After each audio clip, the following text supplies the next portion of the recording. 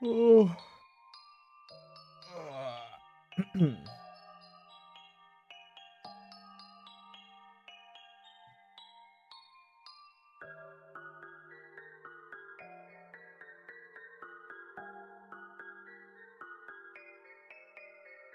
Okay.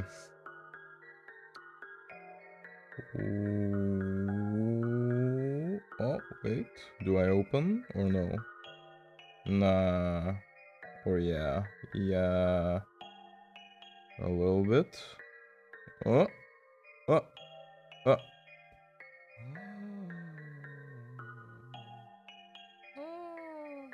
Okay.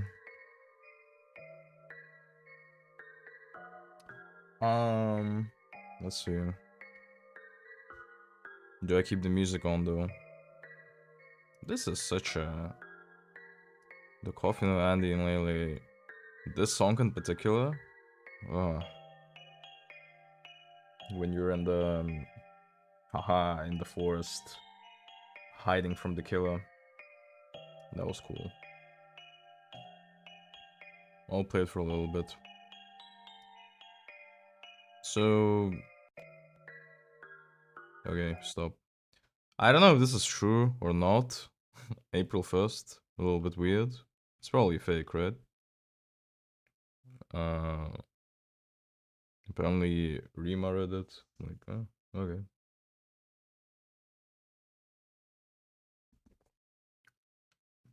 Probably read it like this. Also, I think I should probably put my thing like this as well.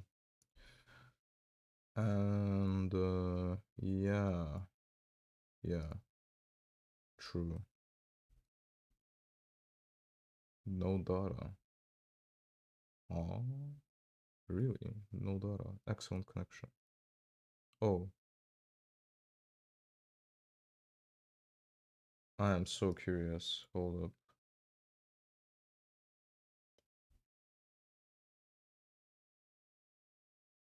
It says I don't have internet? No, it does. It says I don't have internet. You liar. My god. Okay. So we have Vice. April 1st. I really want to read the daily horoscope, not gonna lie. But still. We have Vice. And we have the daily horoscope.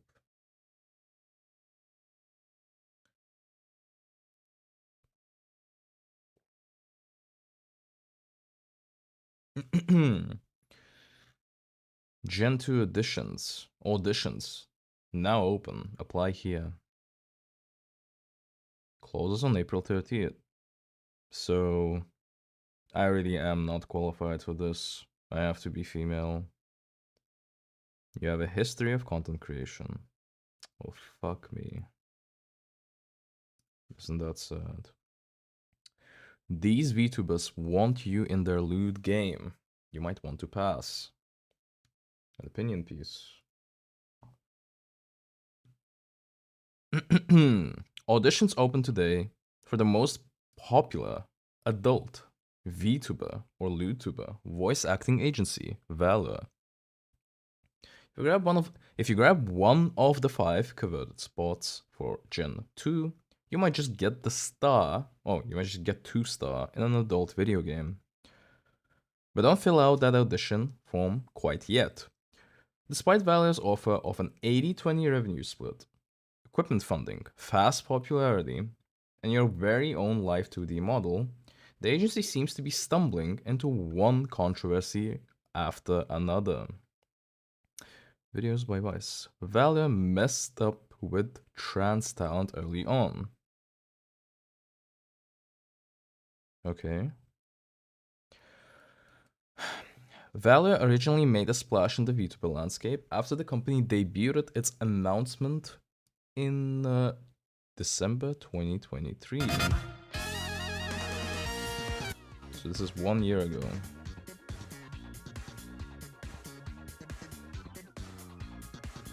A spicier take on content creation, as they say.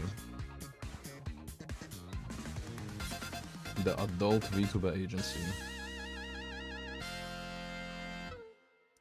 Wow. Hot, as they say. Finally, an AV-Tuber agency for lewd voice actors across the English-speaking industry. Yippee! Even I was excited at the time, writing that Valor offers a really good deal to talent and promises more visibility to lewd tubers across the industry. Thirsty anime fans, you're apparently getting spicy VTuber. Okay, so this is the announcement that I guess she wrote as well. Now, to be clear, what Valor offers in theory is great. New and semi-experienced voice actors, adult models, and VTubers are encouraged to apply to the company in exchange for significant agency support. Equipment, editing, and script writing are all provided to talent, along with an agency-created VTuber model and personality. Talent slips into the role they're given. Oh, okay. So, roleplay pretty much. And stream on YouTube along with creating adult ASMR. In early 2024, Valor seemed like a fantastic opportunity for new talent to spread their wings and soar. I was gonna say something else here. However, trans VTubers started to have misgivings about Valor during Gen 1 audition process. Valor's audition requirements said that the company only wanted female talent, with no audition clarification.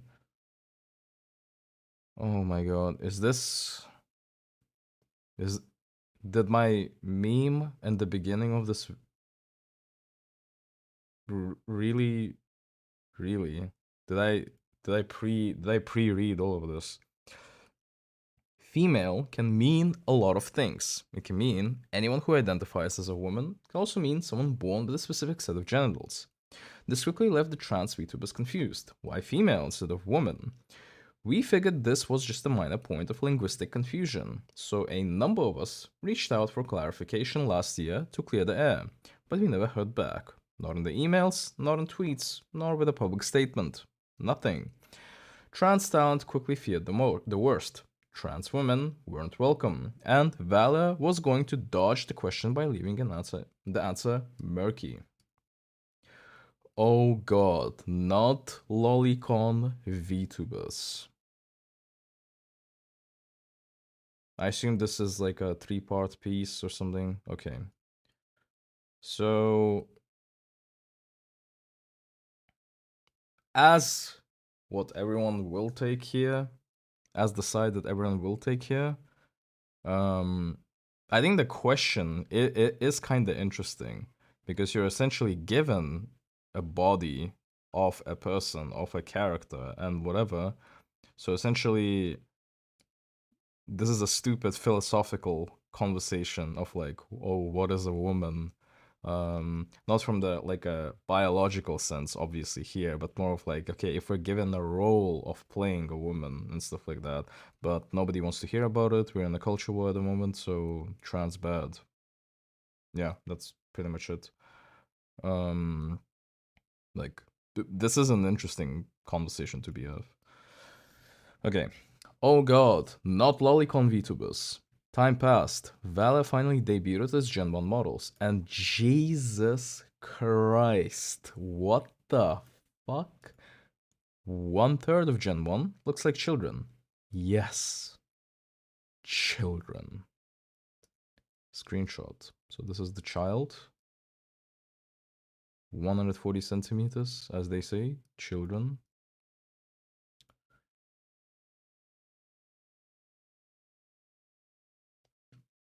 The first and third most popular VTubers in Valor are Lolicon. Oh, there's a link here. Criminalizing cartoons, how the law is dealing with anime child pornography in Canada. The first and third most popular VTubers in Valor are Lolicon, or characters made to look like prepubescent girls.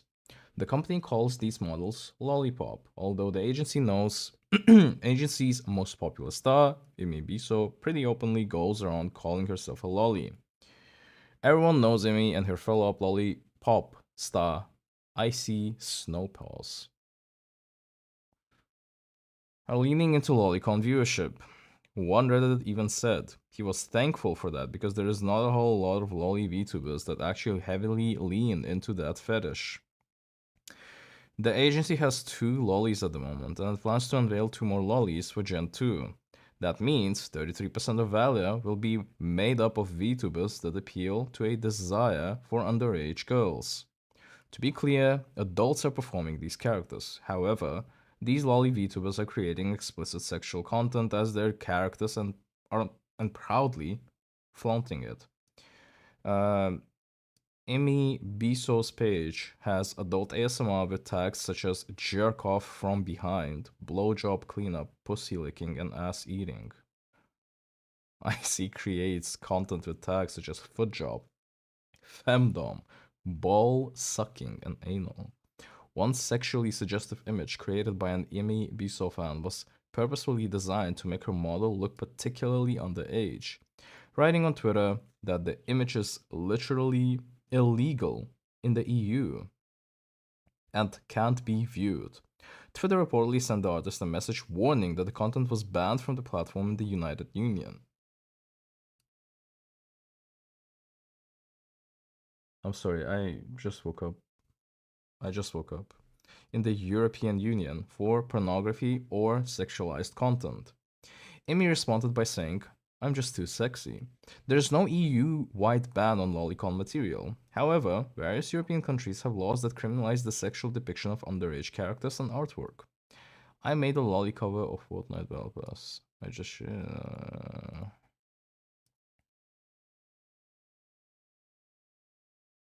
Wait, is this the person? This is the person, right?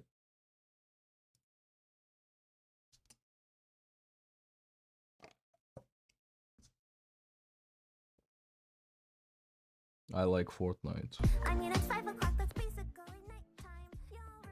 Oh, it's a. Jesus. Wow. That's crazy, chat. Okay, if this is an adult thing, I don't think it should be. I should not be opening any of this. Ohio State University, or OSU. OSU's Shari L. Savage. Oh, that's the. Argues that the proliferation of eroticized girls' imagery in the visual culture seen in anime, music videos, and other popular media outlets further tantalizes and at the same time normalizes due to the numerous available representations. Images do hold power to tantalize and move consumers to action. If images did not hold power and influence, and consumers could readily resist advertising, image laden advertising would not be a $1 billion industry. Writes in one study.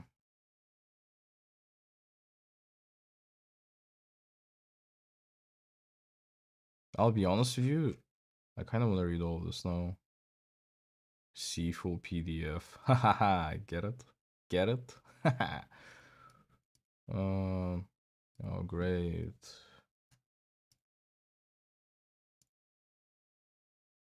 Great. I love it when I open something on my second screen, but then Google fucking puts all my emails here. Fuck me. No.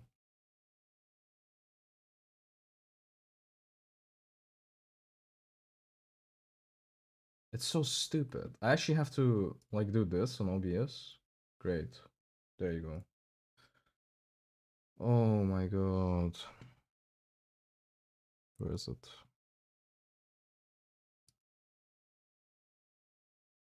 Academia EDU.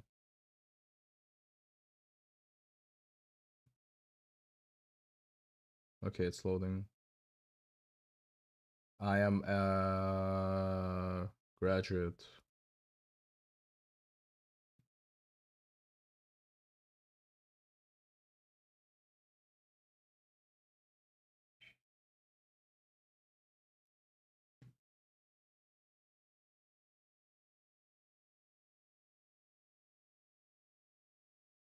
You're all caught up.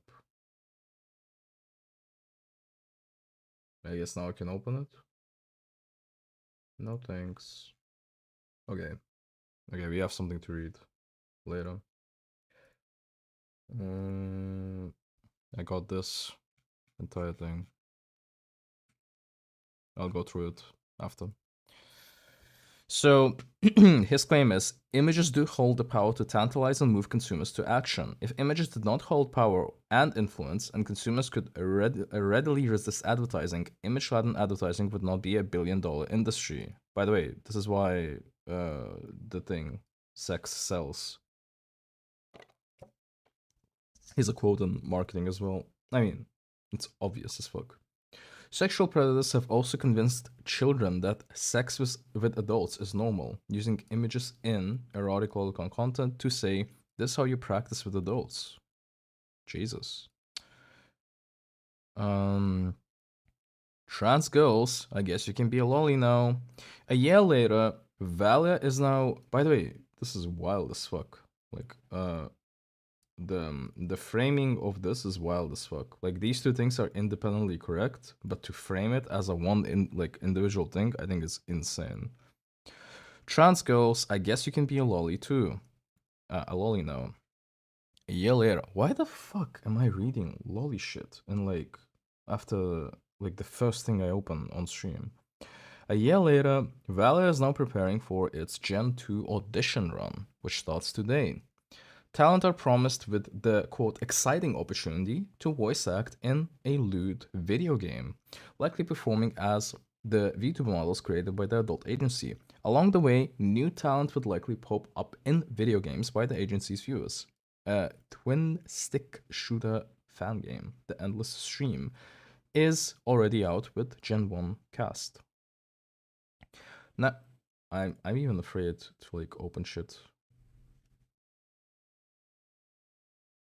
Vampire Survivors, but for... It's literally Vampire Survivors. Jesus.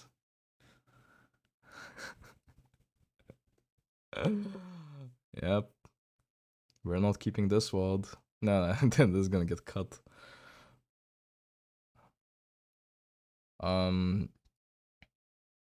Naturally, Valor's Gen 1 decided to host an audition advice stream for their potential Gen 2 sisters, and that's when a second bout of controversy blew up for Valor's over social media.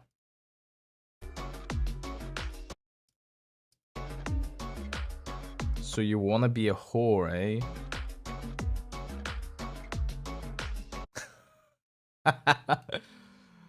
On Saturday's stream, so you wanna be a whore, eh? The Valor team finally addressed whether trans women can apply to the agency. The answer is yes. However, there are caveats. Maybe, wait, let me guess. The caveats is like you have to be trans enough to pass as a girl. Is that it?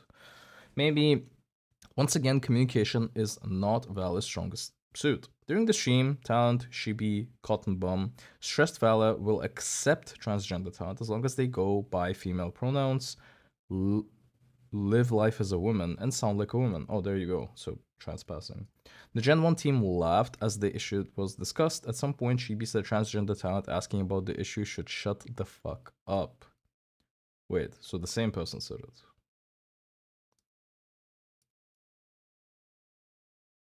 I don't know. I mean, I literally... I agree with this one, actually. Like, if the entire selling point is, like, you have models, VTuber models, like, it's literally, it's your business model. So, yeah, you have to sound like a woman. Yeah, this is a must. As I mentioned during my own discussion stream, ooh, self-promo, let's use this. Uh-oh, oh shit, she's a VTuber as well. Oh my fucking god. Talents. We are looking for female talent. So this is the person, Ak Valence. I assume that's her. Anna Valence, so that's Valence. So this is her. We are looking for female talents. Okay. Oh, but what if I'm... Shh! Shut the fuck up! You go by female pronouns. You live life as a woman. Do you sound like a woman? Okay, we don't care about anything else. You're free to apply, ho. Males, you may close the stream now. You need not apply. That's what I did. I don't care. Stop! Fuck off! We are a female-only company. I'm sorry. If you want to make your own little, dealer, go on. Go off. Please note the gifts at the bottom. Okay, so this kind of reinforces why we're doing the stream, right? They're so annoyed that trans talent needs this confirmation. And they are very clearly annoyed and think this is funny. They think it's funny.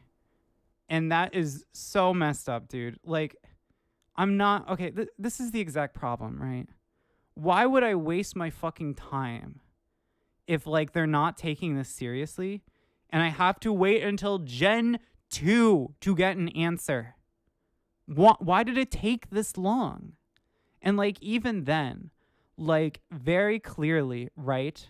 They all think this is funny. They all think this is a joke.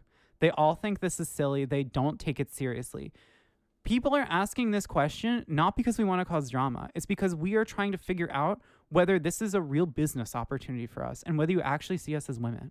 Like, that's why. Oh, they're trans. Okay, now I get it. That's it. Yeah. I mean, the sad reality is that, as harsh as it sounds, I think over the past, like, a few months after... No. Over the past year... No, even more. Like, when the pushing for... Not the pushing. When... not even the narrative. What is the word for this? When the conversations around trans athletes happened, when, like, the constant conversations in the media around trans people, to say, like, it stirred a lot of negativity for, I would say, a decent chunk of the population, not even in the United States, but like an overall, as an overall thing. And keep in mind, United States, at the end of the day, even as cringy as they are now, they are the culture settlers, and they are the United States is the thing that kind of sets the narrative on a lot of cultural stuff. So when you have negative perception of trans people, factual or not, and I know it's clearly not factual, clearly, you're just gonna have this perception of anti-trans narrative. So it's like, yeah, they're laughing, and yeah, it's bad, and yes, there's literally nothing, I guess, you guys can do about it. Obviously, when I said you guys, I meant like as a you guys and girls and whatever. It's just like the culture is shifting pretty much, and I guess not only the culture, like a lot of stuff is kind of shifting from trans people. So yeah, that is my, I guess, perception initially. Also, I feel like as long as people are transpassing, nobody actually gives a fuck. Actually, even more, nobody actually gives a fuck that much. But the problem is that even if in the West you have these issues, you can imagine what's happening in, like the Balkan states, or like, let's say, in my shithole country, in like Kazakhstan and Russia. Like, they just get killed, and like they get, removed from society. Yeah, there's sadly nothing you can do about it at the moment. I started doing ASMR because I did want to see if I could apply to Valor, and then audition time came around, and I just want... One more thing. I think trans women and trans men, I think, are insanely, not insanely popular, but like insanely... What's the word for it? The opportunity for trans people in VTubing is the same actually thing in video games and whatever, like where you can choose your character as like the thing that you want to portray as, and whatever. I'm not even talking about like Babu Nico creators. Like, it's generally like an amazing thing. Like, VTubing is an amazing thing for trans people, for sure. So yeah, like it is weird. The conversation would be interesting to have when it comes to like like they are correct here. What do you consider as a woman to join? And that's a good one. Like, do we want to roleplay or not? Yeah.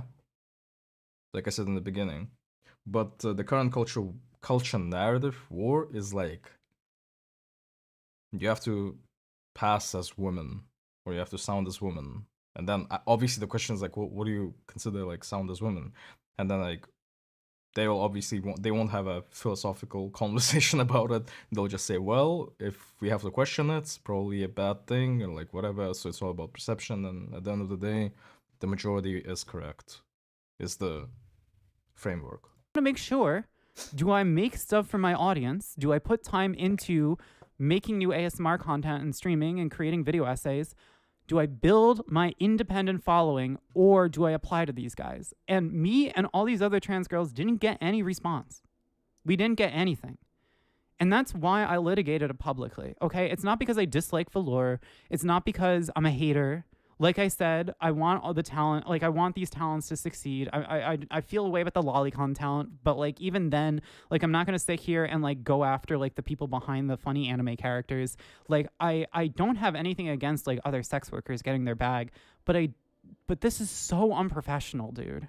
Like, okay, and so my next question is: if you're a trans talent, if you are being harassed or if you are feeling concerned, why would you take this company seriously when they're joking about this question and they're saying like, this is annoying? And I mean that is literally it. It's not just the talent. It's probably the agency because they didn't reply. It's probably a lot of the fans because they don't give a fuck. It's literally the opinions of trans people at the moment is majorly negative. I would say, I think even my perception from the not Middle East, but like from Central Asia and stuff like that, yeah, it's predominantly negative. Like if we don't even have like gay rights, I would say, like it's weird. It's weird for them. So obviously, yeah, like the catering to the majority is happening here, and yeah, I mean they don't want trans people, so they won't have trans people. There you go. Is dumb. Just sound like a woman and you're in. This reinforces the point of the original image that I captured, right? Where it's very obvious. One, also just they're like, not thinking. Just sound as a woman is a point. I want to push back on this as well. If their entire point is ASMR, like adult ASMR, and you know, like it is about sound, unless I'm not understanding something. Obvious. One, they're not thinking a lot about this, but two, they don't want to because they think it's an annoying thing. They just want people that, as they say, sound like a woman, and they don't really think that deeply about what that means, because all they really care about is having someone they think is cis-passing enough and sounds girly enough so that men. Yeah, it feels weird not even to hide without a veneer of professionalism when it's a company. The problem is there is no such thing as veneer of professionalism in our current year. Like, we have politicians saying slurs and shit. Like, who the fuck cares at this point? There's no such thing as professionalism. The entire marketing point now is to just dunk on people and get Twitter likes, and then you own the libs, or like own the rightoids, or like whatever the fuck. It's and we'll give them money. This is gone. That is the mindset. So, yeah. And that's a problem. Like, this is a problem that this is happening with a major agency, right? Like, this is the fear I've had with Velour, which is the professionalism issue. I do think this is a red flag that if they think this is like... I must say that the complaints about professionalism, I agree here. I'm just saying like what the reality situation is. I'm not saying that they're wrong. Annoying, I'm getting canceled, that there's a lack of serious consideration for the public relations aspect of VTubing. They are English LewdTubers working in a field where a lot of trans sex workers are also operating. They do need to be on good terms with our community. Why? Because we make up a significant portion of the LewdTubing community. A lot of... And one thing is that, okay, fine, they will not be part of the LewdTubing community. Then what? Does the audience care? I don't think so. Probably not. Do talent care? Clearly not. Potential people care? I don't think potential people even care that much. They're just like, oh, I'm just a streamer and I'll join. So it's not even about like representing the LewdTuber community. It's more about the issue of trans women are or are not women. That's literally it here. Trans women are LewdTubers. So there you go. There you go. That's my take. We'll see if it comes up again. Female pronouns also excludes NBs. This also I think is important to note as well. If you're like, and I think this is because they're not even thinking. Like I think they just are like very like cis. You know, they're not like thinking about these things. No, it's not about just they don't think about these things. It's clear that they just already have an opinion of trans people being negative, and that's it. And I wouldn't call them. I don't want to say strong enough, but it's like it's clearly catering to one specific audience. The company is catered towards that group of people. You have the majority of population clearly not being happy with trans people. Like it's a lose-lose situation. Like it's clearly like they don't care. Like that's really it. It's not like they don't know, they just don't care. They're not thinking about like what like non-binary women. They just are trying to hit like that least common denominator, but it's still like exclusion through like lack of consideration, right? Do you sound like a woman? Exclusion through lack of consideration, and the assumption that like, you know, like sounding like a woman means you sound cis, right? They want what they're saying here is do. I mean, yeah, I agree. I agree with this. Yeah, 100%. But again, I think they just made up their mind already, and that's it. Do you sound like a cis woman? That's it. Yep. Hey, Ruko, they can't be openly apologetic, otherwise they're transphobic base will call them woke. They can't say trans bad, otherwise they're openly transphobic. Silence is ideal for them. That's why they never addressed this, because they knew the moment they said something, they're either going to... Well, okay, the thing you need to understand, Food Wired Pizza, is NB is like trans, right? It can mean a lot of things. So, like, I'm a trans woman, right? But I'm a binary trans woman. You can be a non-binary woman. And you can also be a woman with non-binary pronouns. So you can use like they, them, but be a woman. You can use like he, him, but be a woman. Hence like he, him, lesbians. So this is a problem just because it's sort of basically saying like they want like a normative version of woman. Again, the problem is that you're not like this isn't for the audience that like let's say is in your chat or something. And no offense at all. It's more towards like the normies, even. The VTuber normies, let's say that, like the normal understanding of men and women. When I say the normal understanding, I mean the majority understanding. The majority's understanding of certain pronouns or certain, let's say, genders or whatever. It's literally man, woman. Oh, you sound like woman. You are woman, and it's like there's no point in this. Yeah, I mean the frustration is, I would say, valid, but it's clearly the marketing here is like for specific reasons. It's a allude to being company. Like, yeah, no shit. Like it's just they're basically saying like, you know, female pronouns equals woman. Like it's the only way to be the only way to be a woman. It's what they're softly applying. They're not meaning to. Like I don't think they're trying to be like hey, we're not woke, wink wink. Like I don't think it's like that. I think it's just like I think it is like that. I think it is like that. And I think they're fine with it. And I think the majority of people are just fine with it because they just don't give a fuck. That's level it. Of like they seriously do not know how this looks, and that's a problem. Cis women have such a wide range of voices. What exactly is the correct cis woman voice? And that's the thing too. Like people will tell me, okay, this is a good question. Like, what do you consider a cis woman? Oh, so like less deep equals women, or like this is the thing I was referring to. But yeah, Anna, you have a voice that's good enough. You could apply to velour, but it's like I probably would get rejected, right? Because people do clock me as trans, and they say like I don't sound that much like a woman sometimes, and other people are like, you sound so feminine, right? Like it really depends. It also depends on the ASMR I'm doing. Like sometimes I sound like a little more boyish, and sometimes I sound a lot more girly. And I think that fluidity would be a little bit too much for an organization like this. I just think they would be nervous. I mean, yeah, they're absolutely correct. Yeah, yes. So good, yeah. If there's like a hint of doubt of what your gender is or what you pass as, then the question is gonna be brought up to them.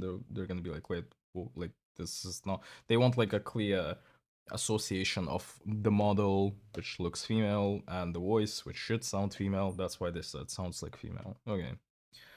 So as I mentioned during my own discussion stream over the weekend, the 1 year delay on the topic and the insensitive tone during the advice stream revealed an extreme level of unprofessionalism towards value as transgender colleagues.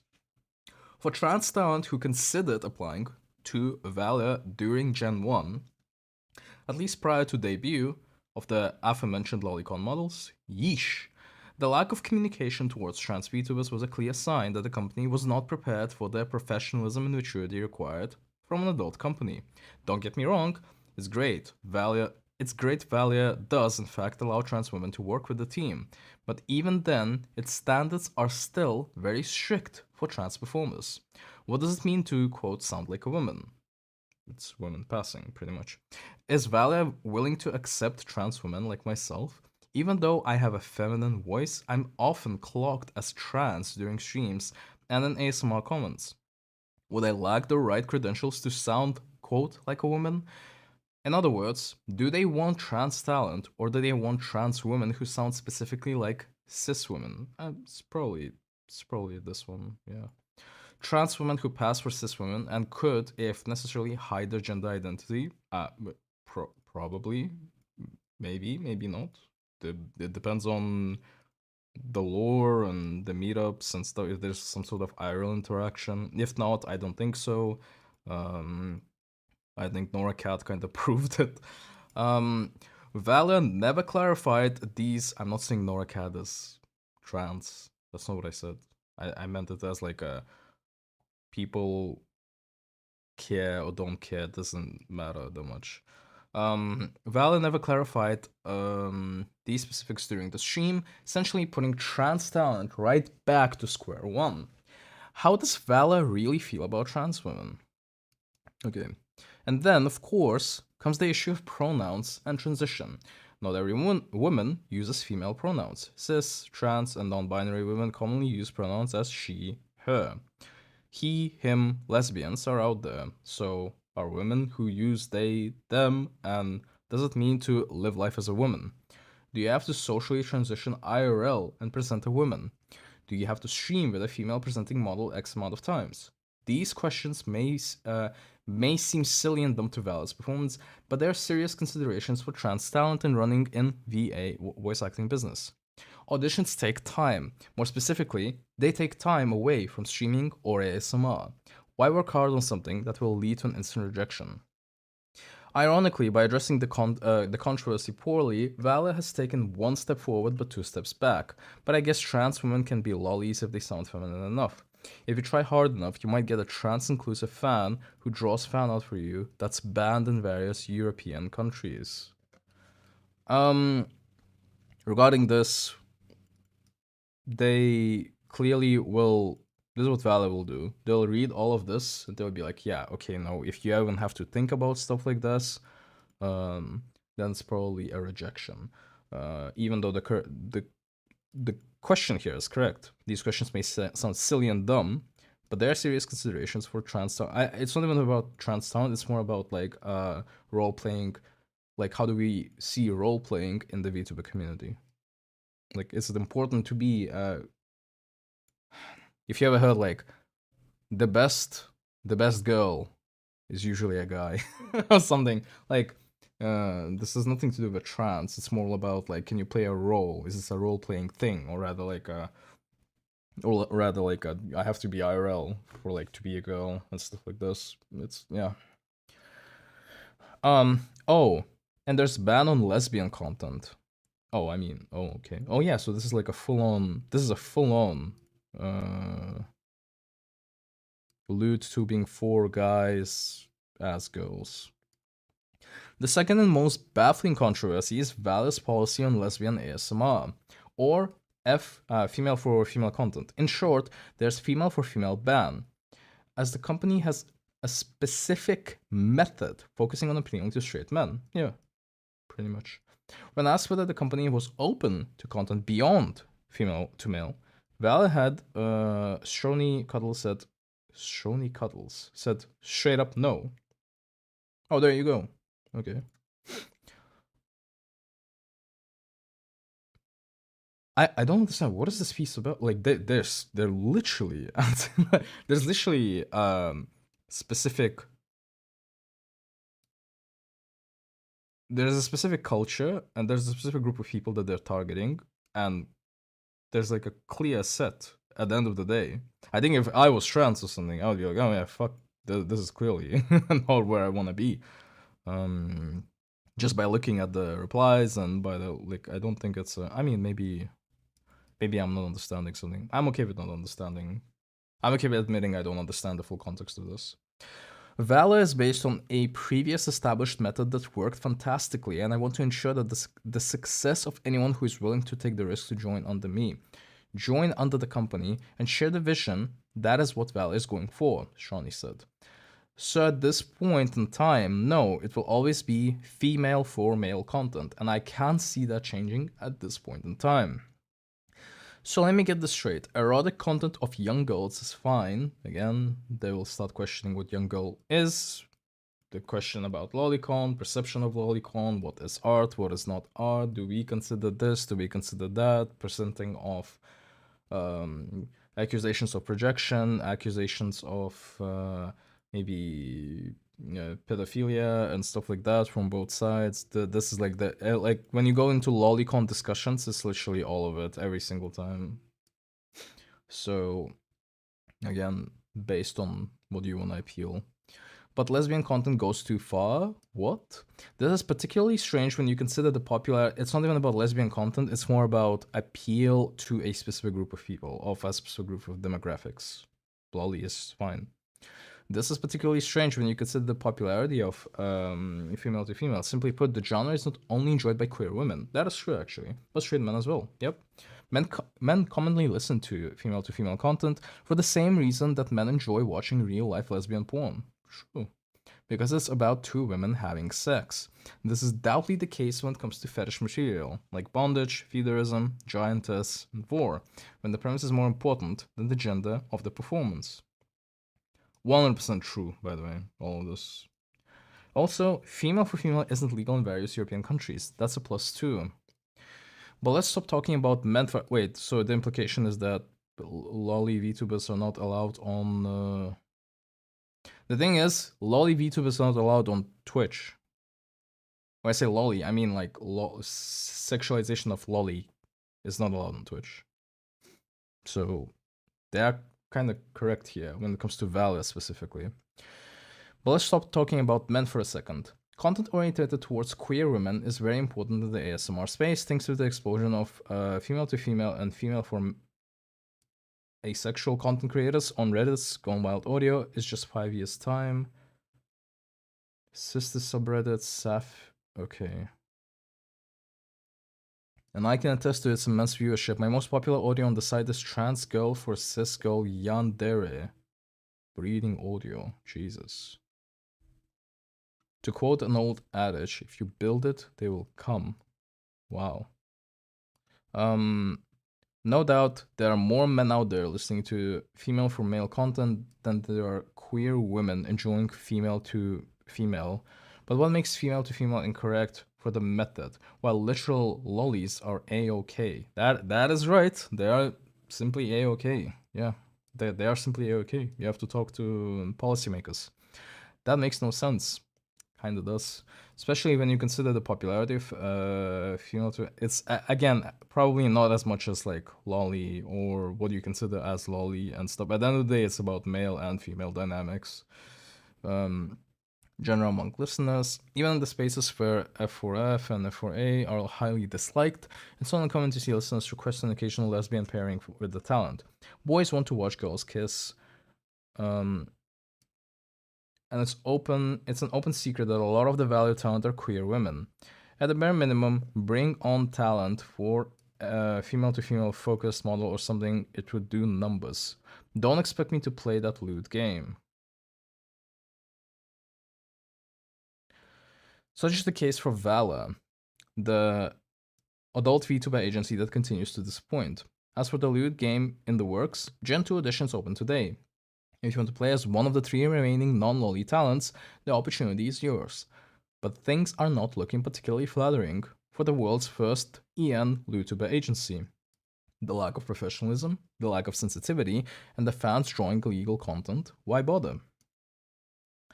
And to be clear, Shawnee is talented.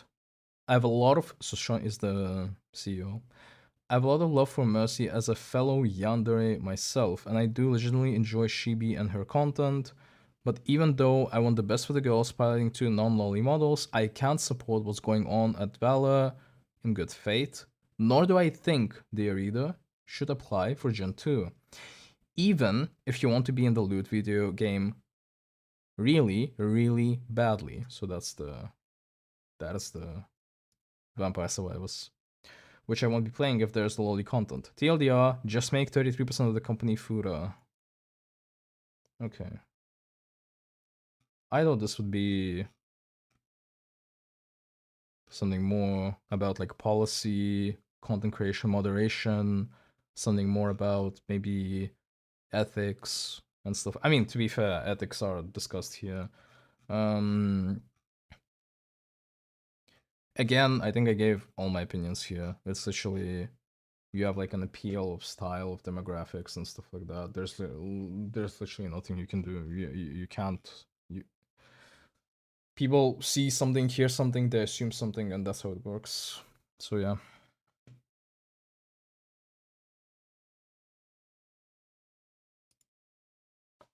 One sec.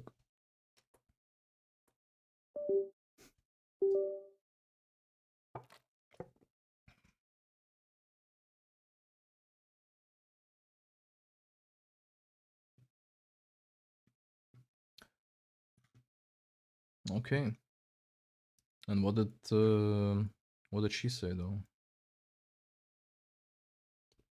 What did she say? Watch later. I wanted to screenshot some of the cringe parts in that article, but all of it was so cringe that it would have required me to screenshot the entire thing. There's so much fucking ads in this thing. It's like my cell phone almost crashed. Look at this ad. Does this message work with Juan? Jesus Christ, man. I have to Okay. So what does Rima think about this? read like, I don't know, just 2 fucking sentences of this dog shit just to get served an ad. Thanks, Spice. It's really Jesus. dying, isn't it? She sounds heated up as fuck. There was a couple things that got me pissed off. They say here, Wheeler originally made a splash in the VTuber landscape Is it Vila or Vala? after the company debuted its announcement trailer in December 2023. Finally, a Valor, VTuber maybe. agency for lewd voice actors across the English-speaking industry. Yippee!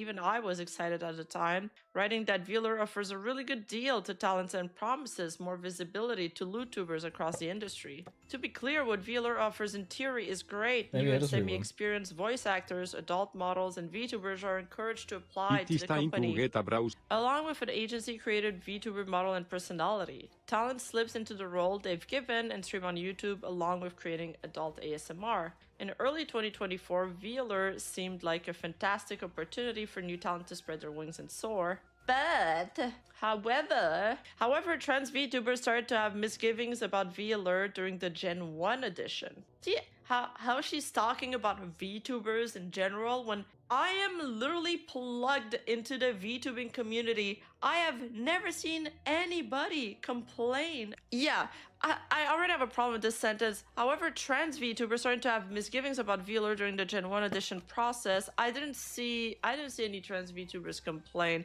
Wheeler's edition requirement said the company only wanted female talent with no additional clarification. Now, one might think that they just didn't allow trans talents to audition, but that's not true. Female can mean a lot of things. It can mean anyone who identifies as a woman. It can also mean someone born with a specific set of genitals. This quickly left trans VTubers confused. Why female instead of women? We figured this was just a minor point in linguistic confusion. I am curious where she stands on this though. That's the only reason I'm listening right So now. I thought so too. So a number of us reached out for clarification last year to clear the air, but we never heard back. Not in emails, not in tweets, nor with a public statement, nothing. Trans talents quickly feared the worst. Why do you gotta jump to the worst conclusion? Trans women weren't welcome, and Wheeler was going to dodge the question by leaving the answer murky. Just to be clear, at that point, Wheeler did. I think they addressed that later in the article, so maybe I should just continue reading. But basically, they were okay with trans VTubers, but they just wanted them to be to pass. They wanted them to be, you know, female presenting. But that's not enough for the writer of the article. She wanted more. Now there's this part that's probably the cringiest part of it all. Oh god, not lolicon VTubers. Time passed, Wheeler debuted I am curious what she's gonna say about his Gen 1 models, and Jesus Christ, what the fuck? 1/3 of Gen 1 looks like children. Yes, Or will she just read it? She'll probably just read children. it, right? Yes, we heard you the first time. The first and third most popular VTubers in Wheeler are lolicons, or characters made to look like prepubescent girls. The company calls these models lollipop, although the agency's most popular star, Emi Bisu, pretty openly goes around calling herself a lolly. How dare she calls herself a lolly? Unforgivable. The loot content stuff isn't even my cup of tea, but I feel like defending them now. Everyone knows Amy and her fellow lollipop star Icy Snowpaws No, she didn't say anything. Shit. are leaning into lolicon viewership. One Redditor even said he was thankful for that because there's not a whole lot of lolly VTubers that actually heavily lean into that fetish. The agency has 2 lollies at the moment, and it plans to unveil 2 more lollies for Gen 2. That means 33% of Wheeler will be made up of VTubers that appeal to a desire for underage girls. They mad because people exist. Yes, but it's just they keep pushing this narrative that lollies are a pipeline to PDFphilia. And yet there's no research or statistics to back that. You don't become a PDF file. You're born one. If not, we would just like do shock therapy on them and get the PDF out of them, you know? If it worked like that, there'd be ways to get rid of it. It's a mental illness. I don't know if this is the if this is the take, to be honest, but okay. To be clear, adults are performing these characters. However, these lolly VTubers are creating explicit sexual content as their character and proudly flaunting it. Amy Bizu's page has adult ASMR with tags such as jerk off from behind, blowjob cleanup, pussy licking, and ass. Okay, I'm not reading that. I don't want to read these tags. Extract PDF, convert to Excel, exactly. Look, if you're not comfortable with lolly show content or lolicon, that's She's just gonna say, just don't watch it. totally fine. Makes you comfortable, you Oh. find it gross, fine, whatever. But I don't know why you gotta accuse them of, like, I hate this This narrative. person was hired less than a week ago to make gaming articles BTW. This is apparently a gaming article. True Cool. professionalism and integrity. Yeah, they're totally just out of touch boomers. I don't care if this person that wrote it is a VTuber, by the way. But why are they a VTuber? If they like everything about the content, if they like,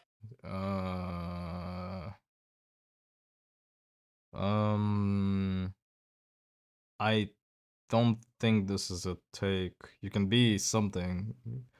It's like saying I hate Jake Paul because he's a bad YouTuber. It's like, well, why the fuck do you create YouTube content? It's like 2 things can be mutually exclusive. It's like you can criticize your own side and whatever. I'm like, yeah. if they don't like traditional VTubing, clearly. There's a lot of Hololive girls that are into lolicons that openly talk about it, that openly probably joke would be. about it. They probably would like, be it's against it. either lolly content or mega big like badonkas, and it's like I feel like there's no in between. Sometimes it's like you either get the super exaggerated features, and lolly is almost like the most normal body type at this point when it comes to loot content. I wish there was like an in between. It's like a normal body type that doesn't have huge bazonkas. Anyway, she keeps on slamming Amy Bizu for a while. She's like, one sexually suggestive image created by an Amy Bizu fan was purposely designed to Curious. She just goes through all of this, I guess. I think it's literally a female passing. Who cares? Who fucking cares?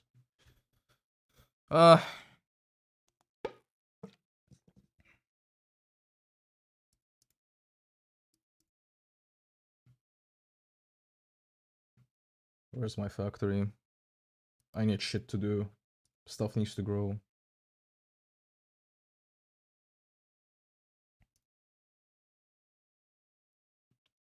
You have PoE today.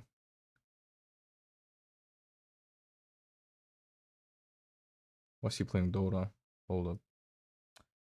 Oh my god. I'm gonna move it here and then it will just then it will just open the tab again on my first window, isn't it? Send message. There you go.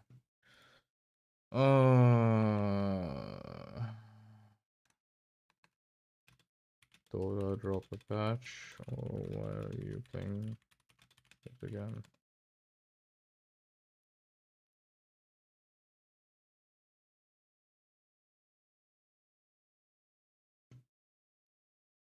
I might play Dota. But I did want to try Crusader Kings again today. Crusader Kings 3, baby.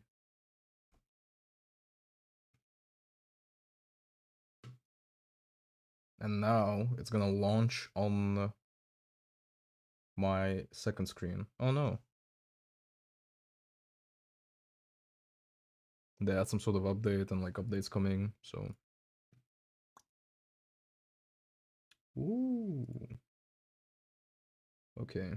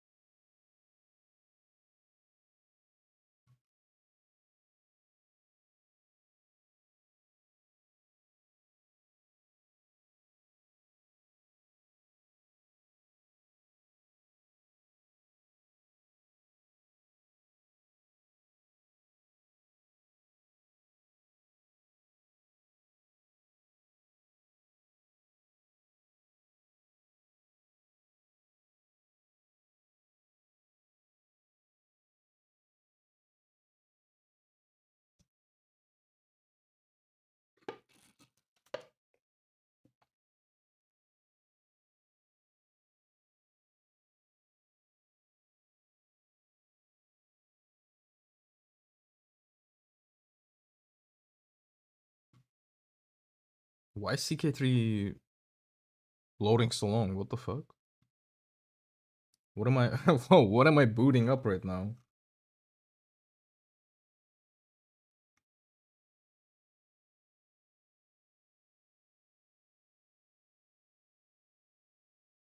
A TwitchBot embedding detector extension has been released and is currently showing Hasanabi with a 80% bot detection.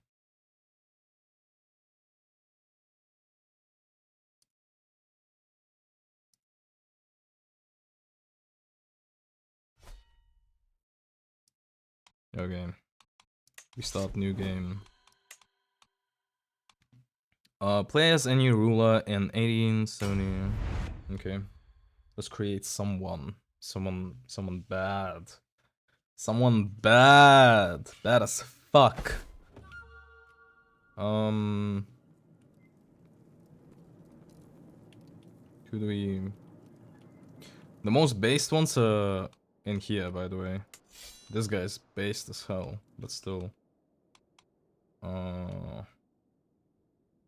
Brave, calm, and ambitious.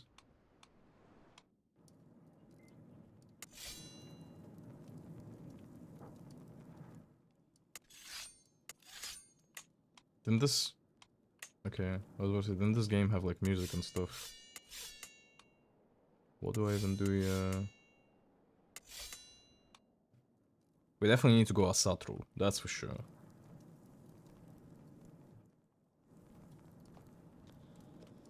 What is this? The fox is quick to say, however, sir, whither so fast away? Are you afraid of me, that I'm your friend? A friend or worse, I should be, to intend your harm in practice. Dear sir, I'm not even spying on you. Good one.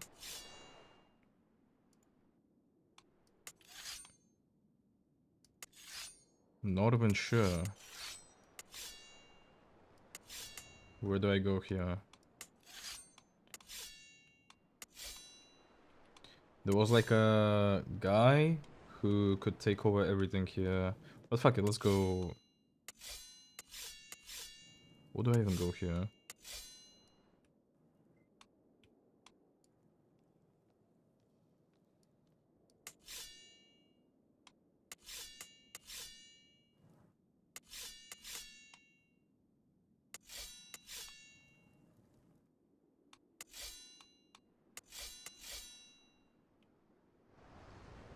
Sami. These are Sami. And these are Norse. Fuck it, let's start with some Norse. Calm, ambitious. Let's just start with this guy, fuck it.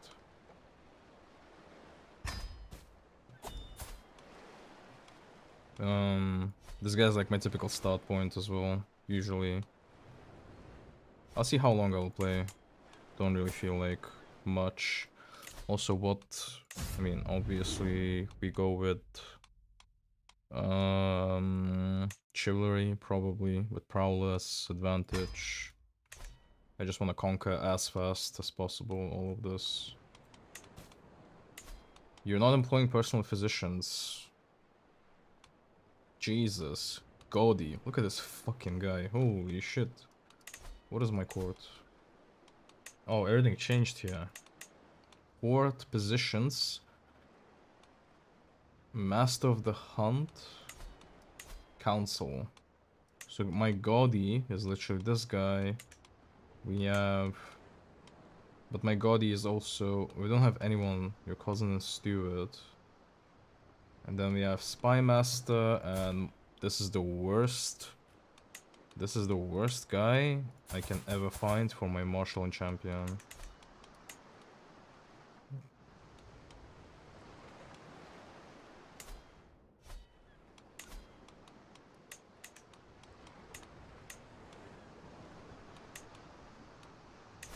We're gonna invite champions.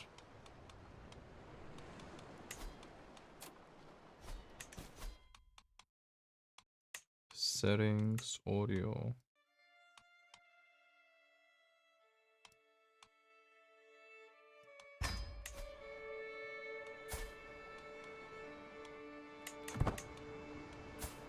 Is this my wife? Who is she? Honorable advisor. 24. Jesus. And he has nothing.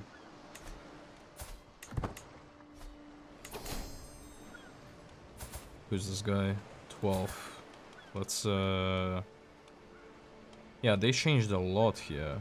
Very difficult to murder him. Recruit to court. 15 gold. I think we want this guy. He's a strong. This guy's a champion. Yep, for sure. Okay, let's take this. From my understanding,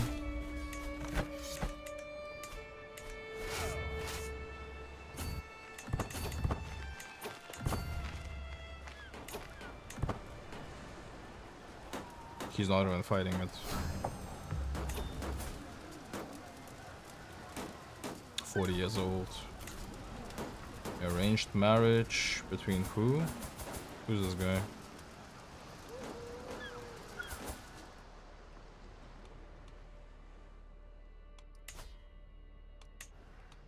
Ew, no.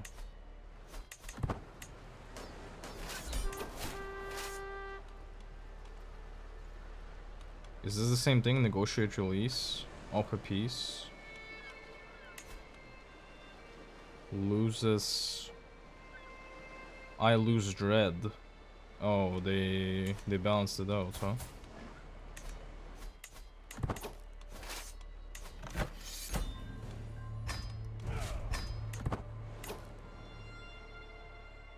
Yo, the 4.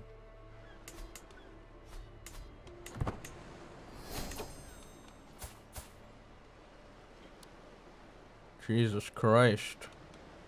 This guy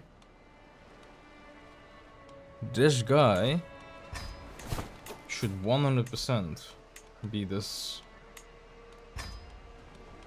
He should be training my commanders, for sure. Actually increasing control.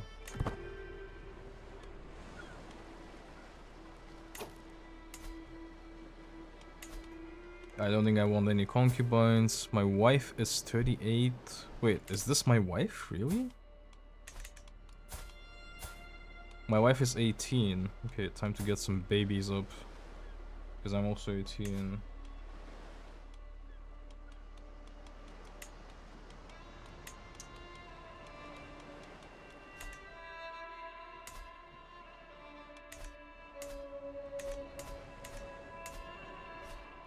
I just realized I don't think I should be playing this on stream. Because I can't read anything.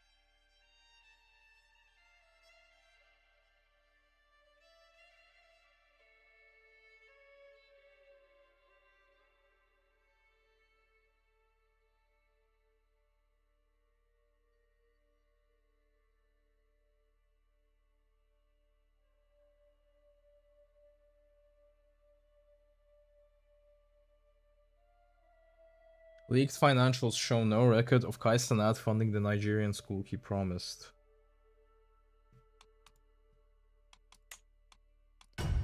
Oof, as they would say. I think Factorio is the only game we can play.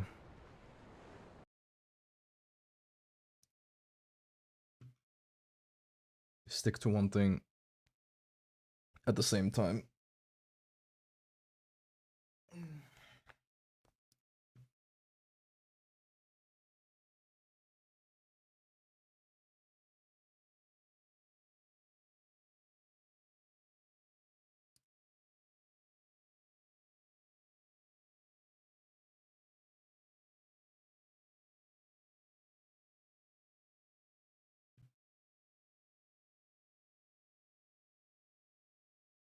Vito keeps his pickle.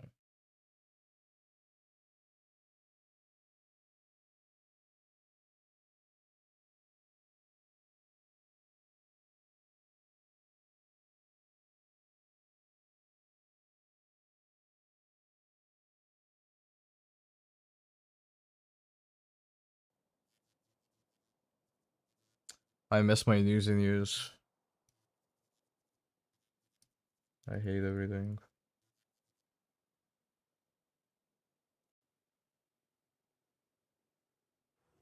There. Hold up.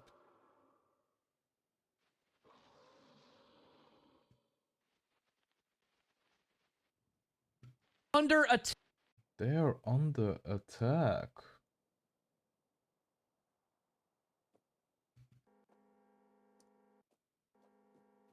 That being the VA-focused AV-tuber agency, VLure, who are big fans of males and who, as of April 1st, have opened up auditions for their second generation. Oh my god, I literally read it right now. That same Fuck day, me. this article being uploaded to Vice.com, entitled, "These VTubers Want You in Their Lewd Game, You Might Want to Pass." This article by a new writer for this particular website, that being Anna Valence, described on on Vice.com as a giantess VTuber, or more specifically, the world's first and only giantess games journalist VTuber. This article Wow. attempting to discourage others from actually applying to VLR's second auditions. Beginning firstly with this section, VLR messed up with trans talent early on. The article remarking trans VTubers started to have misgivings about VLR during the Gen 1 audition process. VLR's audition requirements said the company only wanted quote-unquote female talent, and with no additional clarification. The second section, entitled "Oh God, Not the Lolicon VTubers," remarking WTF, 1/3 of Gen 1 looks like children. Yes, children. This article stating various European countries have laws that criminalize the actual depiction of underage characters in artwork. The article then describing a recent stream from VLR, stating the team finally addressed whether trans women can apply to the agency. And the article further remarking the Gen 1 team laughed as the issue was discussed. At one point, Shibi said transgender talent asking about the issue should shut the F up. This interpretation of what was said on the stream being contested, some viewers remarking this was not aimed at any trans viewers or potential applicants, but instead at males, or those potentially attempting to Males. police the content of VLR, here now seen in this clip. We are looking for female talents. Oh, but what if I'm... Shh! Shut the fuck up! You go by female pronouns. You live life as a woman. Do you sound like a woman? Okay, we don't care about anything else. You're free to apply, ho. Males, you may close the stream now. You need not apply. I don't care. Stop! And Avalon's having this interpretation of that particular exchange. This kind of reinforces why we're doing the stream, right? They're so annoyed that trans talent needs this confirmation. And they are very clearly annoyed and think this is funny. They think it's funny. And that is so messed up, dude. Like, I'm not... Okay, this is the exact problem, right? Why would I waste my fucking time if, like, they're not taking this seriously? And I have to wait until Gen 2 to get an answer. And Avalon's also going on to say why they believe what is occurring here in VLR is transphobic. It's transphobic because they're saying I mean, yeah, no shit, to be honest. that there's a certain kind of voice they want, and it's cis women's voices, and you have to sound like a cis woman. That's transphobic. Now, are they transphobic in belief? probably. No, I don't think so. Oh. I think like all these talent probably are pretty chill about trans women. But I think it's transphobic in that they are discriminating against certain types of voices. That's transphobia. Further along, we have this section. There's a ban on lesbian content, remarking that VLR is specifically targeting female for male content viewers. This article then going in a very interesting direction, wherein the author would then begin to promote their very own ASMR, even stating that their ASMR has more listens than that of another talent in VLR. This article getting the attention of Not Horse Girl, Rima, giving this commentary of the VLR hit piece made by Vice is utterly ridiculous. Not only does it contain more ads than a prawn site, it almost made my phone crash. It's one of the most condescending pieces I've read in a while. I'm not sure who the intended audience is for this, but it's certainly not for VTuber fans. And if the intent was to convince anybody, it definitely had the opposite effect. The VLR girls are incredibly sweet and have navigated this space drama-free until now, which we're all grateful for, unlike what the article wants you to believe. It's really sad and By the way, standards for stuff like this is actually insane. The fact that they were truly drama-free, like it didn't go onto anyone's radar. I didn't even think about it, but yeah. disappointing to see mainstream Pretty media insane. try to tear down the hard work of those creators. I'll be talking about this on stream. Rima then updating us. The journalist in question stopped by my stream. Of course, I like to give everyone the benefit of the doubt, so I was willing to listen. However, she didn't clarify anything besides asking me to look at her Twitter as proof that she is a fan of Shibi, then said, "Hold on, I'm hopping on to explain myself." I thought she would talk on Discord, but instead she started her stream and proceeded to come back 3 times to ask me in my chat to watch it. Wild. And it Valens specifically in Rima's chat, stating, "Give me 1 sec, I'll hop on stream," and then later, "Okay, I'm live and I'll be addressing anything else on stream. Hop in and watch." And Valens' Twitter account at this time no longer existing, and this particular writer now taking to Blue Sky instead. And Valens on that platform remarking, "Twitter is having a mini Gamergate over my VLR story. So from this point forward, no public commentary from me on it." As of next today, we also have Nijisanji English talent Reimu Endo, originally set to be a part of the NBA Cross Nijisanji event collab. It's turning out actually to be a collab between Nijisanji and the Japanese rights owner of merchandise in Japan, that being Rakuten. Rakuten going on to sell this merch exclusively in Japan last July and then in Taiwan last October, and then seemingly having no further communication about this collab since. Rakuten now sending out this notice and apology saying Reimu Endo, who was scheduled to participate in this collaboration, will not be participating due to various circumstances. We're very sorry to the fans who were looking forward to it. The changed livers will be announced at a later date. Detailed information on the second and third parts of this collaboration will be released in April. We would like to deeply apologize again for the change in participating livers. The collab website at this time removing Reimu Endo from the planned streamers in Phase 2 and Phase 3. And up next, we have Pirate Software recently hosting Code Miko on their stream, as this time last year, Pirate Software had achieved the Twitch Hype Train record, hitting level 106 on April 1st of 2024. That record later being surpassed by Neurosama on January 1st. Also on stream at that time was Neurosama. I'm Pirate Software, and I was pretty mad about the fact that Neurosama and AI beat my record. So we'll be hosting a marathon. We'll be doing everything to make sure that we beat her. And I think they didn't beat her. Holy yikes, my guy. Creator Vidal alongside Fox VTuber Annie. Pirate Software at the time saying, "Today Vidal has beaten our world record hype train. I cannot stress enough how awesome Vidal and their community are. That being said, on April 1st at 10 a.m. Pacific, the Goblins will return fire." Pirate Software essentially saying that he intends to break that record on the 1-year anniversary that he broke the record, that being on April 1st of 2025. Unfortunately, time has not been as kind to Pirate Software in the interim, going from over 15,000 average viewers just on Twitch to then under 7,000 average. From where did they come from? What? Viewers in March of 2025. This potentially owing to a number of quote-unquote controversies that Pirate Software has found themselves embroiled in. Pirate Software on April 1st unable to overcome Neurosama's record, instead of surpassing level 111, instead coming to level 70. Pirate then explaining on stream that the circumstances of his attempt were different from what occurred back on January 1st with Neurosama, wherein at the time Riot Games was giving away gift subs. Pirate Software going on to state this on stream. "When did you get Valorant assist? I didn't." No. Vidal's hype train got the Valorant assist. He got 19,000 bonus subs from Valorant because Valorant was doing a thing where they gave like bonus subs. I think we're at the level of like the hype train competition that if we actually do want to beat the world record again, we're going to have to do it during one of those events. Yeah, guys, I'm not just... Yeah, it was the Valorant. It was definitely the Valorant. I have no idea why, but it was. It's the only time that I think that can happen at this point. All the while, Neurosama has been experiencing an issue and challenge regarding their sponsorship streams, as evidenced here in this clip regarding their sponsorship recently for Assassin's Creed Shadows, and Neurosama simply being honest. Just how about focus on the game? Yeah? But the game is boring. Okay.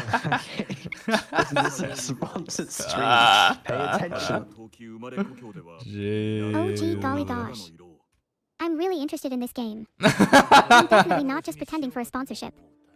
Wow. Also up Nero. next, we have the Vol Nero, you can't. You can't just do that. VTuber Adora Fortune. At the end of last year, Adora Jesus sending Christ. out this particular fertility meme. Adora then removing that meme on Twitter and later saying, I'd like to formally apologize for one of my tweets that I posted earlier. It was Vols literally these themselves guys following that up and saying, that are not thank even you seen for your here. ongoing support. We deeply apologize for the inappropriate contents. As their agency, we take responsibility for the lack of oversight and will work with our talents to prevent this from happening again. Many seeing this as Vols telling Adora to take down that meme. Adora, a week and a half later, saying, I wasn't forced to do anything. The Vols team shared their advice and gave me the space to decide how I wanted to handle things. So while now we have a notice of graduation from this talent, that graduation date being set for April 12th, JST, Adora remarking, I want to extend my heartfelt thanks to the Vols team for supporting my decision to pursue new opportunities and for allowing me to leave with grace. Vols themselves also sending out this graduation notice, remarking, as she embarks on her next journey, we hope you will continue to support her and celebrate all that she has accomplished. And next up, we turn to Idol's Ricky Poppet, having been demonetized on YouTube for months now, and updating us with, wait, you're kidding. They're back. Members are back. I can't believe it after all these months. Receiving this notice from YouTube saying your channel memberships have been unpaused. Ricky Poppet with this update, they weren't kidding. It's real. We're so back. Watch out, YouTube. I'm coming back. I got to plan a celebration, bros. This all while on April 10th, we'll be seeing a chef debut from this particular VTuber. And also a part of that same gen and Idol, we have Cersei Soulstorm, demonetized around the same time as Ricky. Ruby Runeheart of Idol remarking, Ricky got her monetization back and Cersei too. Today we win. At the time, Ruby being one of 6 talents still in Idol and still unmonetized on YouTube. This all while 7 other talents in this particular agency have been earlier unmonetized and received their monetization back now on the platform. Big news out of Nintendo yesterday as they held one of their most anticipated directs ever, showing off not only the Switch 2 but also a number of upcoming games. Numerous VTubers taking that opportunity to not only watch along but also commentate. Axel Sirios of All Stars English beforehand saying, I will chop my balls off if they release FF9 Remake. Usan replying to him with, balls are not enough, cut your poll too. Also with All Stars English, we have Machina X Flayon saying the that's Switch 2 comes out insane, on my chat. birthday. Are you buying my merch or the Switch 2? And Chihuahua Mane remarking Switch 2. Others reacting to other announcements such as Sunny with Wait Silk Song was announced while I was gone. Also reacting to that was Koseki Biju of Hall Live English. Also seeing the latest From Software title announcement and remarking, you can't do this to me. I'm screaming, crying, throwing up. What is this? Alongside not saying I totally manifested this by beating Bloodborne on the 10th anniversary. But, and following up with, it's like they made that whole direct just for me. Holy beep, it's just so peak. As what is also peak are the prices on some of the new titles for the Switch 2. Pippa Pipkin here with, what do you mean $80 for digital games? Oh, Flork yeah. reacting to Trump $80 tariffs. games with a pirate hat. While V4 Mariah's Maria would state opening a Patreon to afford a Switch 2 and opening an OnlyFans to afford the games. We also now turn to Sponsa, a platform that a number of VTubers have signed up with to achieve a number of their monetary goals. Now here with this announcement, we're disappointed to share that Stripe has abruptly decided to discontinue our account with them as of April 5th, after citing vague quote-unquote categorization issues. Despite processing over $60,000 for over 200 creators in half a year without issue, Stripe has refused to get a human in touch with us with no way to request an appeal. Sponsa is still saying your funds are safe and they are still protecting the accounts, while also committing to seamless PayPal integration and exploring better alternatives. Next up, we have new updates from Hall Live English's Nanashi Mume, set to graduate this month. Originally planning an unarchived karaoke on April 1st, but then updating us with, I'm so sorry, but I have to reschedule this. My voice and cough is extra bad today. We'll do a karaoke with the same concept another day soon. If I do karaokes, they'll have to be set up super last minute. It feels awful having to cancel planned ones. I try to prepare myself for them, but sometimes it isn't enough. At the moment, I don't have control of my voice and I'm coughing too much for it to be enjoyable. I'm sorry. I love karaokes and want to do a few more if I can. The next day giving this update, not to be a bummer, but the coughing is very awful right now. I'll do my best to stream tomorrow. All the while, who was streaming on April 1st was Usada Pokora with Hall Live Japan, coming to us with this Usada stream entitled Pokora. It's Alive. That's right, it's Jill-kun, the fucking monkey, and a very robotic Pokora. This robot look coming by way of Otsuku, all while the design of Jill-kun came by way of Hiko-san, giving us the hashtag Free Jill-kun. That hashtag also being shared here by Flowglow member Vivi on that stream, providing her voice to voice Usada Pokora's pet monkey. Further busy on April Fools was Koseki Biju, being appointed as one of the 2025 Hololive Meet Ambassadors,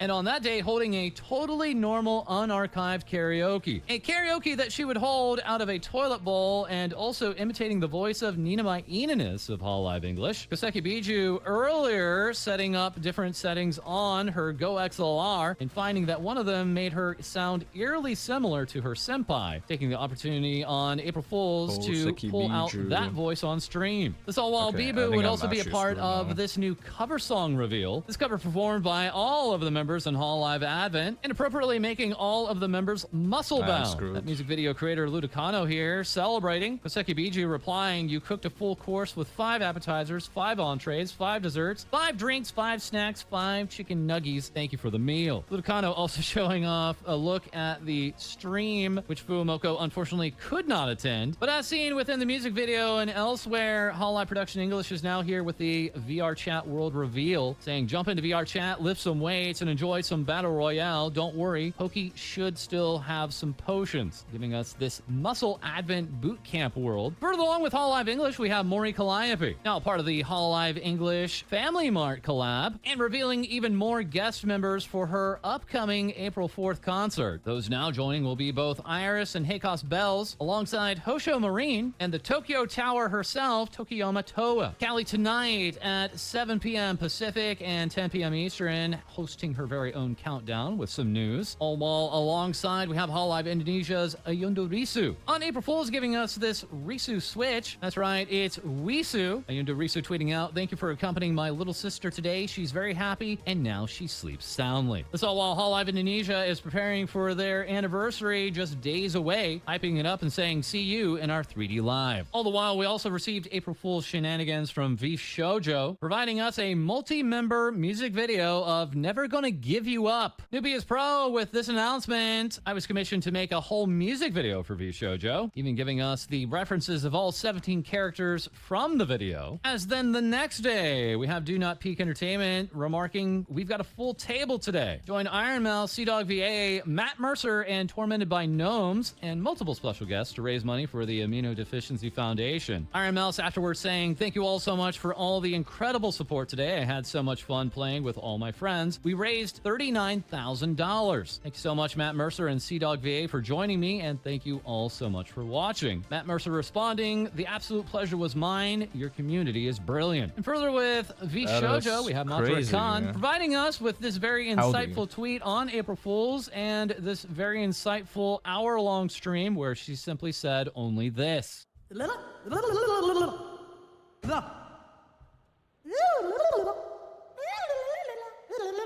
Matara Khan also That's recently crazy. making a Chat. surprise appearance on a totally different VTuber stream. She gonna get mad at me for this? One moment, please.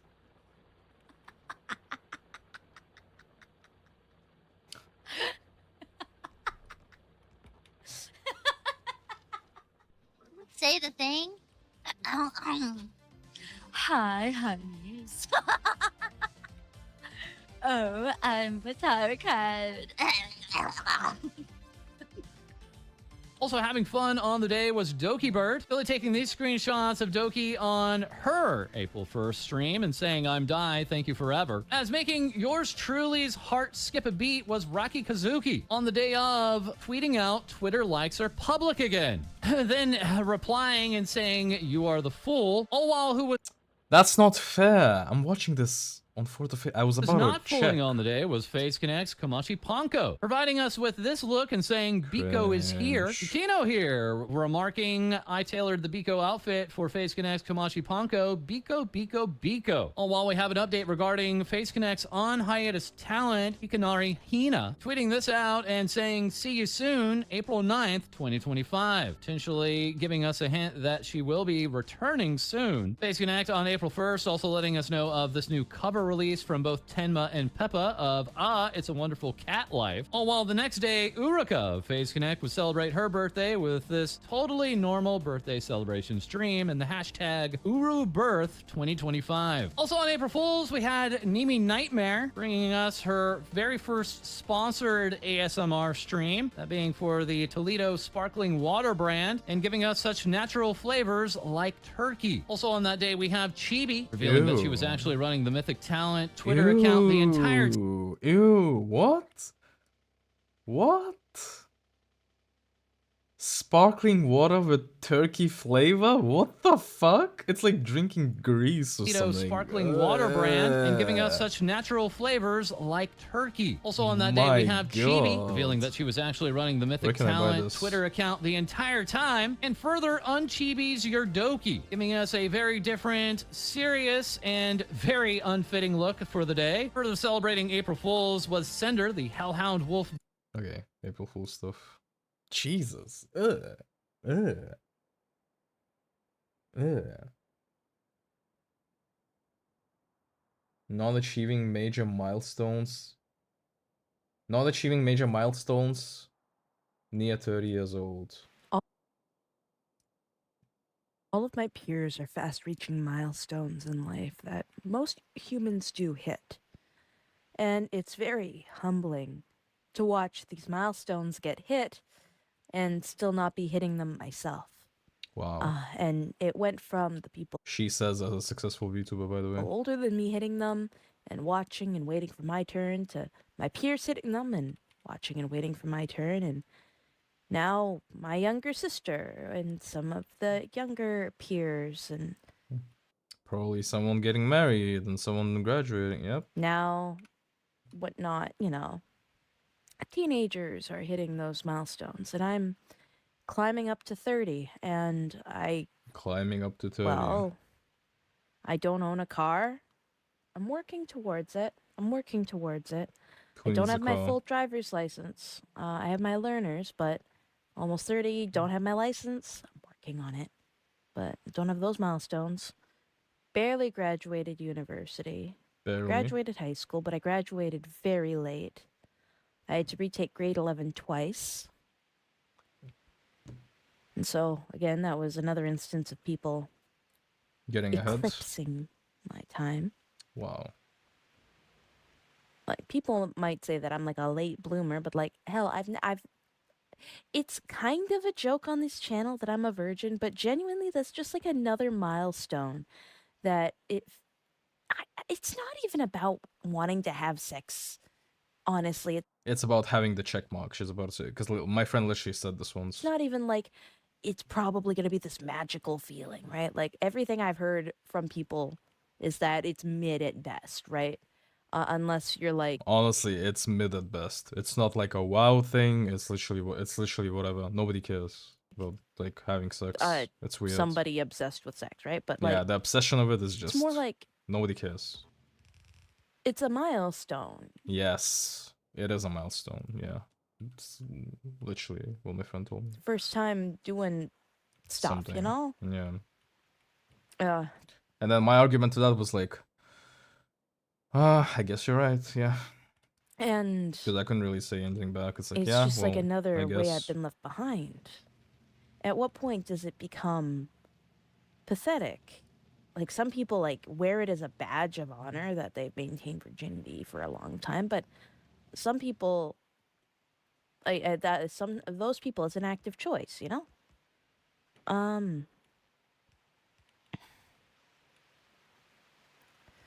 Nobody likes the feeling of being left behind. The older I get, the more I feel left behind.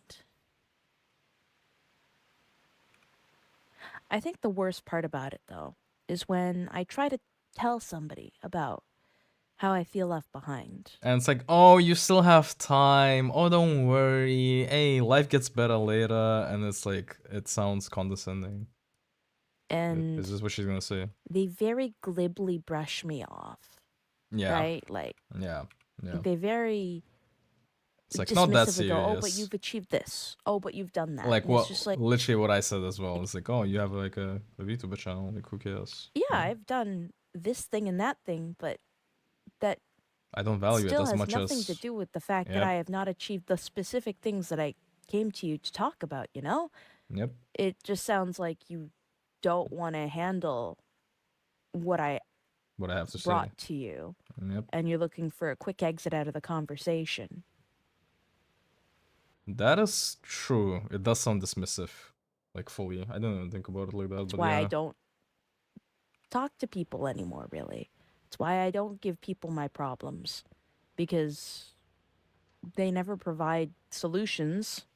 They just go, "Oh, well, that No, sucks. it's not that bad. Hope it gets Oh, better," and it's just like, yep. This is the worst spawn I ever, by can't the do way. anything with that, you know? Or they look at me like I'm even more pathetic. Or they brush it off thinking it's not serious, when I never talk about things if I don't feel it very seriously, you know? That's why a lot of like celebrity drama when it comes to like, oh, I'm depressed. Like when a person says, oh, I'm depressed, and like, well, motherfucker, you're rich. You know, it's like a dismissive thing. So like factually, oh yeah, no shit, you're rich, yeah. But then, in actuality, it's like there's like more to it in a way. There, like you're just like ignoring their suffering or whatever for like whatever reason, like rich or not. When your parents die or something, you will feel you will feel like no amount of money will solve that. Like rich or not, if something happens, let's say to your, I don't know, internal organs that you cannot function anymore normally, even like you cannot even fix it with the money that you have. Like it doesn't really solve anything. It's like like you cannot just dismiss. I mean, you can. That's what people do. They kind of just dismiss people like that. It's like yeah. So they are correct, yeah.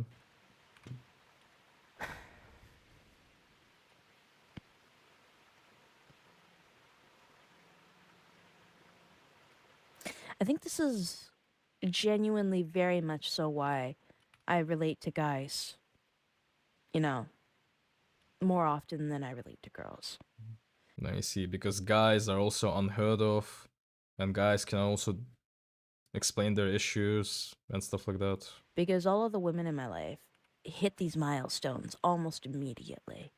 And they leave and they make families and they get big jobs and they do all these things. And all the And then guys, guys are around like have a bit harder depressed. of a time because Yep. for some reason or another the milestones are hit later. It's not really pick me per se, but you know. Like when I go online, it's also much the same. I see a lot of These disenfranchised VTubers and like people who orientate stuff. Yeah. guys Yep. who are also floundering Oh. the same way that I am. And it's upsetting, but it's also a bit of a comfort, you know? Because it's like, well, Comfort the maybe shed. we're not alone in this world, even if we're alone in this world, you know? Yep. No, she's I right. mean, there's not much any of us can do about it except make it to the next day. But, you know, at least there's like a Minecraft movie with Minecraft tie-in McDonald's for us to look forward to. Yeah. There's a movie theater an hour away from me, and a McDonald's an hour away from me. I'm really tempted to just, you know, go and have a Minecraft day. But, like, I'm 26 now, so... Fuck. She is my age.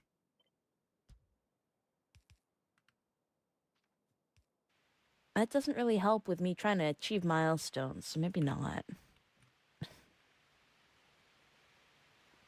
Not good. She shouldn't have revealed her age. Now I feel bad. Now I feel even worse. Screw you, Midas. Screw you. In a video game. Now I feel resentment. I'm kidding.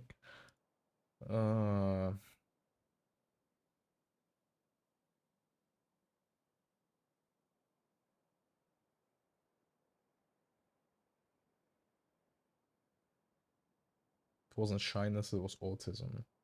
Wow.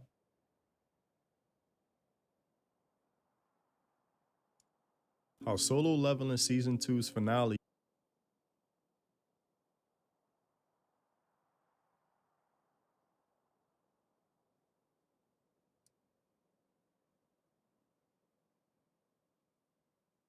this video is suggested by the Discord member named Taldry Terror 184. So the title of the video is "This is Disgusting," and is the video that Asmongold is reacting to. And Oh no. Asmongold react to this girl react to me react. Enjoy. it seems to be very interesting, so I decided to bring that to you guys today. So let's watch together. Don't forget like, comment, subscribe. Let's go. True. You're a boy, right? No, I'm a girl. Who told you you were a girl? Mommy. When did she tell you you were a girl? Cause I love Yes, 2016 arguments of trans people on the Twitter spaces. Yay, let's go. girls. Yeah, mommy, of I course. see. So mommy told you you were a girl? Uh-huh. And Asmon goes. The state of California says that I have to pay for the chemical and physical castration of my son as child support. What? I'm not going to pay that child support. Oh I'm my not going to God. pay anything to Oh hurt my my God. son. And that means you'll be going to prison? California is going to send me to prison for that. What? Actually, this is something that I didn't knew for real. Even in real, for my real. country, we don't have something like that, some abhorrent stuff like this. This is very, wow, this is just terrible. My Discord members knows very well that when I talk to them, that I always say that California is a piece of my country that you guys have in United States, because they have the exactly same problems, but at least in this particular case, in this particular law scenario, you guys in California are even worse than Brazil. Yeah, you can believe in what I I thought she was say. Portuguese. Let's continue. Soft white underbelly. Mommy tells me I'm a Jeff, girl. you're Jeff going Younger. through something. Oh You've my been God. going through something that is probably a father's worst nightmare. Yeah. Tell me when this started. Started when my son was about 2 years old. My ex-wife, who's a pediatrician in Capel, Texas, started thinking that he might be a girl. Oh, she started thinking that he might be a girl. Oh, that's interesting, right? That's so interesting. Like, what was the hints that the boy sent to her at this age? I mean, come on, no. I mean, the react is boring here, but to be honest, I mean, okay, it is fucked. But what is the court ruling on this? Or is this just like a video? I have no idea. No, 2 years please. old. Yeah, exactly. Two Yeah, years it's old. fucked, Just obviously. 2 years old. What hint? But it's boring to talk A about. 2 years It's old like, kid, okay. a baby, can give it to a mom that he might be a girl. Oh, I swear, this is the stuff that radicalizes a lot of people, which is fucked. And then in the previous video as well, not in the previous video, and the thing that about that Vice piece of like trans acceptance and all that stuff. Yeah, like people don't accept trans people because of Twitter headlines, or like things like this. Like in reality, the situation is really fucked. But what is the actual thing? Like, are we gonna hear comments from the mother and all of that, or like is this only one side story? And it's no, weird. no, What? that's- Holy no. shit. And started trying That's to crazy, transition to Chad. a girl. And when I tried to put a stop to that, she filed for divorce and used her relationships with care providers to force me out of my house. And so Yeah, I 'cause moved it about a sounds mile up the fucked, road obviously. from my sons. Oh my she filed God. for divorce formally. And I had 50-50 custody. Oh Yeah, my yeah. god. And just after his third birthday, you know, I took the first iPhone Bro, why the fuck would you stick your dick into crazy, man? If it's like that, holy shit. video I'd ever taken. And it That was was the him video. telling me that he thought he was a girl because his mommy tells him a girl. You can go on YouTube and just search for "mommy says I'm a girl." Exactly. He doesn't even, maybe he doesn't even believe in that, even being a kid. But for the sake of his mom, for the sake of his Why would you teach trans stuff to a 2-year-old? Like, what the fuck? I agree with you. Yeah. I don't know what to say. It's more like, what's it called? It's more like what is the court? Divorce rulings, everything. Because like I have no idea. Like you have to be very careful with stuff like this. I don't know how to explain this. No, maybe I should. Maybe I should. So for example, when you hear like a story like this, you clearly see, I don't want to say like narrative or like evil, bad or good or whatever. You should go into like factual things. Like for example, number one, is this guy lying? Is this true? Is it out of context? What is the actual? That's why I'm trying to like build into like this.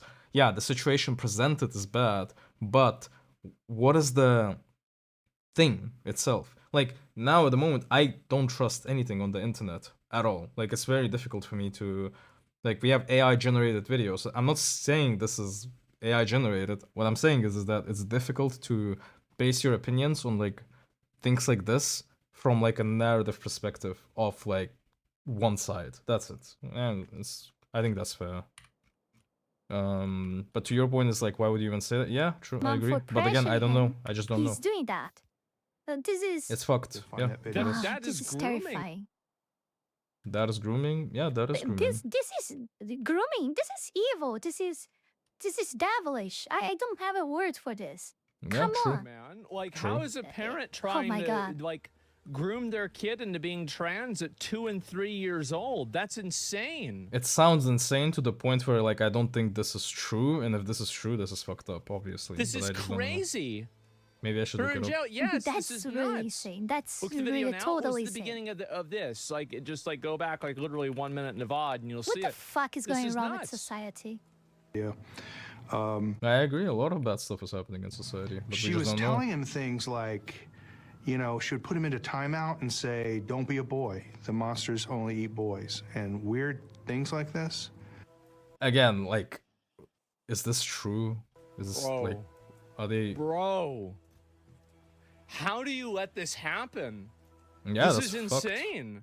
If it's true, it's fucked. Yes, this is straight up wrong. Yes, it is. This is awful. Look at the level of mind manipulation here. Look at the Let's hear levels. it. Let's If hear you it. think 'Cause I that agree. this is normal, there is something really wrong with your mind. For real. For real. I For don't real. know if I really don't. I'm not sure if I really don't have any more words to express towards her because I'm just shocked with all of this. Yeah, or that's if it's fucked. because English is not my native, so maybe I'm feeling kind of limited in my word choices because of that. Oh my god! But anyway, that's terrible. It's not even nuts. She needs to be She's a sent to an devil. asylum as soon as possible. I think that a lot of women, like, and this is especially true, I think women fall victim to this more often, is that, like, the social messaging and, like, the moral virtue of being trans, I think causes women to have, like, so there's a fucking issue. When Asman says the social issue, I think women fall for this more. I think guys fall for this shit as well as women because it radicalizes people into believing that every single trans person or gay person or straight person or like whatever person group of people is behaving in this sadistic style of way. Like in a way, Asman is like kind of not even self-aware of this. Like, or like this person. We truly don't know what the fuck is going on here. Like I truly don't know. Like it's bad, yeah, but what is the... We can't start projecting shit on other people like this. Otherwise, it's just like... well, Like a mental I mean, disorder. like It's it called is, I Munchausen guess. by proxy. And it's where a parent basically like either gets their kid sick or pretends like their kid is really sick in order to basically farm sympathy and farm attention. Like, if you even think about this, what is the percentage of people who actually engage in stuff like this? Like, we're hearing one story out of like how many?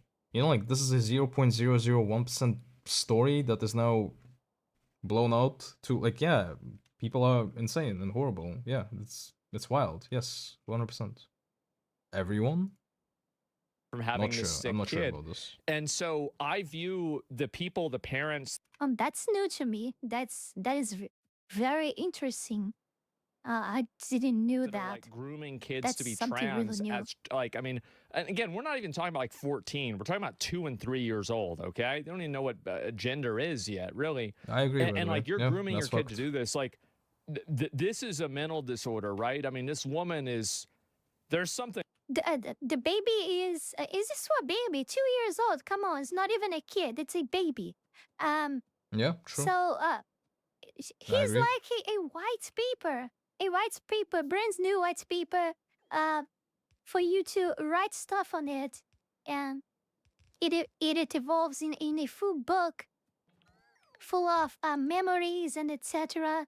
that will become True. his personality in later future, his way of thinking, and etc. And Yep. you're tainting. She's tainting him. She's tainting this paper with all kinds of abhorrent drawings and then risks and strokes and whatever. Oh my God, this is terrible. This is terrible. And because of that, it's probably 100% sure he will become elusive here. His father cannot save him. How can you say probably 100% sure? No, hold up. Oh my god, I'm doing this thing where like I'm trying to defend something that's weird, and I should not really. I need to see what's the case here. But I mean, sure. he will probably be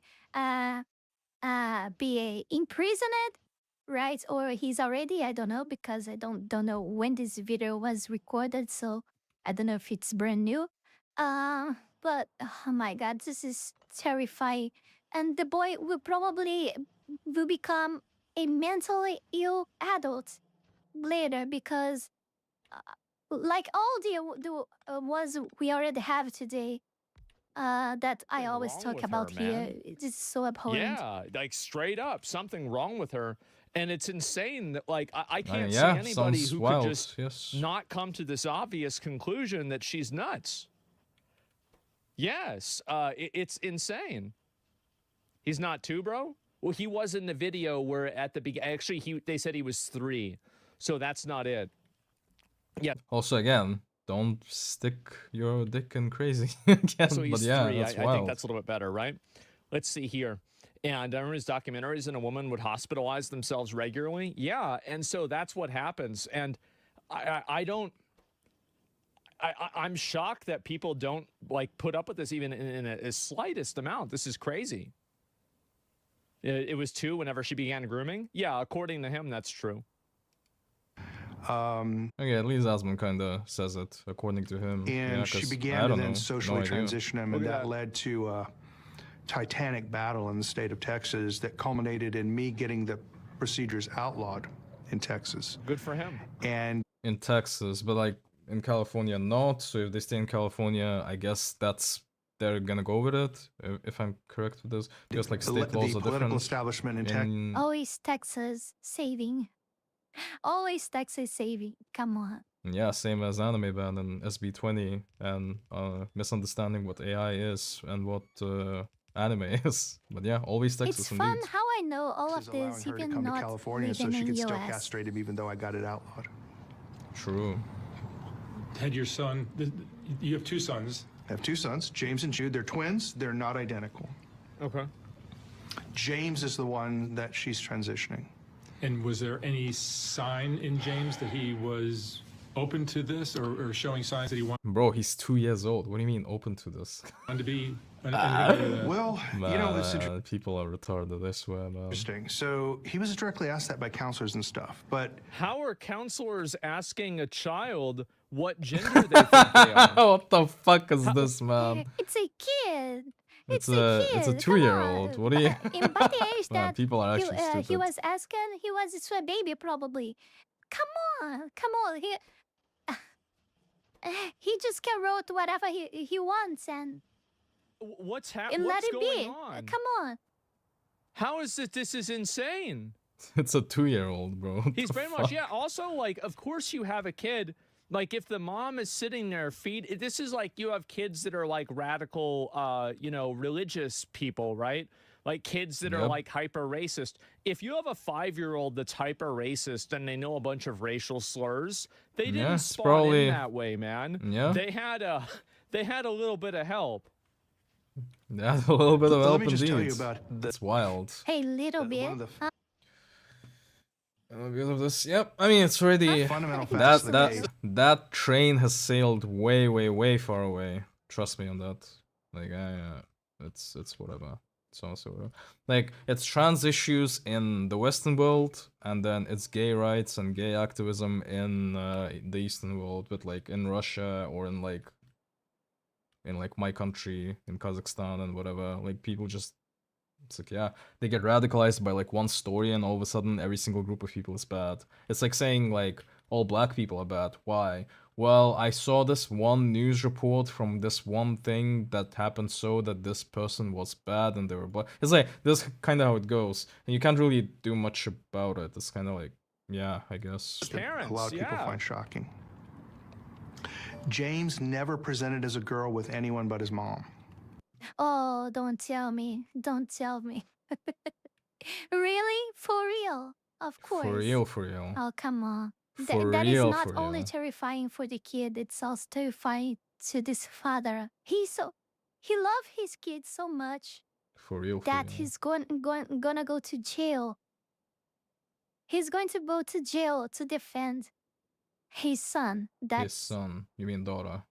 that is just something to be really bad. proud of. He is an example. But even so, this is Not funny. terrifying. It's always very impressive. Look how the governments are becoming our worst nightmare, our worst Jesus. enemy nowadays in society, True. and people doesn't seem to care True. a little bit And to nobody cares about Because he this. wanted to make her happy. Because she would like whenever he would act like a girl. That's probably what happened. Probably with what me, happened. with his friends, he dressed as a boy and called himself James. He only presented Yeah. as a girl with his mom. And I asked Not to be like an advocate for stuff like this, because I'll be honest, I truly don't care. But couldn't you like spin the narrative as well? It's like, oh yeah, well he only presented as James in front of the dad because the dad gets like psychopathic if he starts presenting himself as a girl in front of him. Like, what is the actual situation is not there because it's probably from like the only one perspective narrative. Like that's him it. one time, why are you doing that? And he just flat out told me, he said, well, mommy doesn't love me if I'm not a girl. Oh my god. Oh my god. Also notice that's a 2-year-old, that's a baby. They can't inform like opinions. Yet here we have to trust what the 2-year-old says. Like it's just fucked. Like if you just think about it, it's fucked. I'm not justifying that it should be. I'm just saying how it feels like. Like why are we okay with one but not the other? In terms of presenting, in terms of like explain, I don't know. Maybe I'm God. too Oh much. my god. It's I don't weird. have words to. I wish I have more words to say about this woman. Yeah, but you I don't even wish know. I You had. haven't even heard the story. I'm lacking vocabulary because I already said too many things about her. And I'm really Jesus. lacking vocabulary to say more things. Wow. Brave. But I'm feeling like spitting it, but I don't have words to spit. So she's a devil. She's True. a Yep. demon. Well, there it is. It's just like I said. I mean, a lot of these women are just fucking insane. And Wow. I these don't women. know really how it gets to this extreme. No idea. Fucking insane is a flatter to her. It is a flatter, Like, okay? I'm not sure. Like, is it something where, like, what's her relationship with the other kid, right? Her other son. You know, like, what's the relationship with this? Is it because What is like the this is actual somehow story like as a well, you know like she's getting a divorce and now she hates all men. She doesn't want to be around men, so she's making her young boy son a girl. Like I don't know. Is she doing this for like social validation? Yeah, again, you have no like, idea. I always wonder about that. Like, why does the You have person no do idea. this? True. Probably a compilation of bullshits that was thrown inside her head by the mainstream media. And There you go. The same all of this narrative. crap. Every single fucking person. I swear, every single VTubing commentary or like VTuber commentary styles, they all seem to leech not from Asmongold, but from like Rev says Desus or something. There's this always grand scheme narrative agenda, George Soros and like all of that stuff controlling people into turning them into transgenders and whatever. I'm not even trans. Like what? I'm the most fucking whitest guy ever. But it's just so pathetic when you have to attack a group of people like that. It's just so weird. Just like circle jerking over trans people so much. It's like it's such a cultural issue still. It's still going on. There's this like grand whole scheme narrative and whatever. What is the court ruling for this? Like, we're just gonna be. When I was saying like, okay, my source is Twitter, now my source is a React video. Stuff. We're at this point now. Also, the government have a finger on this. True. We know that. We know True. that. For We facts. know that. True. We do know. And that's what he told the counselors too. James is a very talented boxer. By the way, this is the reason why people call it a woke mind virus. This is like straight up a perversion of the mind. If you True. are looking to woke. defend this in any way, And people come to my commentary section. You never defend the action, but you have to defend some sort of truth into it. You have to see if this guy, what he's presenting, is factual or not. That's what I would defend for sure. If the reality of the situation is how he's describing it, which is like factual, if this is factual, that's fucked up. But something tells me there's more to it. Something to just say, tells me. Oh, the I'm okay the with being words white. woke has no meaning at all. Oh my god! If you steal, we live in 2025, and if you don't steal the package that means the word woke. So I really don't have patience anymore to explain this to you. So I would just not answer this kind of comments. Yeah, there you go. And then you just don't answer anything because nothing. It's like, why answer stuff? Why not? Why explain stuff? Why explain yourself? Why? When you can just like, accuse other people of doing bad. Why am I surprised, man? Okay. Yep. I How agree. not? way, shape, or form, you have completely lost the plot. True. You are totally out of your fucking mind. True. This is not acceptable. It's not okay. This is True. creepy, weird. This is child grooming. It's True. disgusting. Absolutely disgusting. If These it's are true, it's children. disgusting. And we're not Yep. even talking about 16 again. We're talking about, they're not even in school yet. Yep, that's fucked. It's deranged. Yeah, it's an accessory to these people. Yeah. I'm a boxer. My dad was a boxer. James is extremely talented. Jude's a wrestler, but James is a very talented boxer. Olympic talent scouts were looking at him. He's that good. Good for him. And they backed away from him once this all got started. He has him. all boyfriends. Yeah, sure. Now, he has some things that you might say are feminine. He likes art. He particularly Liking art is feminine. Okay. likes painting and pastels. Painting is feminine. Well, cooking is also feminine now. Right. My son Jude likes sculpture, James is also more extroverted. And So this is why he's a girl, is because he likes art and painting. Yep. I don't know that all men out there, they like art and painting stuff. Or girls. That's weird. That's weird. What's you, Dan? What would you tell me about other Renaissance artists? Huh? At least the majority that I can recall in my mind are Okay, at least she's fighting back on this. Okay, I'll give her prompt. I thought she was gonna agree with Asmund 100% here. What is house painting feminine? Yeah, at least she's fighting back on this. Yeah. Okay, props to her. Yeah, the most famous ones. yeah. At Oh least my she's god, this fighting is on bullshit. This. Yeah, I agree with that one. This one was a ball out of this this father here. is willing to play with almost I anybody. forgot his name you know? already. And now notice how like we get like a lot of weird conversations here. Like we can clearly now understand. Okay, fuck. Can we just say like, okay, the dad is kind of weird. Are we gonna like connect this or no? Or is this just going to be like this narrative pushing of like she's evil, she's evil, she's evil? Like you can clearly see that that is fucked as well. Like there has to be and more he, to and it. he will definitely play with girls. He'll play tag with girls. He'll build. Playing with girls is feminine, by the way. Playing tag at 2 years old with girls is bad. Because that's feminine. Just something's wrong here. Things with girls. He has no problem like hanging around with girls. But in terms of having a desire to be a girl, he consistently told me for 10 years that he had no desire to be a girl. He told the court. Wait, hold up. 10 years. Wait, are we talking about another kid now? Court-appointed counselor that he was embarrassed to wear dresses to school. He was getting too. I might be Oh my wrong. god. Wait. Oh my god. Wait, hold up. It's a 10-year-old or a 2-year-old? I thought we were talking about a 2-year-old. But still, okay. Old for that, and didn't want to wear dresses. Maybe there's like and more they to initiated a it. CPS investigation against me for forcing him to be a boy. And my CPS is Child Protective Services. Oh, what? Average divorce dad No experience. way. That's what no way. CPS. No way. No way. Yep. Well, there it is. Oh my god. And then women are out there.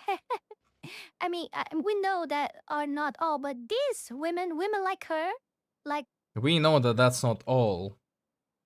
I mean, at least she says it, but like this is such a throwaway comment. But nah, his that's wife are asking out there why men want to be single, don't want to date women anymore. Didn't say good reasons. This is oh yes, because every single woman is like this. Yes, true, true, a very good reason right there. true. Come on, if you yes. still What if we have kids and then she's gonna trans them? Didn't think about that. Yeah, true. Fuck have me. doubts, look at this, huh? Yes. This is the average father in society nowadays. True. This is the average father in society nowadays. True. Every single dad out there. Be careful. Be careful. Your boy might be a girl. You never know. You never He know. might be. You never know what's gonna happen to your child, you know? Because you don't know your wife, huh? Clearly. That's insane. Don't stick your dick into crazy. Again, that's such a brainless take. What are they doing? What are these guys doing that they're wifing these women? Like, it's so insane. Paying tons of What type of a person do you have to be uh to even like get into a relationship like this? of stuff to his kids that are probably not being invested back in these kids, are being wasted by his ex-woman, is. ex-wife. Oh my. I'm sorry to say the ex-woman. It's because in my country you really can say that, but you God. understood me. How does You this understood happen? me. Do you remember what I said before, guys? There's two groups of people in the world that are causing all of our problems, and the main one is Karens. Wow, that's insane. That's it. CPS investigation. True. I was telling And you you have guys. contact with your It sons is what now? it is, No, dude. I'm disallowed It is all what it is, contact dude. with my sons. You're not allowed to even contact them. No. Wow. I'll tell you how this all Wow. sort of built up. Wow. So Wow. she started transitioning him, really hardcore at 3. I mean, where she presented him to the world with a fake girl's name and everything. Bro. Yeah, that is fucked. If this is true, I don't know. Bro, how is every single person in the country 3 not years immediately old. saying this woman needs to have the 3 kid years taken old. away from her? True. 3 years This old. is Huh, that is interesting. Oh, maybe you should look into it. yeah, put her in jail. This is sexual grooming. True. Just on account of this guy. Is it true or no? Let's see. This is sick. It is. 3 years What do I old. need to do? I need this call. Of course, would have been an important component in Yeah. the divorce that was going on. Of course. So we get to 2017, and we have our divorce trial, and we had a custody evaluator. His name is Blake Mitchell. He practices out of Frisco, Texas, which is a suburb of Dallas. Okay. And he asked me, what is your top issue? And I said, my top issue is she's tampering with my son's gender identity. Yeah. So he charges me $60,000 and does a 1-year Normal. investigation of my family. I have no idea about prices for stuff like this, but that sounds insane, but okay. Viewing my children over and over again, everything, and determines that she was not transitioning my son to a girl. So he determined that she's not transitioning him. Straight up lied to the court and said that I had made a false accusation against her for saying that she was trying to transition my son to a girl. And on that basis, I lost 50. Well, I mean, couldn't they just cross-reference it with him saying this to the, like, this is crazy. God. What the Oh my fuck? God, he lost his 50 custody. custody and got less than standard Oh possession. my God. Wait, so they had an investigator, which he hired, and then the investigation later on confirmed that he was lying? This is a nightmare. He's living a real nightmare. Okay, now Look at this. Look. Okay, I'm fully curious now. Fuck this. Save. Space. Who the fuck is lying here? Who is lying here? I don't want to exit. Who is lying here in the story? Give me the evidence. Give me the evidence. Who is lying here? Original video. Mommy tells me I'm a girl. Jeff Junger.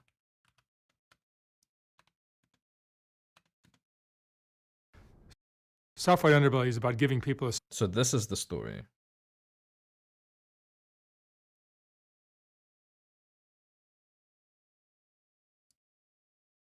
It's just a... Okay, hold up. How do I even find this?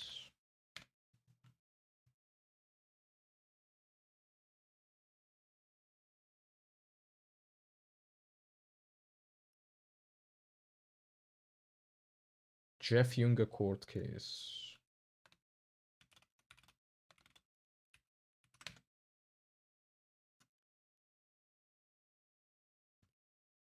The Texas Tribune. Wikipedia. I think I'll trust the Wikipedia thing more than the Texas stuff. Okay, let's see. Texas Court Gov. This is the... Oh, service request blocked. Nice. This is the court case itself. In re find law Jeff Junger. Is this the one? Supreme Court of Texas decided December 30th, 2022. Justice Blacklock, joined by Justice Young, concurred of the denial of the petition to a writ of mandamus. What is writ of mandamus? Is this memes or what? An order of a court to an inferior government official ordering the government officials to properly fulfill their official duties. Okay. This petition arises from a child custody dispute involving twin boys. One of whom has exhibited confusion about his gender. Mother who has custody of the boys recently moved to California after Dallas County District Court in September 2022 authorized the mother to reside with the children anywhere in the continental United States. Father, there later in the court, is concerned that the mother's move to California will bring about the medical transitioning of his son. So he is concerned that the mother's move to California will bring about the medical transitioning of his son. So he's concerned. So this is not true, or what? He's just concerned. 3 months after the district court authorized the move to California, father belatedly seeks an emergency order from the court requiring their return.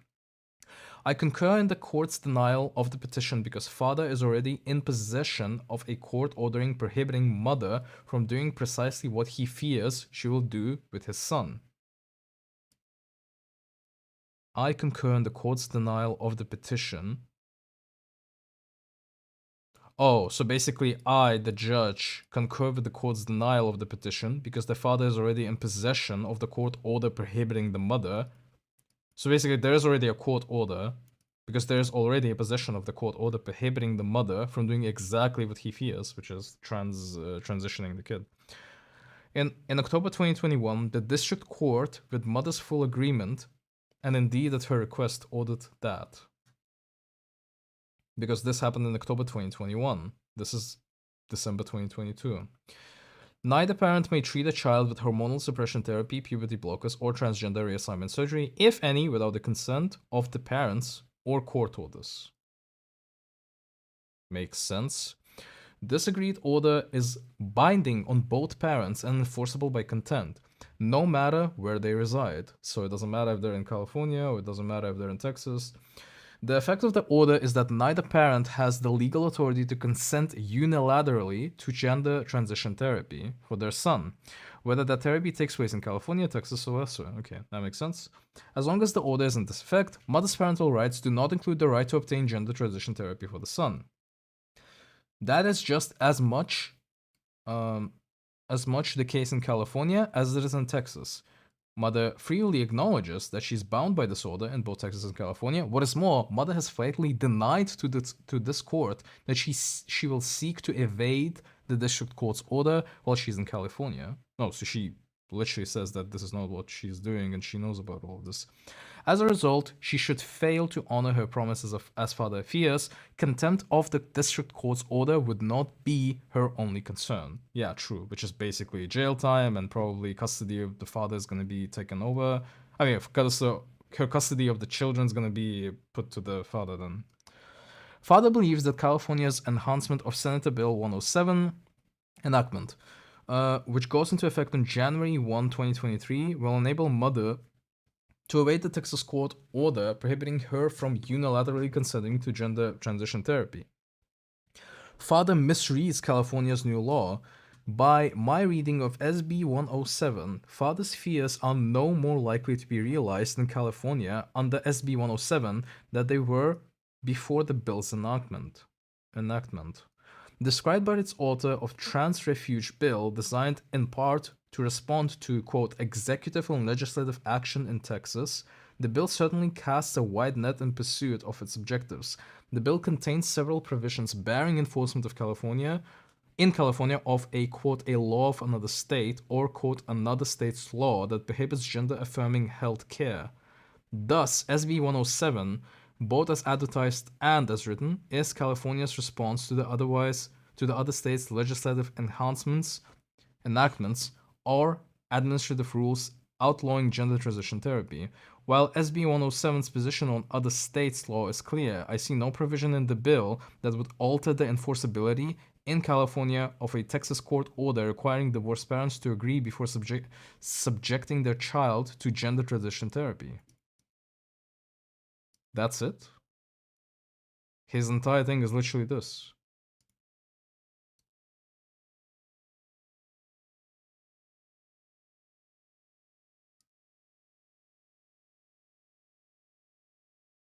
What is 107?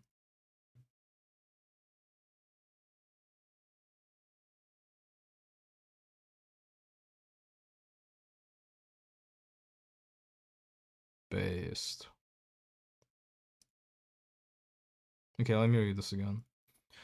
Described by its lead author as a trans refugee bill, designed in part to respond to, quote, executive and legislative action in Texas, the bill certainly casts a wide net in pursuit of its objectives. We're not given things here.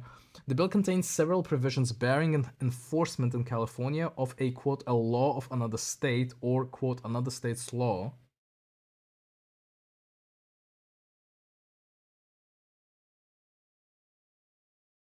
that prohibits gender-affirming health care. So California has a rule, which is Trans Refugee Bill, which basically offers like a buffer safe zone for trans people. Because a law of another state or another state's law that prohibits gender-affirming health care is bearing the enforcement in California. Thus, SB 107, both as advertised and as written, in California's response to other states' legislative enactments or administrative rules outlawing gender transition therapy. But this is it. Outlawing gender transition therapy, which was issued, let's say, by Texas court. So this is what he was afraid of. While SB 107's positions on other states' laws is clear, I see no provision in the bill that would alter the enforceability in California of a Texas court order requiring divorced parents to agree before subjugating their child to gender transition therapy. Yeah, so these are two different things completely. This is a parental consent thing, and the other one is the gender. This is like a next step. Gender transition therapy is not the same thing as two parents requiring consent for a certain action, in my understanding. So Father reads SB 107's prohibitions on the enforcement of another state's law against gender transition therapy as a prohibition on enforcement in California of court orders limiting access to such therapy. It is not. Yeah, that's what I thought as well. Because the parenting thing is completely different from gender transition therapy. A court order allocating the parental rights of divorced parents based on case-specific judicial findings about best interests of their children is in no way a law of another state. Yes. Yes. Yes. Fuck, I feel so good understanding law. Holy shit. I actually get it.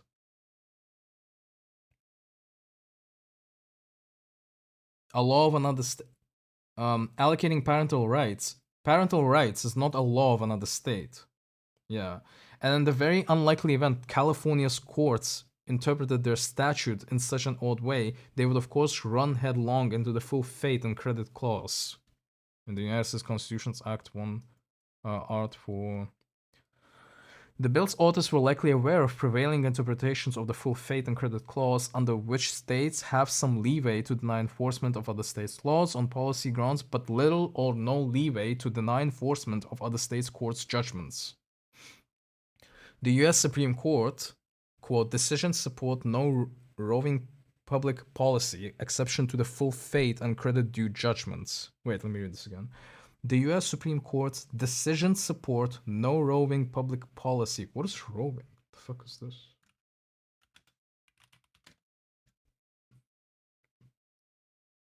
Roaming is moving from one place to another. Traveling required to... Okay. So, in this case, the US Supreme Court's decision support to no, basically, traveling public policy exceptions to the full faith and credit due judgments. Baker v. Yeah, so you cannot evade these things just by you moving to another state, which was already... This is Baker v. Jen, okay, versus Jen, 1998. Understanding this important distinction evident throughout the text of SB 107 between, quote, another state's law and the actions of another state's courts is essential to correctly understand the very limited extent to which California could refuse recognition of Dallas's County District Court child custody determinations, even if it wanted to do so.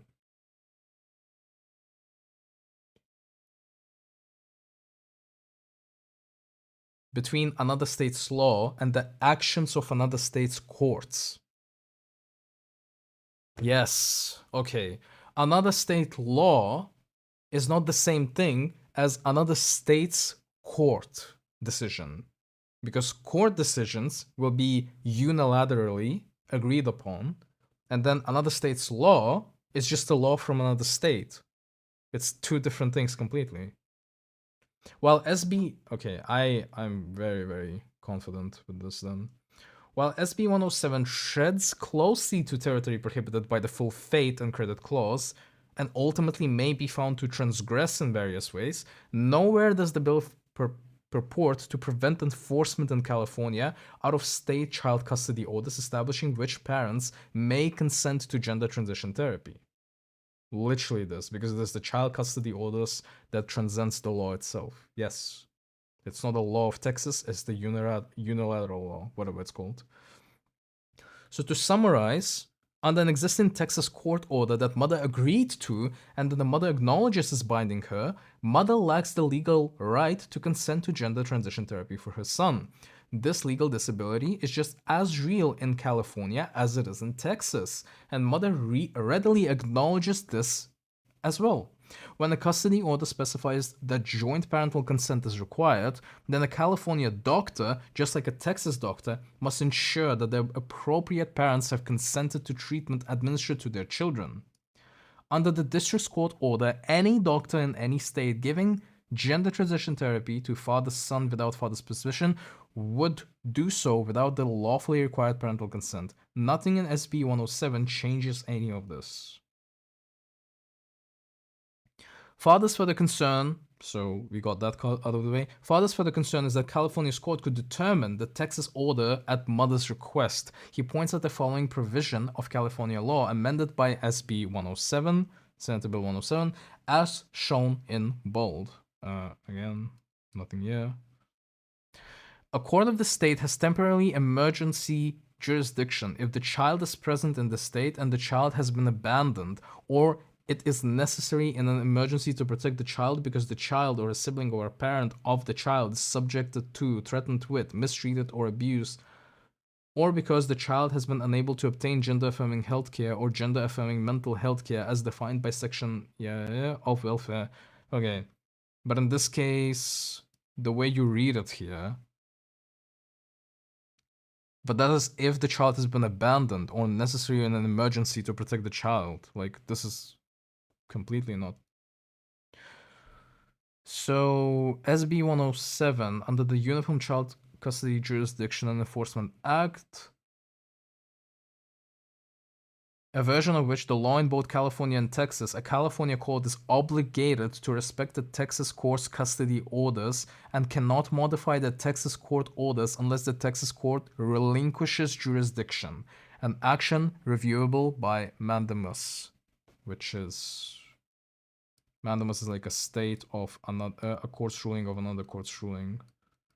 Father is nevertheless concerned about the above quoted provision could be used to temporarily authorize gender transition therapy in direct contravention of the Texas order. So he's going back to it again. Yet to obtain such an emergency order from a California court, mother would have to take the position that an existing court order that she agreed to now poses an emergency threat to her child. But she agreed to it already. Mother has repeatedly asserted in court that the Texas order is desirable and in the child's best interest. Literally, she's agreeing to the Texas order, which would make it quite difficult for mother to argue the contrary position to California court, even if that were her intention. Mother would also have to claim that the emergency is so dire that there's no time to ask the court order to amend its order, a highly doubtful proposition in the age of video hearings. The California court would have to consult with the Texas court, and the California court would have to decide to take an extraordinary, unusual step of issuing an emergency order directly undermining another state's court, even though the other state's court was readily available to hear the request to modify the order. This is like, yeah, it's impossible, pretty much. This is pretty much impossible. Concern that any of this will happen would be entirely speculative in any case. In this case, given that mother has now represented to both this court and the district court that she has no intention of trying to make this happen, it is not merely speculative, but potentially prohibited by the principles of estoppel. What is estoppel? Estoppel. Estoppel. The principle which precludes a person from asserting something contrary to what is implied by a previous action or a statement. Yeah, because you're assuming that she might do something like this, which is like, this is bullshit as fuck. She already confirmed in Texas court and continuously reassured and continuously, this is literally, it's literally in Texas court orders. Fuck me. Or like, are they that not? They're afraid that Texas law is that weak. They don't trust their own court. What? This court cannot intervene based on the tenuous speculation about what other courts might do in the future.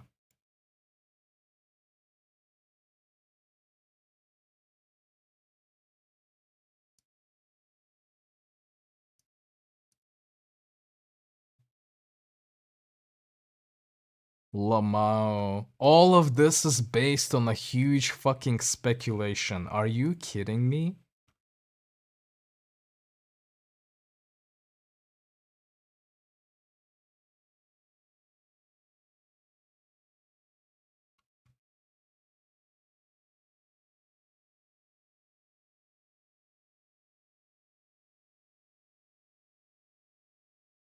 Are you fucking kidding me?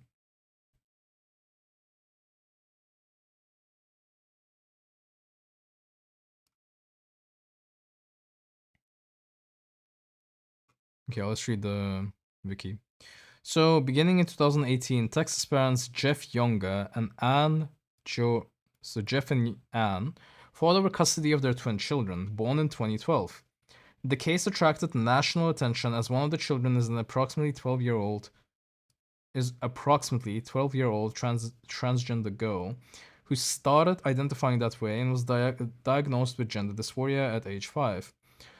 Georgoulas affirmed her identity and allowed her to socially transition. Who's Georgoulas? Anne. Socially transition. So socially transition meaning you're only wearing stuff like clothes and that's it.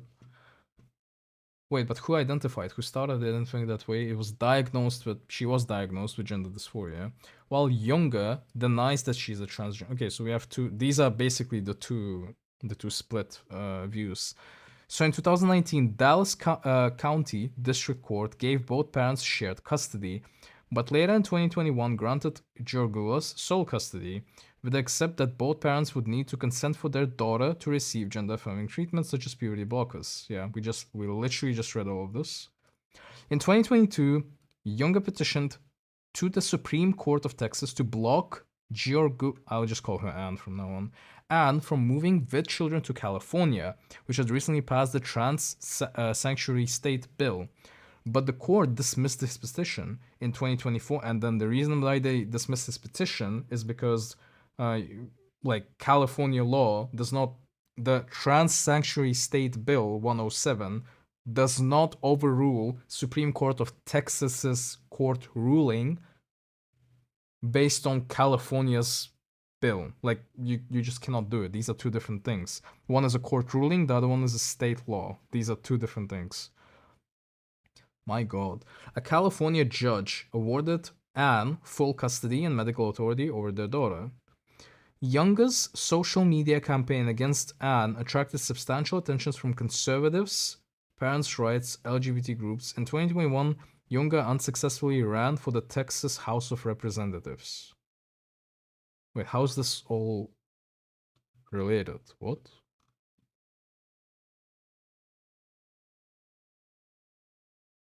Okay, so let's go court decisions. 2024 court decision. In November 11, 2024, California court denied Younger's custody and gave Anne authority to proceed with...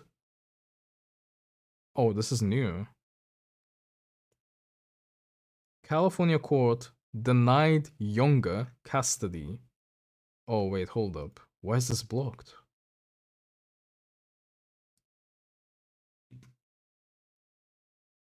Wait, I might... Hold up. We might 180 from here. If this is true. On November 11, 2024, a California court denied Younger custody and gave Anne authority to proceed with gender-affirming care for the now 12-year-old. Younger was awarded, so the guy, with supervised visitation, but tweeted on November 19 that he would not do so because the supervision reinforces the child's mind that the father is dangerous. That something is wrong with him. He said he will send letters and gifts instead. Is this like a full-on block tweet? This is literally it. Can I get it somehow? Washington Examiner. Like any...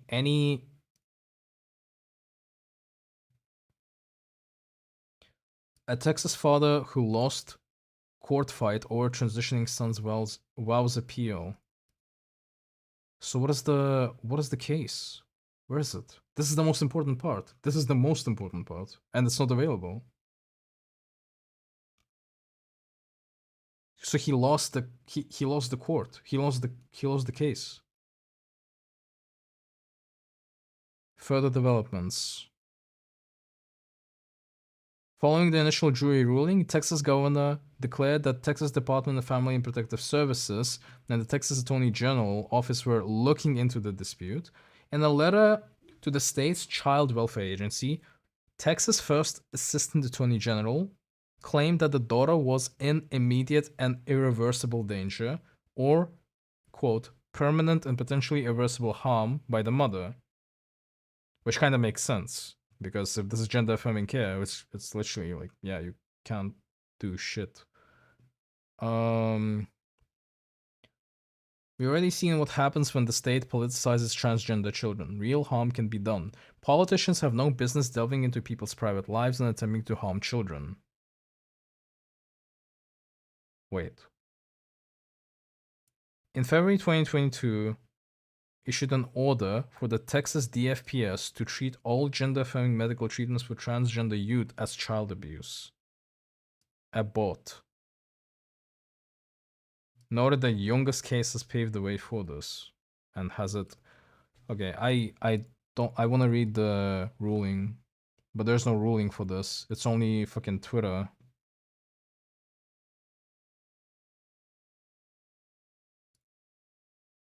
Do we have anything here? How do I find the Conservative News Daily? Where's the links? Why is there a Trump in here?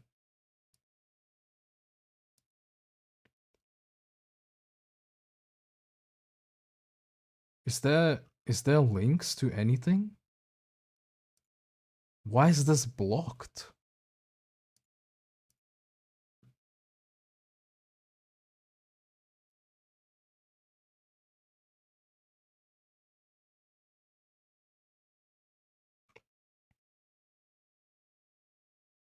What was the ruling? Like, how did they go through to this? How did this happen?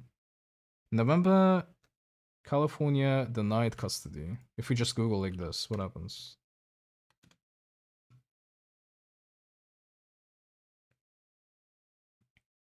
New York Post.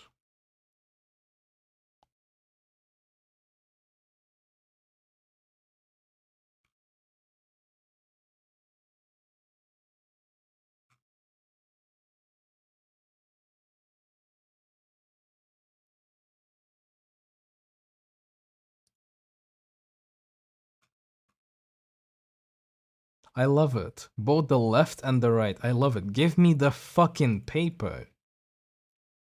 Oh. Oh, there you go. Okay. So this is filed.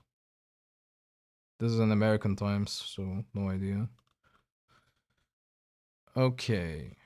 We have how many pages? I don't know if I'll read all of it, but let's see the heading at least. In the Court of Appeal of the State of California, First Appellate District Division 2.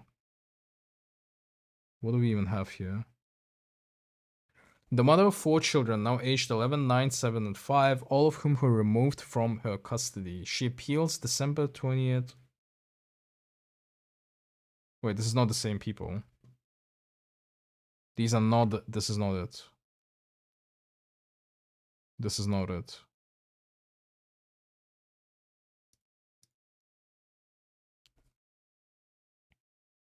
Maybe I should just like Jeff Younger, Younger custody.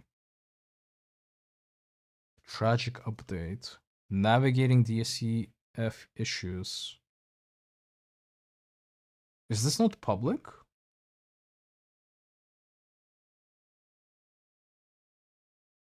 The battle over Catholic News, Daily Wire. What in the actual fuck?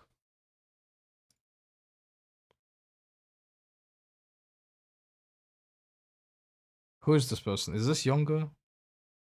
Grayson.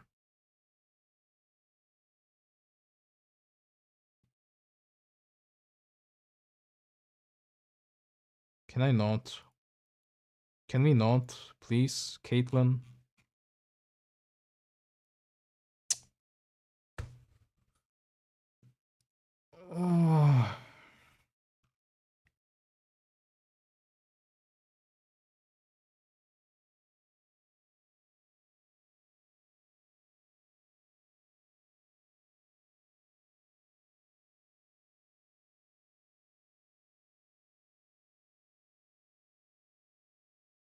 In my case, with no public access.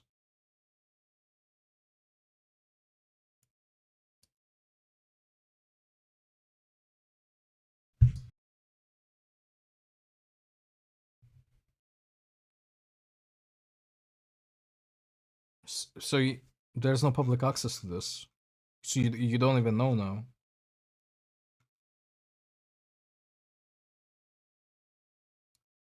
So you don't even know. So we don't know. We just don't know. I read all of this to not even understand anything at the end. I'm pissed. Wait, we just don't even know anymore. Oh my god. All of that to not understand the court ruling at the end of, like, that's it. There's no info. I can't believe it. I cannot believe it.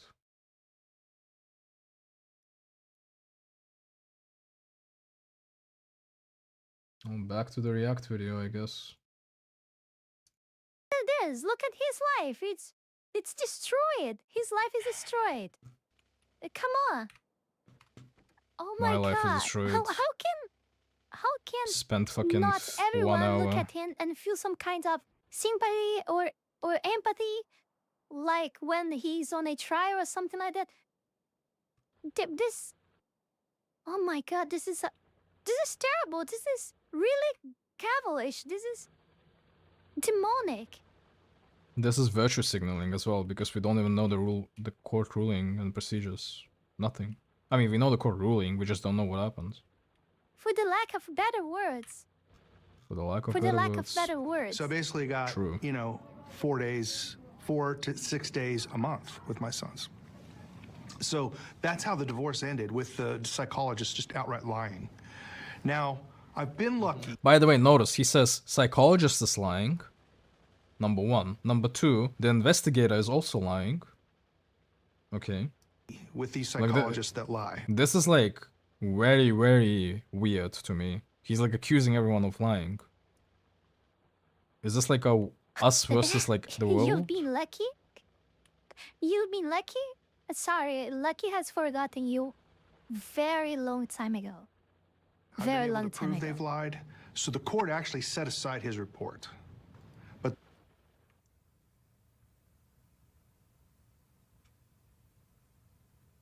This is insane. Yeah, this is insane. But again, Revoke his license? Yeah, yeah. If he lied, that's what he actually. revoke his license? Oh yeah, if he lied.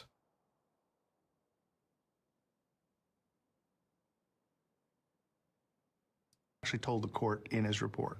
exactly. So she then starts really ramping up it again, and now Yeah.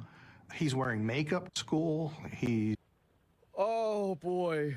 using the girls' restroom my at his God. elementary school, which What the teachers let this happen? He's more teachers more are and more far enabling away from this? his father, psychologically saying.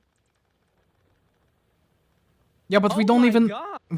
know. God. I mean, yeah, okay. It's all virtue signaling This is at a the end. nightmare. This is a Nobody- living nightmare. nobody for cares. It's him. California? Nobody cares at the end. Nobody wants to read stuff. Nobody wants to do anything. Nobody. It's all a joke. This It's is actually, insane. it's actually political news is all a joke. It actually is. Nobody gives a fuck at all to read anything. It's insane. It's insane. It's insane. I don't even know what to say. This Yeah. is really insane. How is this even real? Yeah. Yeah. Insane. which was Pinkerton Insane. Middle School in That we Coppell, can't even read Texas. it. Insane. I I'm got that glad school that's shut down. not That school only doesn't me exist that's anymore in lacking Coppell. They words shut to this. down. Got rid of the principal there. Her name is What? Miss Mickelson, who's the one that really transitioned my son. So it's another Karen. Yep. People who are bad are Karens. True. Yeah. That is true. Mainly when we talk about these therapists and these people that work to government and those psychologists. Are we just gonna say that all psychologists are bad? They're all biased? They're all unfair? Is this what we're gonna do? They usually are all like that. They usually are all Karens, all This is just insane. This is just insane. We live in this world. It's okay. Woke. Oh. True. Well. What is happening? What the fuck? I don't even know. And I found out it's a Karen coalition. It is. Yep. Blame all the It people is. who you don't like as They were in Karens. Texas. True. I guess so. I feel horrible for this man. Yes. Yep. Even though the court ruling of the previous California rule literally says that they are allowed to move and nothing's going to be enforced, which actually it didn't. So, yeah, like, yes, we just read it. Oh my God. That's in Texas or California? They were in Texas, and then after Texas seemingly wasn't putting up with it, then they moved to California. That is just a fucking lie. That is just a fucking lie. That's not what happened. Out after. Of course, because things surely will get better in California, right? For 2.5 sure, of years, course. they had been transitioning my son. I can't watch this. I cannot watch this.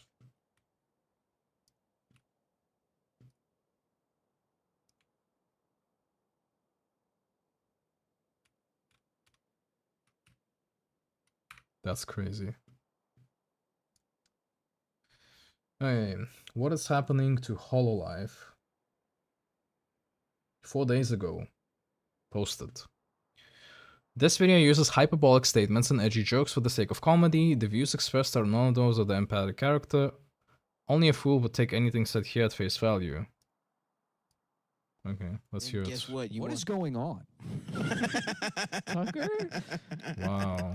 What is That's happening? insane. When I'm not pretending to be friends with Sonic characters to cope with the harsh realities of being alive, I'm watching digital demon guard dogs make silly noises for my amusement. Yes, I have computerized brainworms in the form of liking VTubers. As someone who used to watch anime but hasn't in forever outside of one, God strike me down already, VTubers itch the scratch of the cute girls doing cute things subgenre I have neglected since I started watching them. Well, they hit all the right beats for me. I already know why freaks like you watch them. But on my side of the aisle, the whole appeal is the personas. It's heartwarming to see my future wives, Fuwawa and Mokoko, playing video games, talking to each other, and getting scared at random stuff. It's fun, and I like how relaxing it is. Wait, that was Corona. Because, if you haven't guessed by the title, I like Hololive. Wow, what a revelation for a VTuber fan to deliver. But I'm also kind of worried, insane. and that's what we're here to discuss today. Because my opinion is so important, I'm going to present everything I talk about with authority. However, I have no real way of knowing if what I'm saying is true. You know how armchair psychologists will make video essays or multi-paragraph Reddit comments about criminals or True. politicians?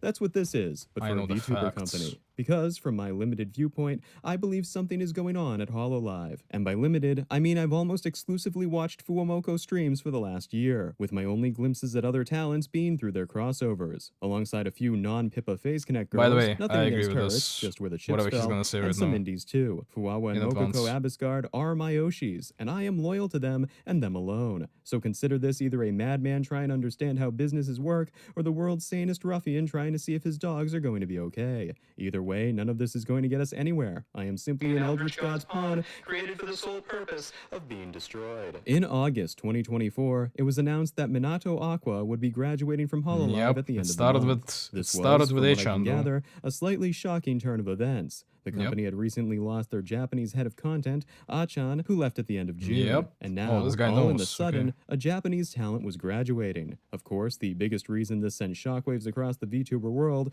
was because of two factors. First off, she was one of the more popular talents, even having a visual novel made about her, which I Yep. purchased at full price out of fear that it would be taken down with her. It was not, Jesus. and I'll play it in 5 years if I'm lucky. The second was that Hololive has one of the best reputations when it comes to talent Talent longevity. management, While yep. there had been graduations like Kiryu Koko and terminations like Rushia, nobody big had left in quite some time. And There was Yozora Aqua, Mel. a very popular member Oh? of Hololive, No? graduating within Oh. 3 weeks of the announcement. But no big deal, right? Well, okay, heartbreak for some. But in the grand scheme of things, it's not wasn't weird that for bad. someone to leave their job after 6 years to go pursue something else.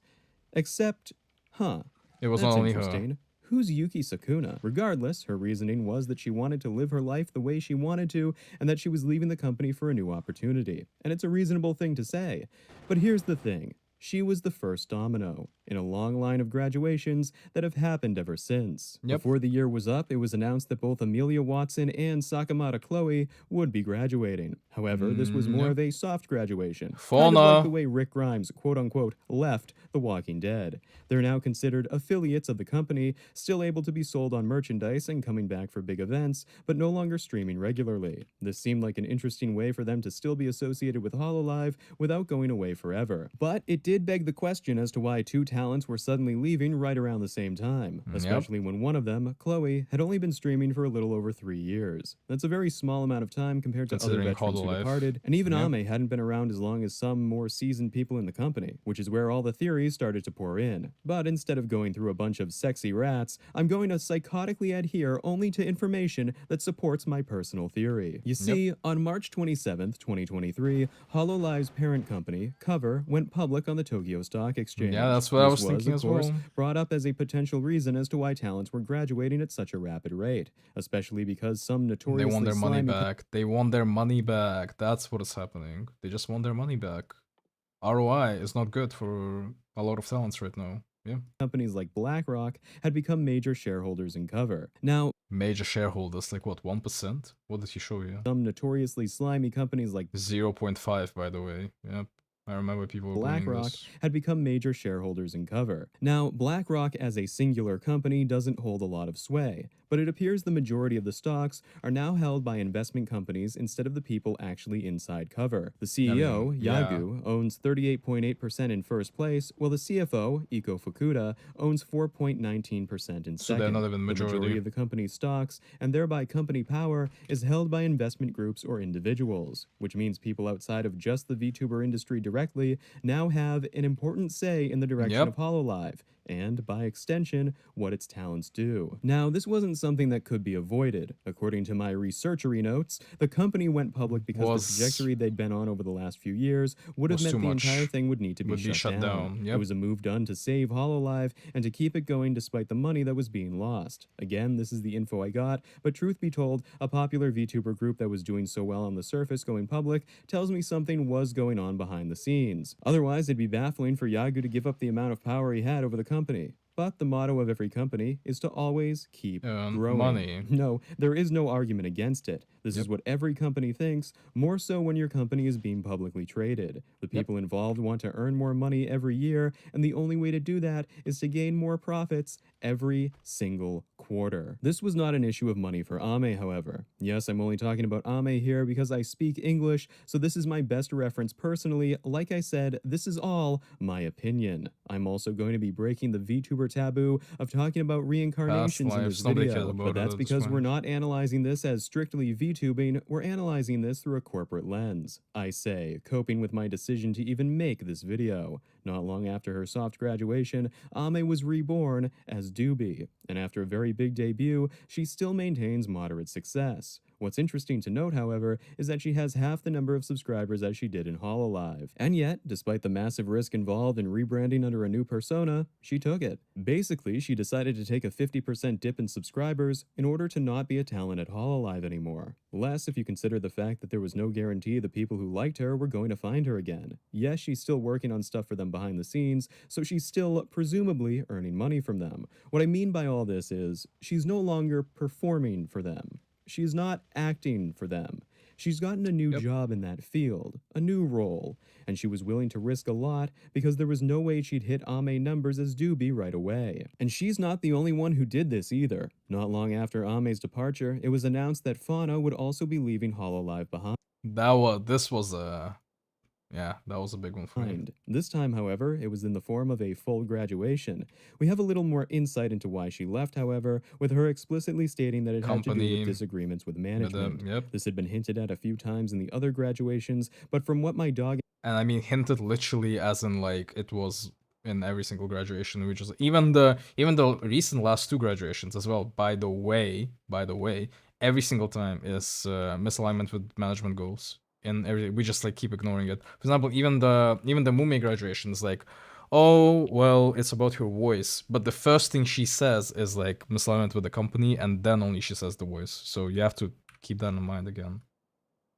infused memory can recall, the discussion around management's role in all of this grew after her graduation announcement. Yep. This included speculation that she was angry at having to participate in more idol-focused activities. You know, singing, dancing, all the cute stuff. But she specifically stated that wasn't the disagreement she had with them. We're gonna put a pin in this and come back to it later. Much like Ame Doobie, Fauna was also reborn as a new VTuber, Nimmy Nightmare. And having seen her debut stream, I understand why people like her so much. God, how do I forgive myself for losing so much time? Regardless of my every other video existential crisis cropping up, it seems like whatever's going on behind the scenes at Hololive has some older talent deciding the company's future isn't for them. The direction they're going appears to be one primarily long-term members aren't too keen on following, and it's still happening right now. In March 2025, If one of the top 5 talents graduate, can you imagine if Pecora leaves? That is gonna send the shockwaves. Pecora won't leave. It's like Pecora, Gura, they are the bread and butter. They're like the talents that kind of show what it's not Sora, it's not these like Gen 1. It's literally Pecora for JP, and then Gura for EN, and then I don't know who IN. I think it's no, not I think. Who can it be? Kobo.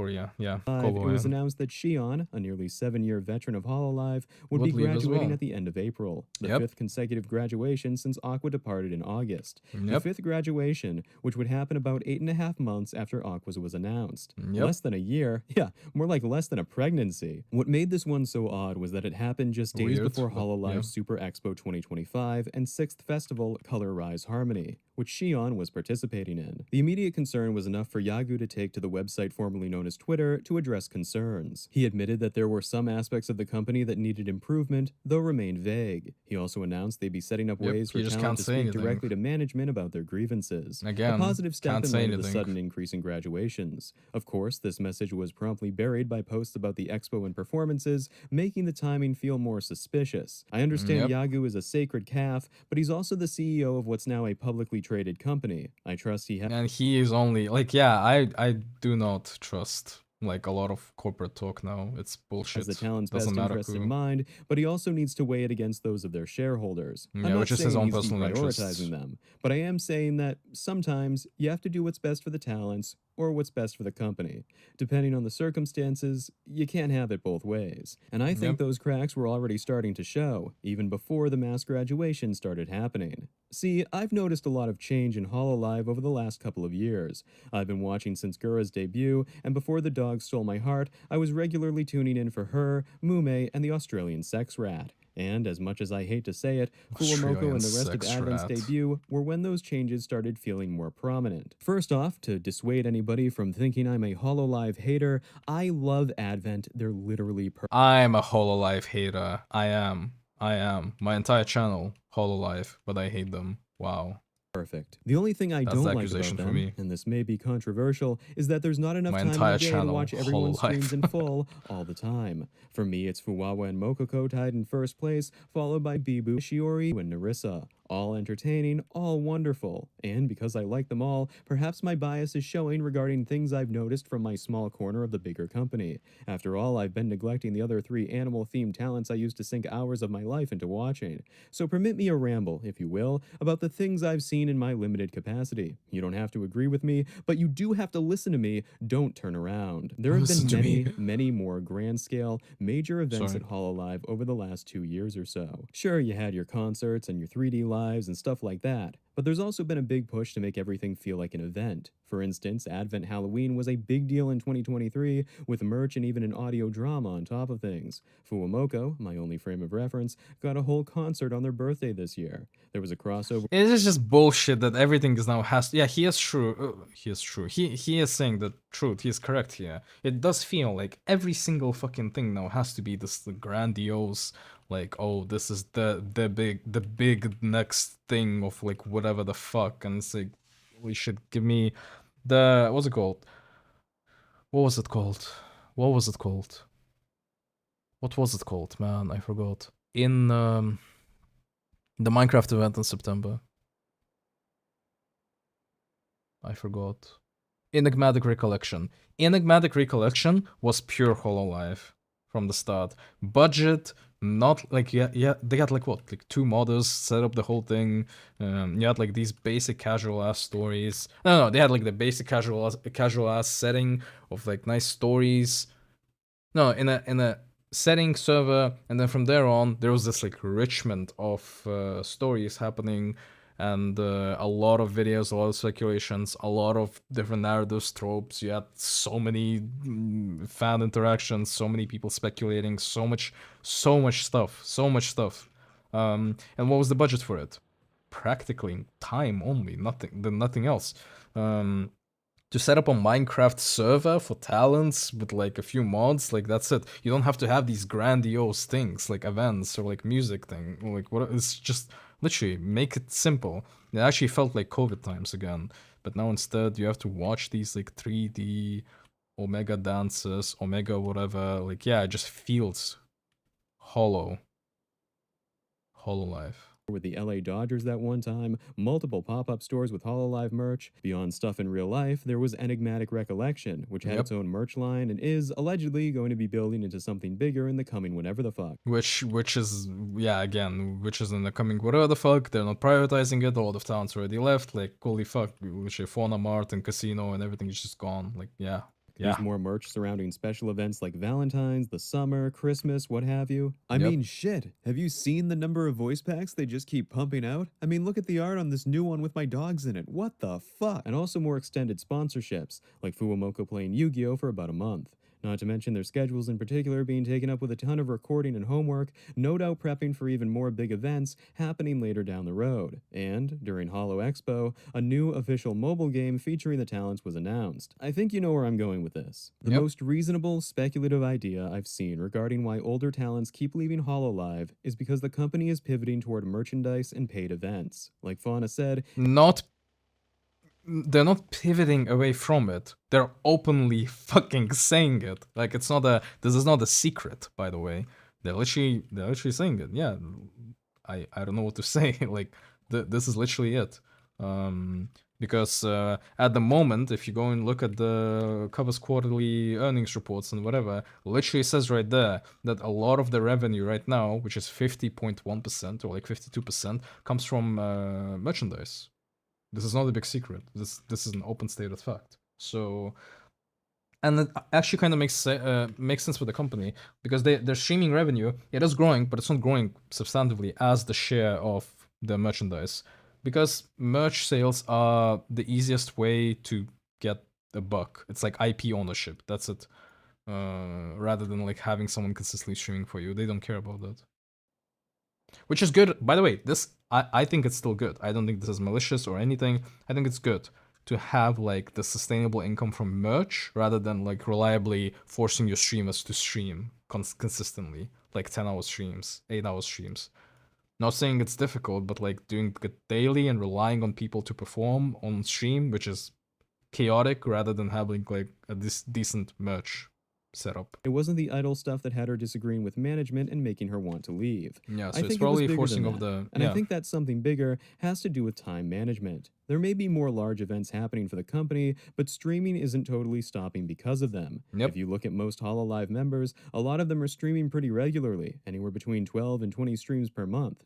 But it's pretty obvious what the path to infinite monetary gain for the company really is. Get people invested in your talents through streams, prompting them to buy merch. Or tickets to big events. And this is not a secret as well. It's called the funneling. It's funneling of casual HoloLive fans into a more... What was it? A more engaged part of the community. It's literally, they literally write all of this in their reports. Yeah. This means more big events while also maintaining a regular streaming schedule for all talents. That's a shitload of work, especially for a company who, 6 years ago, didn't even have annual concerts. A lot of the talents who are leaving joined when things were smaller. So, to me... And more casual. Keep that in mind as well. More casual. HoloLive was more casual. It was more lenient, it was more open, it was more chill. That's what the point was. It makes sense that a number of them would leave or go part-time. Problems with management, in my non-expert opinion, sounds like expectations of working beyond the limit of what a lot of older VTubers signed up for. Some of it being time management, but also feeling like it dilutes the purpose of what a VTuber is supposed to be, feeling more like an advertisement instead of a personality. And as painful as this is to admit, I honestly think we're going to see effects of this far into the future. One sure sign that someone is probably dipping soon is their schedule. A number of the recently graduated talents slowed their schedules before announcing they'd be leaving, likely because they knew it was already in the cards and were gently signaling to their fans ahead of time. And unfortunately, I do have a feeling that Mume is probably next on the chopping block. Now, she could go... When was this video made? 4 days ago. Okay. He probably edited this 14 days ago then. The route of Gura, my first ever Oshi, and just become a Mickey Mouse style mascot who streams occasionally. Yes, that's Cope, but fuck you, I really like her and I don't want her to go, despite all the signs pointing to her potential departure. Fuck, I never should have stopped watching her. Hey, Zed from the Gene timeline here. Yep. I recorded most of the audio for this mess about 2.5 or 3 weeks before stitching it together.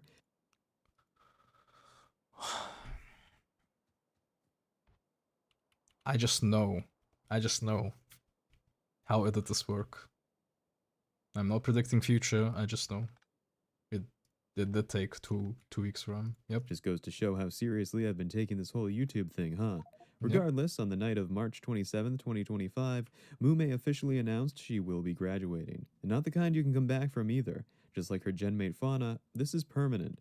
I know I blew my chance at being a prophet, but I really wasn't expecting an announcement so soon after Shion's. However, it seems like her graduation is more due to health issues than it is management, although she did mention internal misalignments with the company. Yes! Thank you! He mentions it. As a He's the factor. future man. I make mention of predicting Mume will graduate later in the video as well, so Yep. just for clarification, I didn't mention her while going through the timeline because it hadn't happened yet when I recorded this. Well, either way, we now return to your regularly scheduled shitstorm. But even Gura could be planning a possible exit soon, I say, wrapping myself in a tinfoil blanket to protect myself from the chumbuds who now wish to behead me. Not that I don't deserve it. I'm just saying, Senzawa, who is definitely not her, just so happened to change her long-defunct Zitter description to #1 fan of Gargura.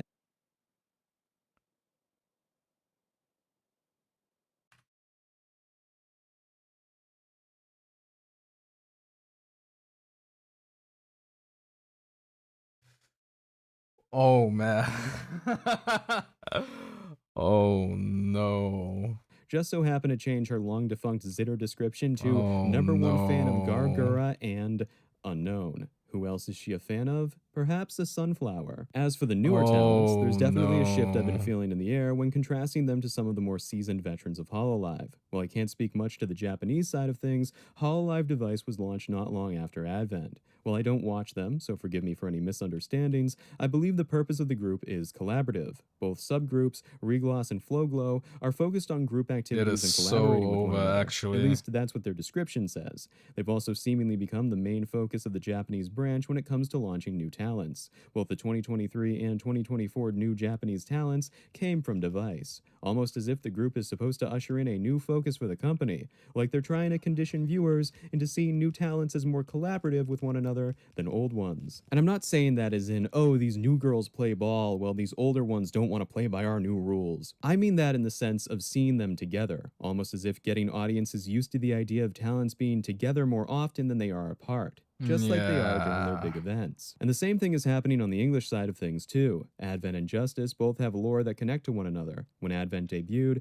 there was a more concentrated effort to have them collaborate with one another than I think I'd seen in any other English gen before them. Hell, their collabs are even scheduled to be 2 hours long by the company themselves, something painfully obvious when people start running out of ideas in Gartic Phone. They also have a lot more collabs with people outside their groups, including Justice. Hell, there was that whole Advent or Justice Valentine's Day thing going on, once again accompanied by plenty of merch. Like I said, making everything a big event is a top priority, and the consistently collaborative nature of Advent and Justice, whether together or with others outside their He's groups, kinda right. feels like a way to condition audiences into seeing the girls together, thus Yep. making them more liable to buy tickets to events where they're well, together. After all, it's just like most of their streams. Again, I come to this with Together. a tinfoil hat Yep. on my head that reads Advent across the top. I haven't seen much of Justice, and how do I put this? I don't really care to. Boko's Binted is funny and all, but I have my dogs. Can't really top perfection, and I've just realized how much of a lunatic I sound like throughout this video. Unfortunately, we're over 3,000 words deep, and sunk cost fallacy means we have to keep going. Regardless of my Swiss cheese brain, the umbrellas of device on the Japanese side, and the lore connections between Advent and Justice on the English make me think they're the next step, as it were, for HoloLive. More collaboration, more planned events, more making each branch of the company feel like one big interconnected universe, making every group feel like a connected group instead of individuals that people get invested into on their own. I think Enigmatic Recollection is one example of this that That kinda incorporates showed older it. talents, while collabs push viewers into getting invested into multiple girls. Because Yep. if someone likes I mean, Fuwala- in a way, I'm not sure exactly. I think it's okay still. I don't think I know what he's trying to allude here, that like basically the conditioning of rather a group than like individuals performing. I see where he's going with this. I understand. I just don't think it's that big of an issue as like he portrays it to be. Not. I mean, he kind of also doesn't take it seriously that much, but it's more like social conditioning of not seeing people as individuals but rather as a group. I'm not fully on that bandwagon yet, let's say that. Makoko, Shiori, Gura, and Mume enough that they'd buy their merch during special events, that's 5 times the amount of money made than having one person. Also, the most fucked up thing ever as well is the fact that the graduation letters themselves, I don't know if you'll say it, graduation letters themselves have this like weird way of like, we decided to part way with Nashimume, hope everything goes fine with them. This is like this is like the statement here, and then this part of the statement is like, also, about merch. Buy the merch here. Official shop link. Further information about fan letters. What the fuck? Oshi, one This is of a them. graduation, The same goes bro. for if somebody likes every single talent in Advent or every single talent in Justice. They're gonna buy everybody's merch because they're not just a fan of one girl in the group. I believe that company-wide multi-Oshi pushing is one step of their search for more money, because it also means people who go to concerts are there for more than just one girl, which means more merch sold at these events, and it just keeps snowballing until you have tens of thousands of whales spending $1,500 a year per talent they enjoy. By the way, something gacha audience and HoloLive audience, something. I genuinely believe more collaborative streams, more big events, and branching out into new mediums is the future HoloLive is going for. More massive events, more interconnected talents, and more money to be made by people who are now emotionally invested in multiple talents. Except, a lot of this might be antithetical to what HoloLive means for some. For example, when HoloLive English first began, there wasn't really an emphasis on major events. There were collabs, sure, but they weren't as structured as the ones between Advent or Justice, or He is many that have right. happened over the last 2 years. He is Things were right. looser, and the biggest focus was on the girls being entertaining in their streams. He is And right. Maybe my projection is showing, but to me, that really worked. I once spent 6 hours watching Gura play Amnesia Rebirth. The game was trash, but I was having fun. Don't you dare say the game is trash. What the fuck?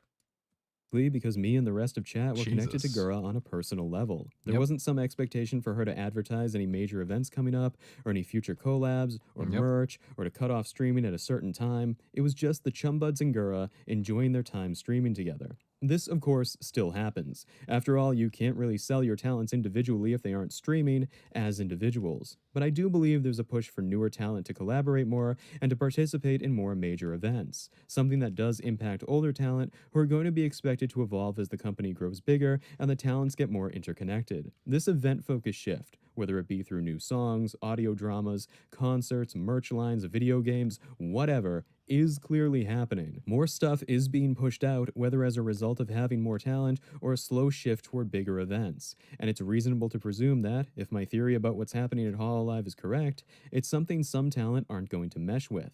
This is not me saying that this is bad, and that HoloLive is going to become a black company, and that Sonic is the Iblis trigger, Silver the Hedgehog is literally me. Well, that last part is true. What I am saying is that as HoloLive has been growing as a public company, I've noticed a larger push toward things that will get fans to spend a lot of money. And these things are probably going to get more frequent as the company attempts to make a zigzaggy green line keep more time up. By the way, I will say this again. This is not bad for the fans as well. You want to have fans. You want to have Wait, hold up. What was? Not you want to have fans. You want to have the fans to have this opportunity to purchase merchandise, because if merchandise was easy accessible, people would buy it. This is not a line of argument I would stand with him on, like what he's saying here. I think what is important is this, like, are they doing this for the fans or are they doing this for profit? That is the big one. That is the question that we kind of want to allude to as well. And yeah, it is iffy and it's tricky because the fans are the fans. They will spend all the money for talents and all of that stuff, and Cover kind of knows it. It's like an abusive fucking relationship in a way. It's like, yeah, and then you're gonna become this person who is like, okay, are you criticizing Cover just for the sake of it? No, that's not what I'm doing. It's more like I'm just pinpointing the things that I feel is wrong. It's like, oh, you're just a hater. That's it. This is like what every single argument is gonna lead to. And well, good luck to them. And because these big events are happening on top of talent still being expected to stream, with more time coordination between their co-stars likely factoring in too, some might not want the workload. Some talents might enjoy streaming more than they do working on collaborative projects or shilling merchandise, and they might feel impeded by having to split their focus between what they want to do and what they have to do. I cannot speak for any talents themselves, obviously. Every situation is different, and I'm just a crackpot theorist clinically analyzing Hololive as a company. And see how he has to like constantly keep saying that, like, I'm just not real, I don't know, like every single time.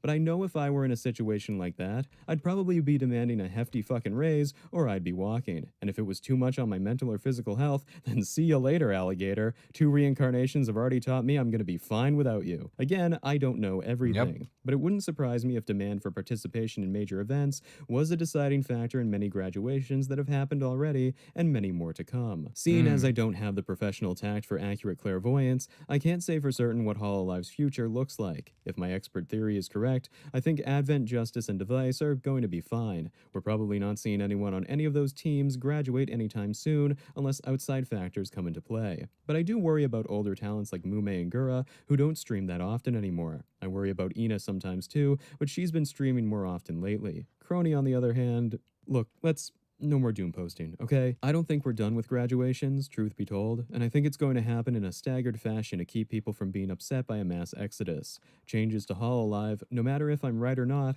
are coming, and it's only a matter of time before the full force of them is revealed, no doubt in the coming years once the talent recession has subsided. This doesn't mean the end of talent Hololive recession, itself. Talents like Jesus. Advent and Justice, however, appear to be paving the way for its post-public company structure. More collabs, more merch, bigger events. I've been saying events fucking 12,000 times in this stupid video. I am cautious because that's what it is. It's literally events, merch, events, about what this means for the future. I do worry that eventually the company will try and go quote unquote mainstream and start doing normal cattle bullshit on a regular basis. And that's, I mean, they literally are doing this. We are becoming into this like K-pop adjacent style, corporate only. Like, it is coming to that. I don't think this is like a big thing to even like say. Getting a sponsorship deal with Ubisoft for Assassin's Creed Shadows or something akin to that. But those days have yet to arrive, and Yagu's statement after Shion's graduation announcement makes me hope against reason the company can repair its relationship with some talents who might be on the cusp of departure. After all, without certain talents,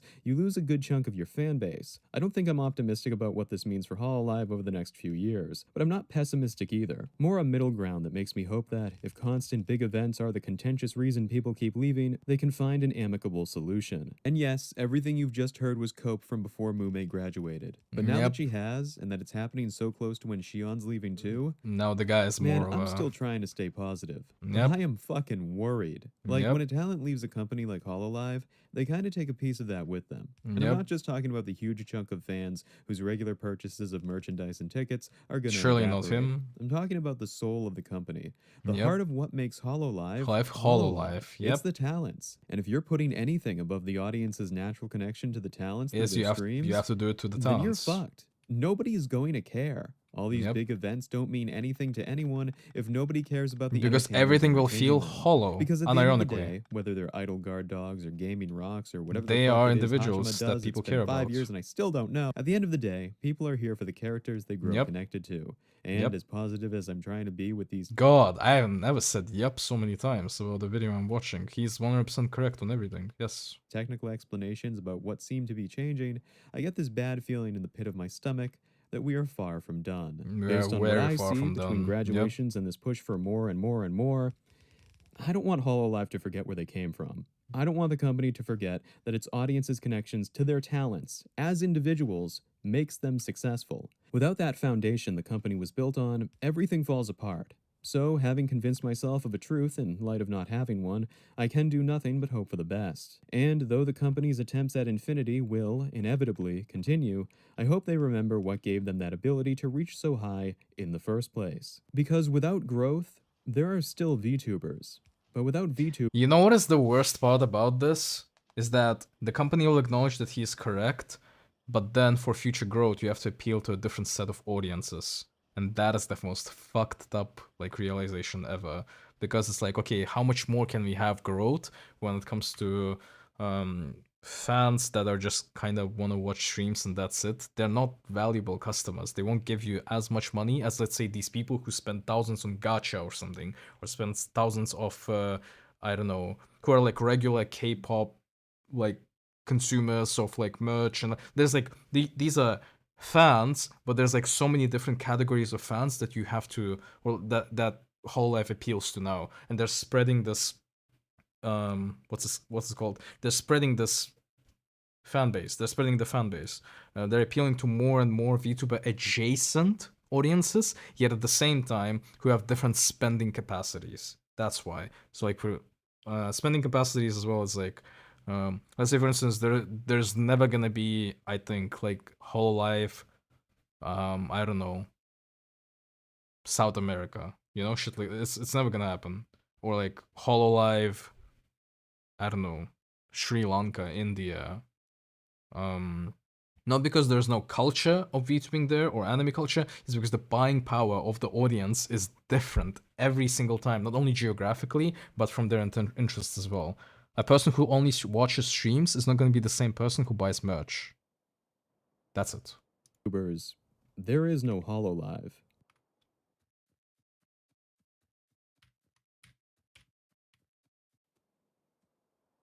He is 100% correct. 100%.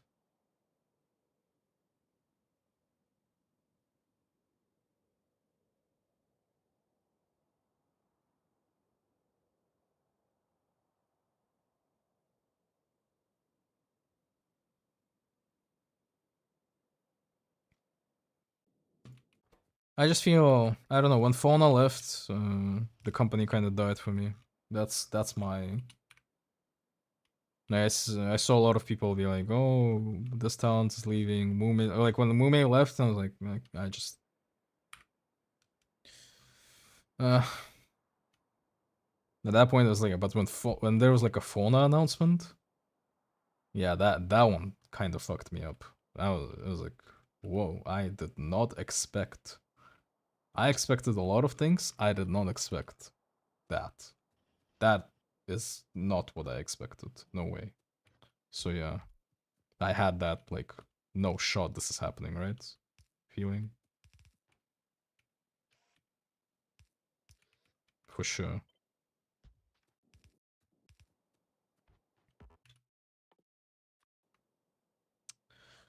Everything sucks, man. Everything just sucks. Everything just sucks. Everything just absolutely sucks. And it's sad.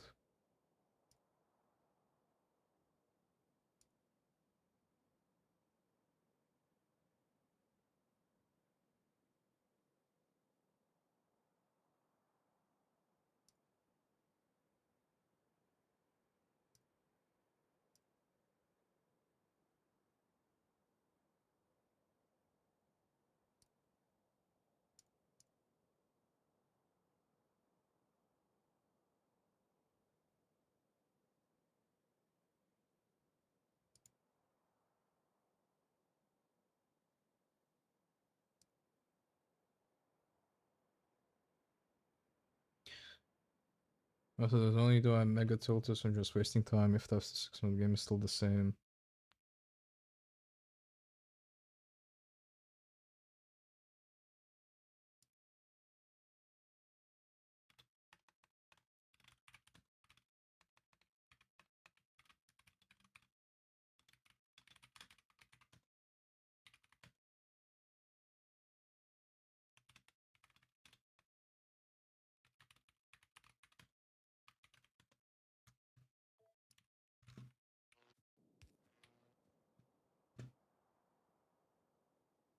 Sorry, I was chatting with an online friend, let's say.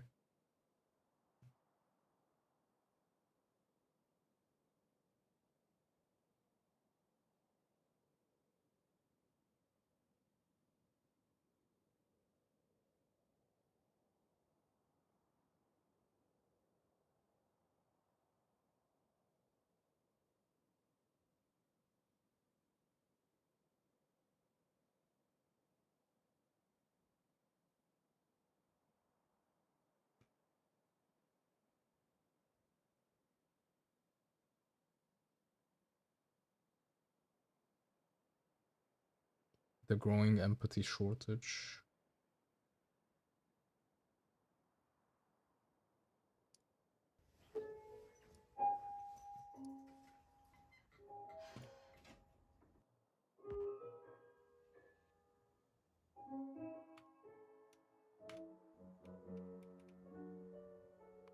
What is this? The growing empathy shortage. What was it? And the rise of short consumption content. Oh, shorts. I mean, the rise of attention span stuff as well. Yep, everything feels like a glitch. When people talk about the growing trend of Gen Alpha kids and their humor only being brain rot or the same few phrases, No, I feel like I'm gonna love this video. Something about it already. it's indicative of a scary trend that social media and society is heading towards: dehumanization, consumerism, and an empathy shortage. If you've been on TikTok since 2019 or 2020, you may recall how a lot of the videos were notably longer and more unique from one another. Looking at the old TikTok videos I have saved on my phone, I think to myself, this would never have been viable on modern TikTok. Nobody's attention spans would be kept. There needs to be something said about how we have all this content accessible at our fingertips and can just mindlessly scroll through different videos, whatever suits our interests, whatever captures our attention the most. Other social media companies recognize the success of TikTok and now attempt to emulate it. Instagram Reels, YouTube Shorts, and even Twitter, having made it so that every time you watch a video, it automatically plays a random video that wasn't even the next post in your timeline. It only contributes to the inauthenticity of the nature wherein TikTok became so big.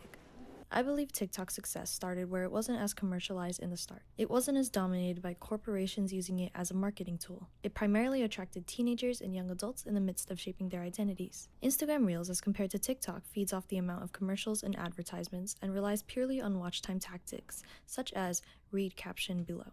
People Not only that, it's literally every single thing nowadays. It's like watch time, watch time. Like even my YouTube monetization is not about content, it's about watch time. That's why I even watch random stuff for the sake of people just staying, and that's it. Yeah, always it's say, a sad oh, reality. post Nobody this on cares. Instagram Reels, as a way to say that this is cringe and that you'd get hate for this if it were the real world or anywhere else besides TikTok. And I think that's incredibly significant to how TikTok operates better in its algorithm to suggest content that resonates with people, as opposed to Instagram, which is based on whoever can fund their advertising the most. Yeah, which Now, basically all of also this is forces say people to that watch with stuff. this emerging culture of trying to consume short content to pump out content quick, watch it quick, skip it quick, interact with it or not interact with it quick, and barely giving videos even half a second of watch time feeds into this hyper emergence of superficiality. TikTok is continuing to move even further towards commercialization. People are no longer viewing the creators on their For You page as people, but more so products As to be videos. consumed. The Yep. growing trend of dehumanization is synonymous to how TikToks are progressively getting shorter and shorter to keep your attention span. Remember in my last video when I said another conversation needs to be had about these fast-paced trends? Popular phrasing and terms and trends have been along for as long as we can remember, but it's even more prevalent now. Being chronically online appears to have its own rankings now, to rack up the most knowledge on niche references that don't stick around for long, to be able to understand the trends people are constantly commenting on any video in order to get a quick like or validation from other people. Yep, same goes with React, same goes with everything. I am literally doing the exact same thing. As like weird as it sounds, like yeah, I agree with it. I think it looks much cooler on me. True. These monolithic comments detract from originality and creativity, transforming TikTok commenting to be more like its neighbor, Instagram Reels. So at this point, you don't even have to say, oh, I dare you to post this on Instagram Reels. People on TikTok are becoming just as brutal, negative, and blunt with their commenting. Cringe culture has returned at an all-time high. And this coincides with a growing alt-right pipeline and a prevalence of right-wing media shift flooding the internet. Because when everyone is just trying to get instant gratification, scrolling on their phones, trying to see whatever grabs their attention the most, it's going to be the most controversial things, and that's what will remain in their minds. Hate resonates with something people feel and radicalizes them into certain ideologies and pushes them further into this pipeline, especially True. because their watch time on these videos reinforces the algorithm's need to push this content to them. Gen Alpha kids are being raised to only receive the quickest attention-grabbing media that comes to them, rather than learning how to critically think, analyze, and make their own nuanced, well-informed opinions on what they're consuming. When controversy dominates the internet, these youth will impressionably accept that this is how life is intended to be. But that's not to say that all kids are going to become. And by the way, it's not that the life is intended to be like this. This is life at the moment. Like this is it. Yes, this is it. I hate it. She hates it. Yeah, this is it. And able to inform themselves. It's just that media will become the prevalent culture in younger generations. And a lot of these commenters are younger folk, because as you get older, you have less and less time for TikTok. The app's targeted demographics tend to be between 10 and 20 years old. And these youth will adopt a lack of humanity they see in the people in the content they're consuming. It becomes normal to accept this culture as their reality. Alongside this idea that if you're saying something positive about someone, it's You're praising cringe. them. Which is Or so glazing, similar to yeah. how in 2020 people were saying that if you were complimenting a woman, you were simping for them. Trends are True. recycled, and we are witnessing the pushback and retaliation to left-wing ideologies subsequent to quarantine. When you hide behind a screen, you don't see the reaction of the person reading it. You don't face consequences for your actions. Yep. And when people realize that they don't have to face consequences for their actions, they're a lot less likely to care about the actions that By the way, it was like that every time. It's not like a new trend. Let's say that. they're making. In the same way that driving tends to bring out the ego, anger, and selfishness within people, through the nature of being unlikely to see these people again, or for them to have an impact on our lives, short consumption content harbors a culture of insensitivity and dehumanization. I am reminded of reading about an occasion where a religious person asked an atheist, "If you don't believe in God, why are you so kind?" Why do people choose to be kind? Is it because they're ultimately trying to be free of sin to get into a good afterlife? Is kindness inherent to humankind? Do people philosophy. truly believe in kindness as a value? If people didn't have to be nice to get ahead in life, They would would not. they be? I mean, yeah. Time to read. What do you do here? I just like to throw rocks and stuff. You just find a random rock. Oh yes. Thank you. Do you wish stuff? Okay. Big rock! Wow. Oh. I don't want to hit No. Wow. This was me when I was 20, I think, because I also kind of thought about stuff like this and then all of that, and now I'm more like doom-pilled on it. Well, not doom-pilled, I'm more like, okay, well, you know, as much as I want something, it's not really gonna be like that, so might as well, you know. Well, not might as well, it's like I just kind of don't care about thinking like that anymore. It's like, yeah, people are gonna be... Humans are gonna human, unironically. People are gonna be weird and mean, and then you can't really do anything about it, so yeah. As horrible as it sounds, I guess. Yeah, I'm just getting some footage. Oh wow, that's a big rock. Huh. Nice. I got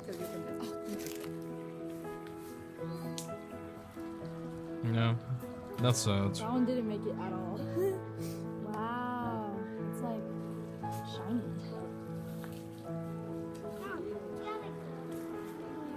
Thank you. Have a nice day. Bye bye. I love your hair color. Oh, thank you. I missed. It's okay. The content we are consuming is becoming shorter and shorter, less personalized, less humane, less creative, less nuanced. And ultimately, what people are consuming becomes their thoughts. Thoughts become actions. Actions determine the conventional standards of society as a whole. Comments that are She's talking about perception, like, correct. I'm employed. What does this mean? Shame people. Shame tries to capitalize off of the perceived differences between people. Instead, But she is more terminally online than I am because I never sit or I never had TikTok. I have no idea what's happening there. I'm not really attached to Gen Z culture as a Gen Z because of that. In a bad way. This is not good because I'm a content creator. I should understand stuff like this. but I just refuse to engage with TikTok or like stuff like that whatsoever. I just don't find it appealing, but it is kind of important to understand in a way. It's to my fault. People are turned into categories that should be avoided because they make you impure. They make you something fundamentally worse through association. But we are all subject to the Categories same of social media people. pressures and its prevalence in our lives. Yep. Yet, we're pitting ourselves against each other when really we're all partaking in and perpetuating the same system of short consumption content. Non-consequential actions on social media bleed into real life interactions. Shame Yes, culture leaks out 100%. from original intentions. It causes people to feel shame about opening up or being vulnerable in their identity because of the fear of someone rejecting it. Not demonstrating any empathy feeds into the loop of convincing other people that vulnerability is a bad Is thing, cringe. that your struggles are allowed to be dismissed, that they are allowed to be swept under the rug. It's really similar to the pipeline of toxic masculinity, where people adopt the belief that showing any emotion is inherently bad, that it's wrong. Yep. And that leads to a phenomenon wherein men are only nice to women that they find attractive. But you still need to be kind to people offering you services and not offering you anything. You can take small steps on your own behalf to avoid putting even more on another's shoulders, such as throwing away your own trash instead of thinking it's okay to litter because it's the janitor's job to clean it up. And it costs nothing to And that is the perception. It's like it's not a universal like understanding of, let's say, this is bad because it's like people who are like there are rules for it. It's like, okay, it's fine. Like wait, hold up. Here's a good one. It's like, why do you not kill? If your answer is like, I don't kill people because I'll go to jail, rather than I don't kill people because that's even the dumbest answer, like that's bad. These are two different things, right? Like you kind of so like if it was ruled that you can suddenly kill people like randomly, you're okay with that, and then the answer is like yes, then you can clearly see the person is a little bit different than another person who has like these other concepts of reality of like, okay, why should I or I should not do a certain action, do a certain thing. So it's like the same thing with kindness here.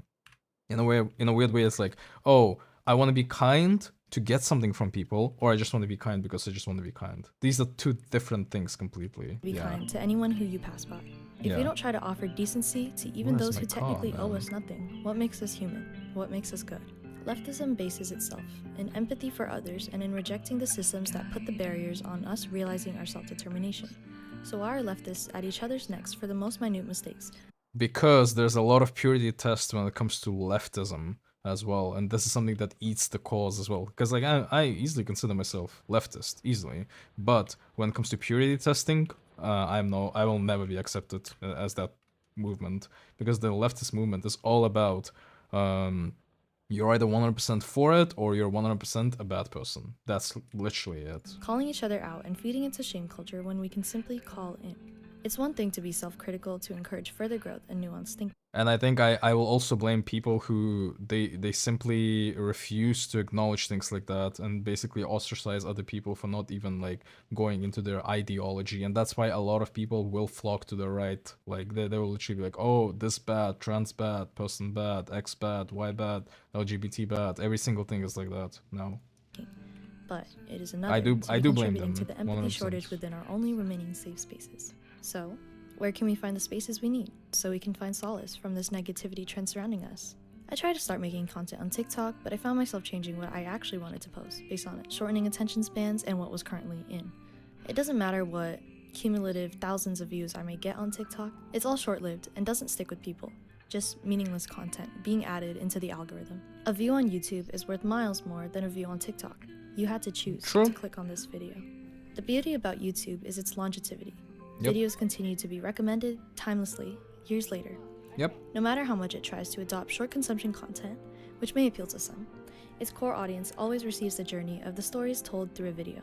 What I found that I care about has been the outreach and resonance to people, those in similar stages of life to me, and even those in different ones, to see that I can keep creating in a manner expressive to myself while reaching other people, because I am using my craft as a medium for human connection. If there is some sort of way of combining the TikTok algorithm to long-form content, YouTube will be God. YouTube will be king. If there's a way to somehow understand, not just by the title thumbnail, if you want to watch a certain video, but rather YouTube will actually know, and I think YouTube truly kind of is already there, 60-70%, I believe.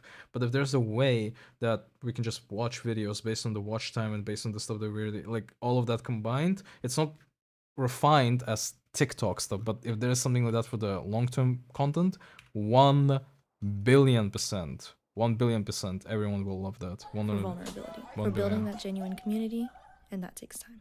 If you don't know me yet, I'm June. I'm a high school senior that analyzes things in the world.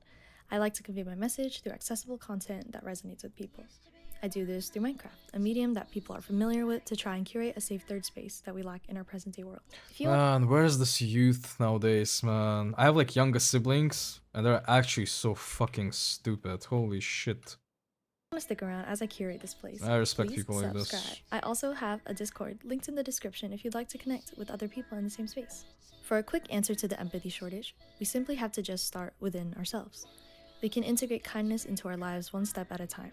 Also, that's what I meant when I was like, yeah, I'm like, this was me like back in 19, 20 years old. This is like an idealistic view of the world. I mean, she's kind of correct, but at the same time, it's literally, like I said, idealism, not reality, really. This is just, Smiling at a passerby, moving a snail over out from in front of your car. In the long term, we hold our responsibility to the communities around us to do what we can to push back against This is just negativity idealism. and fight the good fight, to create better lives for ourselves, those before us, and especially those after us, who are presently only being taught hate. Let's create our own meaning for our lives. Comment a kind thing to someone today. I hope to see you around as we build a gentle space where we celebrate each other. Why do you choose to be kind? When you be kind, you can make a difference to yourself and others. But if you choose to be mean, it make other people feel like not really inspire them. So why not? Be kind and be special. Why do you choose to be kind? I choose to be kind because it's a better way to spend my energy. It's a better way for me to spend my energy since like I could be doing literally anything else. That's the same sad. energy you use to hate on someone is the same energy you can use to help another person. So Like, I saw a lot. like listen to what they're saying. It's all about energy being wasted on one versus the other. Again, we're not really even like with like the purity in mind of like we should like just ask yourself, why is it important to be kind? If my answer is like about, oh well, I'm just wasting energy from one to another, I'm not. It feels like I'm being an asshole to a child. That's not what I'm trying to say. Because like this is these are answers from like people who are in their 50s and 60s and 40s and whatever. You have to have like a core fundamental understanding of your own like perception of what do you value first and what truly makes the action of being kind, not from the energy sense of you, but from the view of like what do you even pursue or like what do you view as valuable itself? What are the outcomes of you being kind to people? It's not about preservation and stuff. It's like, for example, if you're kind only because you will look good whilst doing that, it depends on your virtue, but at the end of the day, that's probably not the same as you being kind because you want to see more happiness in the world. These are two fundamentally different things. We have to be... I was bullied Man, we really have to teach people a lot more. for like the majority of my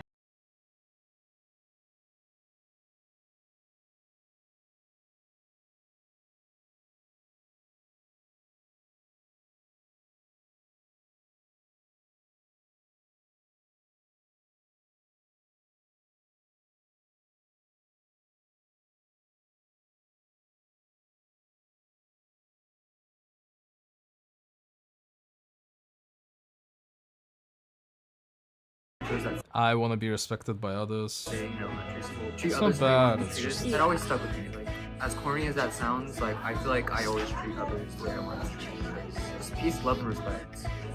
Why do Yeah, again, that's a good one. you choose Yeah. to be kind? I agree think with that. choosing to be kind, once you experience what it's like for people to not be kind to you, it takes a lot for you to be gentle in order to overcome that and actually, not retaliate and learn how to be kind. I think being polite and being kind are very different. It's very easy to be polite, but being kind, you need to have that sincerity. And it's a quality that's very difficult to it, so I think that it's a good thing to practice.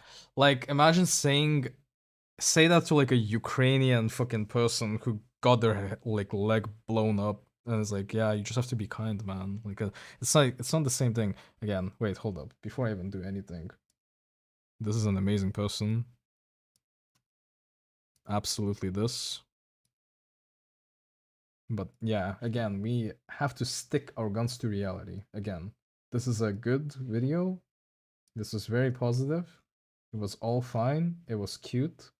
But the messaging and the resonance, it's like, it's for preteen, not preteens, but it's for teenagers. It truly is.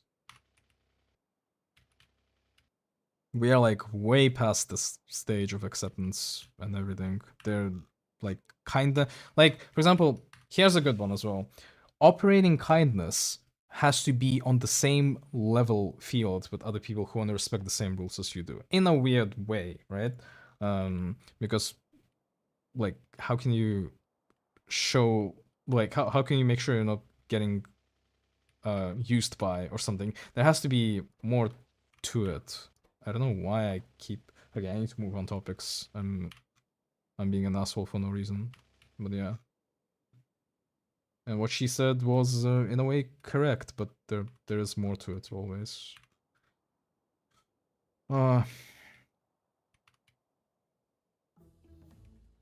Military tree reached. Personal laser defense. I need my personal laser now.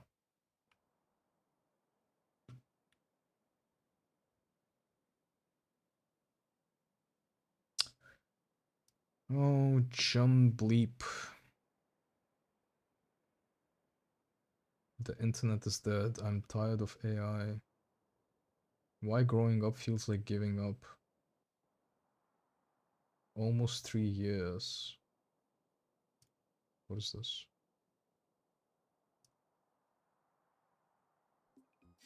Three months from now, it's gonna be my VTuber anniversary. I have been officially 3 years old as of Jesus. as of June 5, 2020. 3 years of VTubing. 2025. 2025. Holy moly. Numbers are weird. The other day I almost said that we're living in 2026. I don't even know what's going on anymore, but hey there. My perception of time has gone completely away since 2020. Like, I completely stopped. I have no idea what the fuck is happening now. If this is your first time seeing me, my name is Sane. I'm a cybernetic VTuber.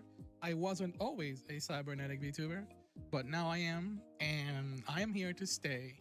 I like this form. I like what I do right now. I like the branding. There's a lot of cool things about me. I've never been more sure of what I've always wanted, and I like this. I like going all over this, and I'm always gonna love every version of myself in the past, and I'm always gonna embrace every version of my past. All my characters, they're all part of my canonical lore. They're all part of my everything. I wish I could do a little bit more justice to all those forms. I often reference them in streams. I have emotes about them. Occasionally, a lovely fan likes to bring up an artboard about them, which is something I need to really check my bizarre emails. to even think about. Like, there are fans out there who still remember, people, friends, everybody who still remembers who the heck is a Neosane, Hexane, Exane Kai, whatever you want to call it. And I love being a VTuber more than anything. It's my ultimate passion in life. I even referenced the other day how I can be just happy by doing nothing but content creation. I want to take it up to the heavens, up to whatever the hell I can, by any means necessary. Those are words that I live by now, and I still stand by them. I've been very privileged to have some luck in this field. Some luck. There are people out there who are just showing up, and then suddenly, boom, at the snap of the fingers, like, boom, instant demographics. Boom. Some of True. them have been lucky. Some of them had some help. I started all on my own, and I am not on my own. I don't have I'm very fortunate. I've said this many times in these kinds of videos. Okay, what is this video about?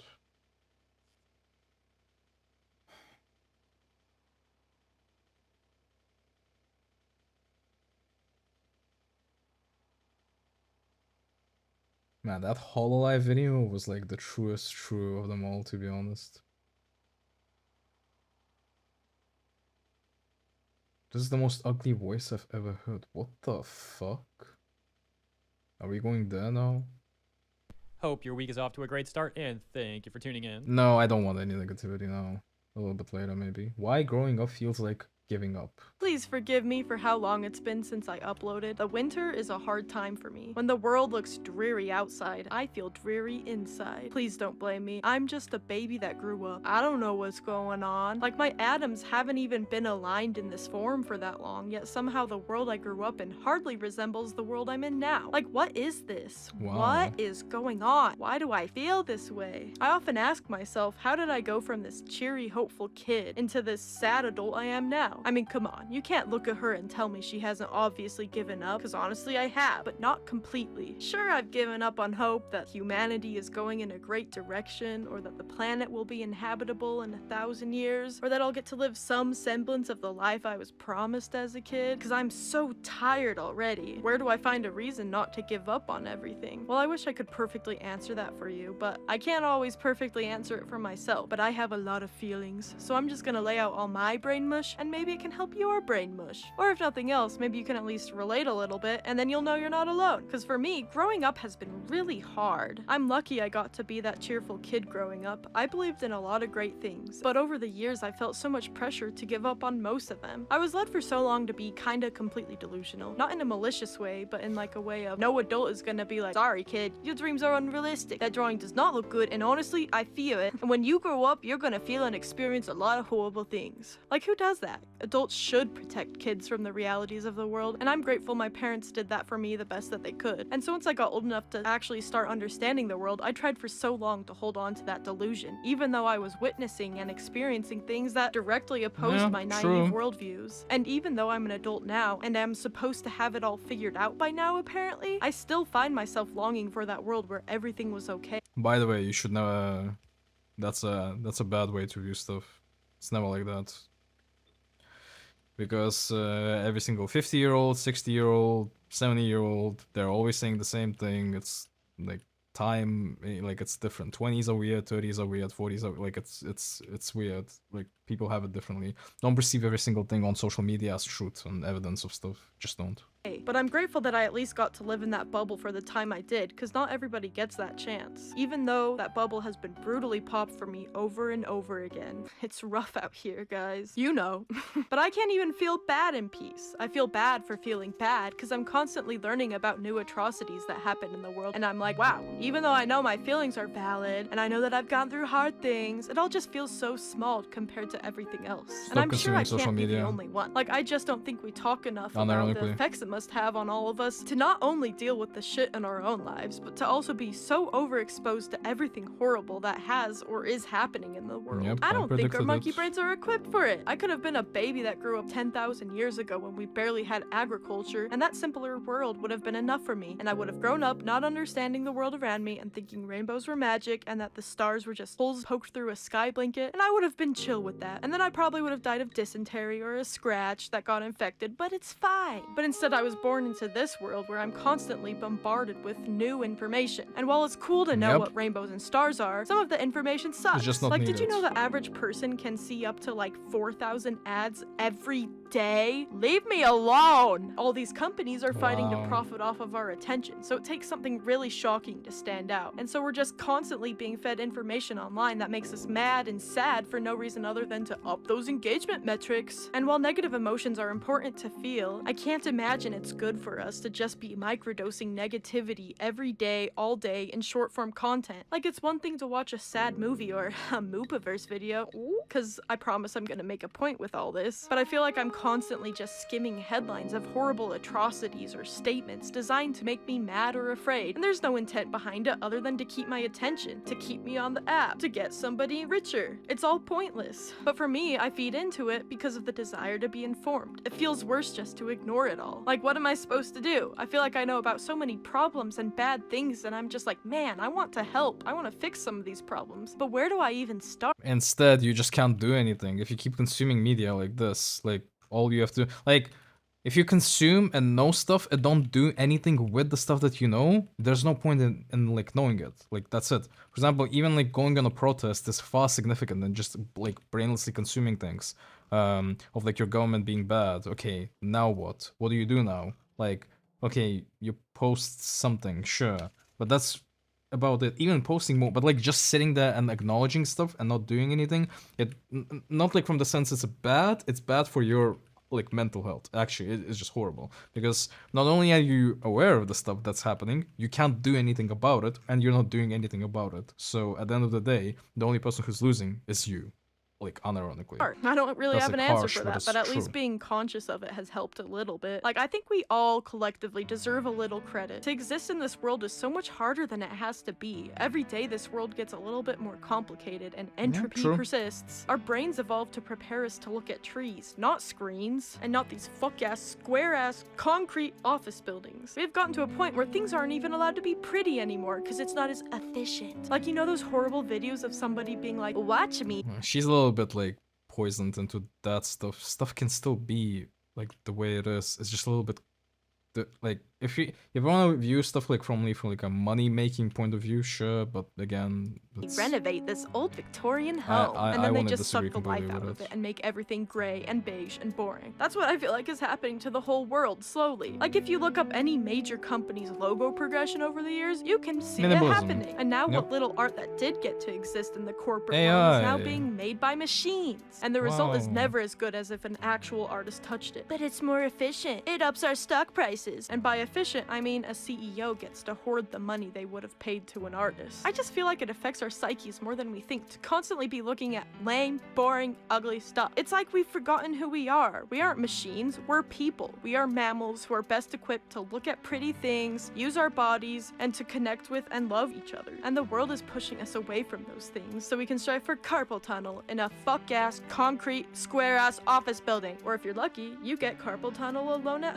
man, like viewing life like this is difficult, to be honest. But okay. home, estranged from any human interaction. Somehow that's the better option. I feel like there's this expectation for us to not be affected by our surroundings and rise above adversity, but that's not fair. We can't just view ourselves as separate from the world. We're part of it, so of course it's going to affect us. There's so much Yeah, but it doesn't work like that. Your world is literally you outside of the internet. Internet is not your world. You know, like they're saying the same. They're like stating the things correctly. Like you weren't aware. Like you shouldn't be aware of like stuff that's happening like 50,000 fucking kilometers away from you. That's not a natural thing to do. Like the same thing she said about screens being weird for our health and everything. The same way, like you cannot just start caring about everything. You will destroy yourself. You will just destroy yourself.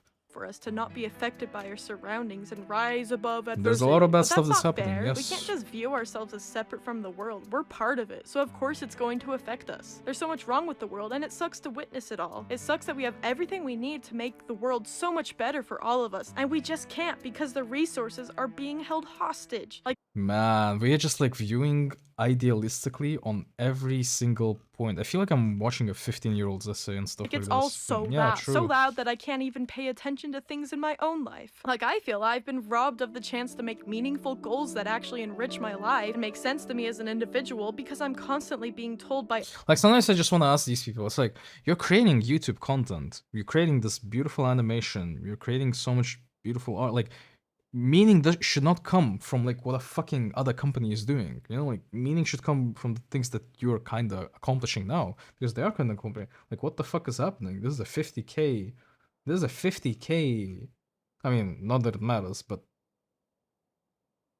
there's so much stuff to be cherished here. It's like people are just digging themselves over and over and under and every. others what my goals should be. And sometimes the who very cares? people who are making things so hard. But it's not just mega corporation CEOs. There's everyday people who will try to control you too. It's not Yep. enough to make choices that you feel are best for you that'll make you happiest. They don't want you to be happy in your own way. They want you to be happy in their way. So follow the blueprint or be criticized when you leave the room. Like, what do I do with all this? It seems so much easier to just give up and stop caring about anything. Because growing up has really meant giving up on so much. much for me, and a lot of it is sad. But it doesn't all have to be bad. I've found a lot of peace in giving up the bad stuff, but it doesn't mean giving up on all hope. It's easy to just focus on the bad stuff. I mean, that's kind of what I've been doing this video, because these are things that I want to say and I think we should talk about and be conscious of, even if you've heard it all before, because ignorant optimism is so exhausting. But I think you can be hopeful, but not in a dumb way, because you just gotta give up on some things, but you can replace it with new stuff. You can trade out your unrealistic hopes for things that are reachable, because while I don't have hope that the world will be fixed, or that we are on a great path right now, or that I'll ever leave a legacy bigger than my carbon footprint, I do have hope that I can work with whatever I have to take care of my corner of the world. It's all I can do. I will spend time connecting with the people I love. I will.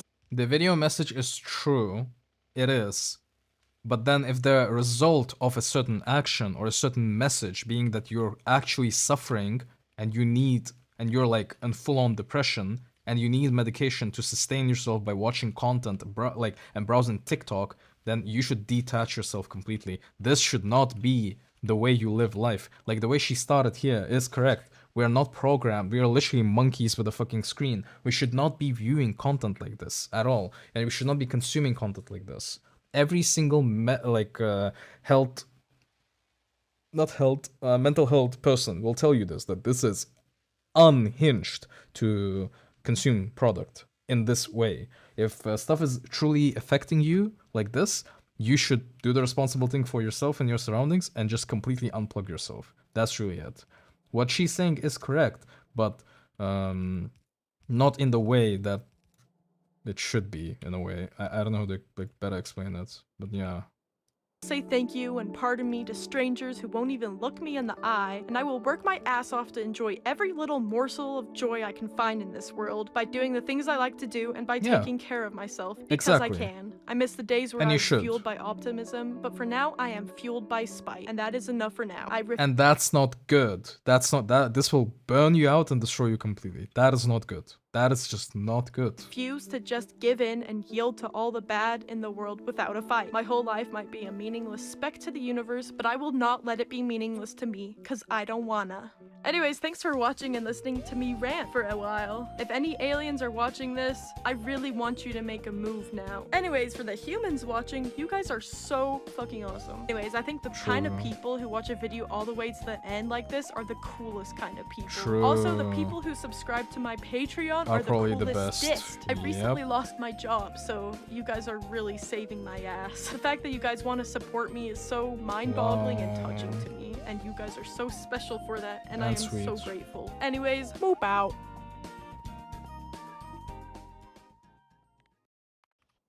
I agree with things in the... What was I about to put here? Oh.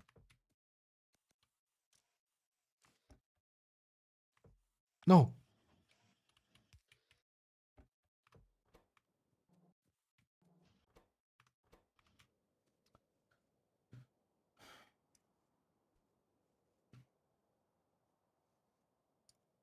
I'm also hoping you've been keeping up.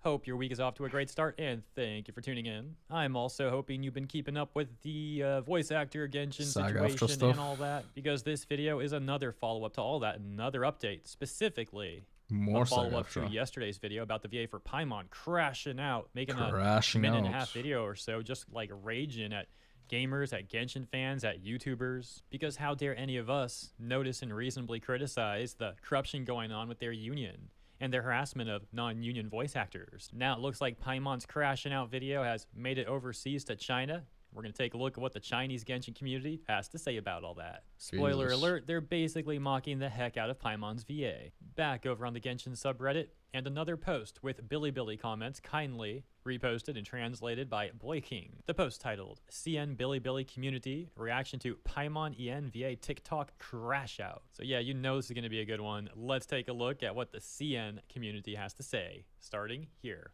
At Hoyo/Genshin's official account, please change Paimon's English VA. Everyone will be happy. I'll even do another 6 months of battle passes if you want. I'll top up too if they do it. If I were an Ian Dub enjoyer and have to listen to this rat scream any longer, I would actually quit the game. Christ. What a voice. It's like a desperate mouse that got pressed onto a grill. What? It's like a desperate mouse that got pressed onto a grill by a piece of bread, and slowly gets made into a sandwich. Oh man, look at this one. I mean, that's what Paimon is. That's what Paimon I is. usually don't attack people based on their appearance, but I didn't ask her to attack me with her appearance either. Ugh, Paimon is so angry, Paimon is going to give you an ugly nickname. I'm going to call you Angry Balloon, because you're squeaking non-stop. You really want to fly high, and you're also so empty, but full of it too. With the response Yep. reading, can When it someone comes with to good English come and Asians, think of a good way hey. to translate and localize what OP said? I think Boy King says this note here that reads, "This is not the original pun made in Chinese, but I can't think of a perfect translation. So I wrote something with a similar meaning. If you were curious, the original pun was wallet." I was really shocked when I first saw ENCC's trash on Paimon. Like, dang, don't insult her like that. But now I understand that one shouldn't dismiss another's opinion until you know what they've been through to get it. EN Community's culture of binding characters with their VAs was probably created by the union themselves, so they can use this to pressure the gaming companies to pay their protection fees, or else they'll create drama. A smaller company probably would have bent the knee, but this is Hoyo, and they don't care, lol. I'm getting mad just watching this. These VAs are destroying the characters. Hoyo's future contracts should include a rule like VAs are not allowed to refer Why to can't I their get voice this? characters as themselves. It's time for Oh. us to split the boundary between character and VA. Go to their customer service when you have the time. If we have enough people reporting this, it should create a difference. Oh yeah, so this would be like a worst case scenario for the union VAs.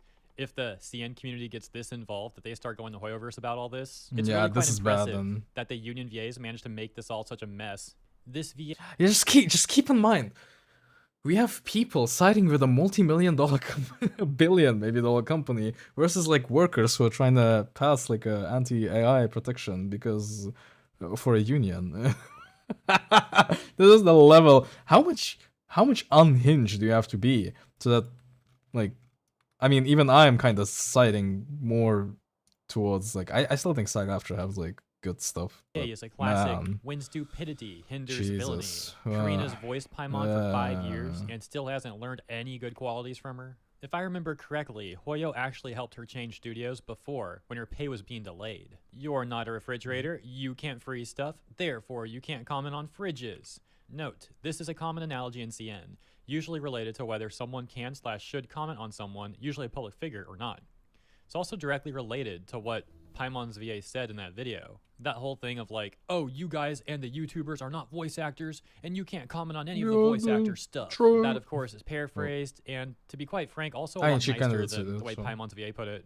Hoyo And I can do just kinda agree switch with out it, this faulty still. fridge called Karina. If the fridge keeps malfunctioning, replacing it would be the best choice. A classic analogy. A fool Jesus. really jumped out on April Fool's Day, huh? You're all welcome to try out CN Paimon, dub. Agree, CN Paimon is so cute. Dang, Hoyo gives her the money comes from the players, and somehow she manages to piss all of us off. Hoyo technically doesn't give her the money, Hoyo just signs a contract with the agency, and it's the agency that pays the VAs. Well, who gives the money to the agencies then? Yeah, but The she still messed people. up with the client. Hoyoverse. Well, its ultimate aim is dollars, isn't it? You even translated your own comment for EM Bros. So thoughtful. And Boy King writing, yes, thank you. Alright, and those are today's messages from the CN Bros. Shouts out to the CN Bros. And once again, thank you, Boy King, for the translations. In the next part of this video, I have a few updates regarding union defending voice actors, advocating for the harassment of others, and arguably even advocating for violence. On top of this already being crazy by default, it's especially noteworthy as well because there were a number of these union defending VAs and their supporters denying that this is happening, saying, oh, no one's advocating for harassment, no one's harassing Jacob Takanashi or anyone else or advocating for it. But in actuality, yes, some of them are. This is something I discussed in a prior video, but I've got even more examples of that occurring. So let's take a look, starting with this post over on Blue Sky from the voice actor Aiden Rudd. He says, just saying. We should be publicly meaner to scabs, specifically ones who take the roles of those who are striking. You do that, I don't care what your reasoning is. You're a bad person. He gets a response from another voice actor, that being Zane Shachatter, however you say his name. This is someone we discussed briefly in a prior video, as they also had a post advocating for harassment. For anyone who may have missed it, I'll show you what that was after we go over this stuff. But anyways, we can see him say, everyone forgets that one of the big parts of union culture is being real freaking mean to scabs. Those are people who betrayed their fellow workers, and they need to be reminded of it. You know what's funny is this person to begin with doesn't really work anyways, at least in the VA industry, according to his credits. For example, if you go on BehindTheVoiceActors.com, the only credit he has is from 2019 as Lorson from AFK Arena. But anyways, going back to Aiden Rudd, he then makes this response to Zane, which says, unions had mob ties and would actively assault scabs in the 60s. And now we're just like, oh, please don't think I'm the bad guy for being robbed by this opportunistic clown. I'm not saying we should assault people, but like, this is an instance where shaming is good. So yeah, we got some real tough guys here. Real great look for these guys. I'm sure it's going to go real well for them saying stuff like this over on Blue Sky. That takes us to a resurging tweet from the VA Sean Chiplock, all the way back on January 9th, 2024. I'm getting radicalized, I'll be honest. SAG pushes extremely hard for people to sign on as full members to the extent of borderline bullying. Those who start as / switch to FICOR because they're enjoying all the benefits of membership without actively contributing to their funding. But if this is what you're helping fund, in response to news, once again from January 9, 2024, which reads, SAG-AFTRA and Replica Studios introduced groundbreaking AI voice agreement at CES. In other words, SAG-AFTRA seems to be fine with using when it comes AI, to their own AI, as long as it suits their terms. But let's also not bury the lead. Very interesting thing here with Sean Chiplock talking about how SAG essentially bullies people. You pair that up with the VA stuff that we've gone over regarding advocating for harassment, etc., and it's all a terrible look. Now, I also mentioned that we would return to some more posts by that Zane Shachat person.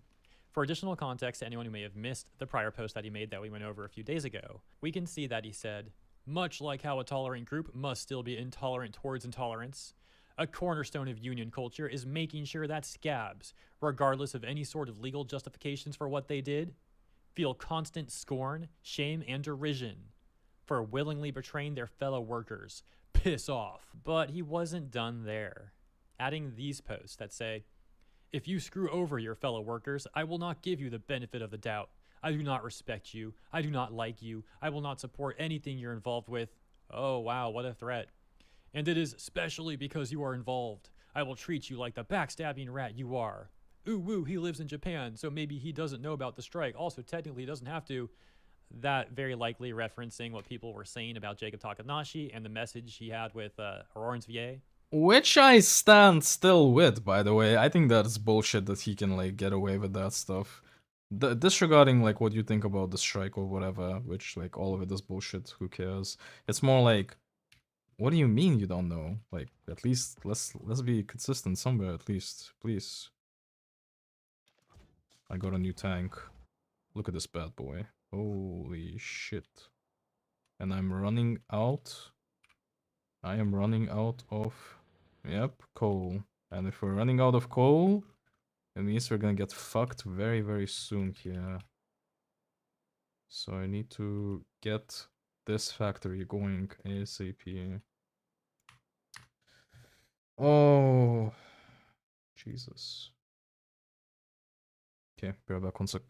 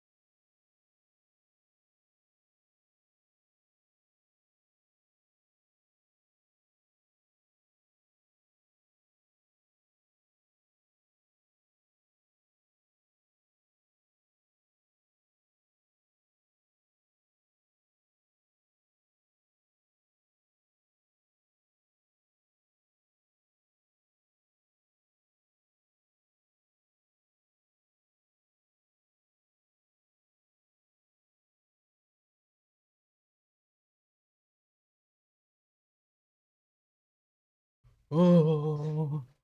Oh. And then he ends his post by raging some more. He sounds so lame that I'm not even going to repeat that, but there you go on screen. And we'll end with something funny. Do you remember that Sean Larway person, that voice actor who people alleged made damage control posts on the Genshin Impact subreddit and the Gacha Gaming subreddit, trying to defend SAG-AFTRA and the SAG-AFTRA VAs, but no one believed the manipulations, those posts completely failing and getting called out, to which the posts ended up getting deleted, and I think some people said the whole account got deleted too. Well, as mentioned, people alleged that that was Sean Larway. We then saw Sean Larway on his Blue Sky account saying, the Genshin Impact subreddit deserves to be banned at this point, and a number of other rage posts. Sean Larway had also reposted that He's post mad. from Zane Chichat, the one that I included a moment ago, which you may have already seen, had that message above that says reposted by Sean Larway. Well, after people criticized him, it looks like he also deleted his whole Blue Sky account or temporarily deactivated or something. Now it seems like it's back, but in some kind of protected mode, requiring people to be logged into Blue Sky to see the profile at all. So yeah, just thought you guys might find that amusing. Blue Sky's And not that's like a the end safe of this space. video. Let me know what you think about all this stuff in the comments. The Paimon VA update with the comments from the CN player base, and this other VA harassment stuff too. As always, thank you for tuning in. I hope you enjoyed my coverage, and if you did, please consider liking and or subscribing. Appreciate you, and I'll see you in the next one. Appreciate you. Appreciate you. Appreciate you as well.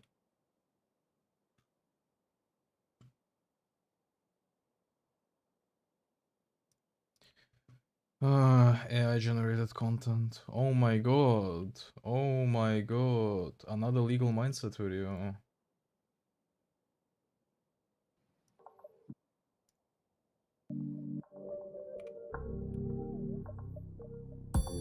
Let's see who did Johnny Somali trick again. Legal Mindset here with a premiere. Yes, it's kind of It's not live. Premiere. It's not totally a clip. It's something in between. It's a premiere. But this is premiere. Legal Mindset. We teach you to be your own judge. And wanted a quick update on the Vitaly Zorovetsky situation Who the fuck is and that? some great news, really awesome news out of the Philippines about the arrest. So we officially have an arrest for Vitaly Zorovetsky. If you don't know about The Vitaly, Russian you can go YouTuber. check out Fuck my him. previous video, my previous live stream, or the clip if you want the abbreviated I version sided with Legal Mindset about on this him. But one. essentially, Whatever as he's the gonna Philippine say, I don't Star, care. says here, he was a nuisance streamer, right? A Russian YouTuber. Although he does spend a lot of time living in the U.S., apparently he shoot. is a Russian citizen. I guess he never got American citizenship. Interesting fact there. Who harassed and disrespected Filipinos while filming at Bonifacio Global City, BGC, as we call it, where his player actually lived for a few months.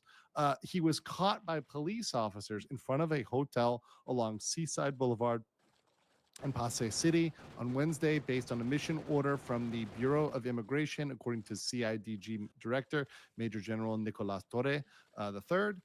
So he has been caught and he has been arrested. In fact, we actually go on to have some footage of the interaction on when he was arrested, and I'll keep the audio off here, but you can see the agents here that were arresting him in front of the hotel, and these were obviously related to immigration. Now, this is amazing. One thing I want to give full credit on to the Philippines, and just a huge shout out to law enforcement there for taking quick action. Also for mainstream media news, I was sent many articles, many TV pieces on this. This got out there. Filipinos got this information. Filipinas and Filipinos got this information out there big Filipinas. time. I also want to say a special thank you to all of my friends of the channel, whether you're Filipino, Filipina, expat, whatever, people who love the Philippines or in the Philippines, maybe you're Filipino American, whatever.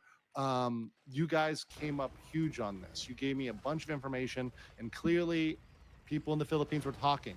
They were putting stuff together here. And because of people that were talking about this, we're sharing this information, we're spreading what happened, this guy got stopped right away. This is super atypical. If this was in Asia, especially in Asia, and I think Philippines set a great example for how to stop nuisance streamers, because it got out there, and within a day of the major coverage of this, you know, getting out there on YouTube, etc., this guy got got apprehended, got taken in. That is much quicker than it usually happens in other countries. So if this went down in Japan or Korea, it could take weeks before you're able to bring somebody in. When we saw in the case of Ramzi Khalid Ismail, Johnny Somali, it took quite a while to get this Johnny guy in. He was messing Somali. around for a while before he eventually caught charges. Same with a lot of the folks in Japan. In fact, during this recent trip that a lot of the kick streamers, mind you, Vitaly here is a kick streamer as well, where he made most of his revenue from this nuisance streaming, from this harassing streaming. A lot of the similar comrades. Isn't and this nuisance Vitaly streaming guy comrades, in like Japan, searching were able pedophiles to or flee the something? country before they were brought in, and because of that, they got away with no consequences. So Vitaly will now absolutely face consequences here, and there's more footage. I'll play this kind of passively in the background here for you guys, but there's more footage of him being brought in, being arrested, being read his rights. There, he's being read his rights at the station after being brought in. Jesus. And I know, by the Hello, way, good the picture morning. of his mugshot, Hello. which will be in the, How are you in the doing? thumbnail here, is looking In this rather lovely smug. morning that you have. But you know, if the consequences come down hard on him and he's deported and blacklisted from that country, I think that would be a good thing. Now, the one thing I will Topic, something Vitaly, some guy got, I guess, removed from, like, again, some nuanced Johnny Somali type of person, from my understanding. Yeah, say, the thing Vitaly, that's some kind guy, of up Russian in the guy. air right now with Vitaly is, does he get jail time? Does he actually go to jail? Now, many of these offenses that he is facing, they can involve jail time. He could be put in jail for up to 30 days on some charges, potentially longer. It would be, I think, a shame to just deport him without putting him behind bars for at least a little bit of time. While I think the apprehension is great, I think these streamers need to feel some consequences. And to be honest, if the only thing they hit him with is a small fine, let's say the fine is $5,000 or even $10,000, I think he's going to laugh and pay it because it's essentially letting him get away without having to do any time behind bars. So I think these countries need to seriously consider that. And the way they administer justice. Once again, I think the Philippines has done an amazing job in cracking down on this right away. I think they've done a fantastic work, which is to be really modeled across Asia in the quick apprehension of these folks and getting them off the streets, which I think is the most important thing. Stop them from making more revenue, stop them from causing harm, stop them from essentially escalating their behavior, doing more bad things because they've gotten away with it. What did he That's even great. do? That's amazing. But Actually, I don't care. It's fine. if you allow them to get away with just a fine, they are gonna. Other streamers are gonna say it's worth it. It's worth it for me to come to your country For the clout. If I know all that's gonna happen is I'm gonna get fined and deported. In fact, they may even get more attention, more clout, True. as the kids say it, and more money I'm not a kid. Okay, fuck. because they're going to get clicks on their content by going there and just being fined and deported. This is also the case in the case of Ramzi Khalid Ismail, Johnny Somali, Boomer where mindset. I say, hey, look, a small fine in deporting him, a slap on the wrist, a $500 fine, is not enough for this guy.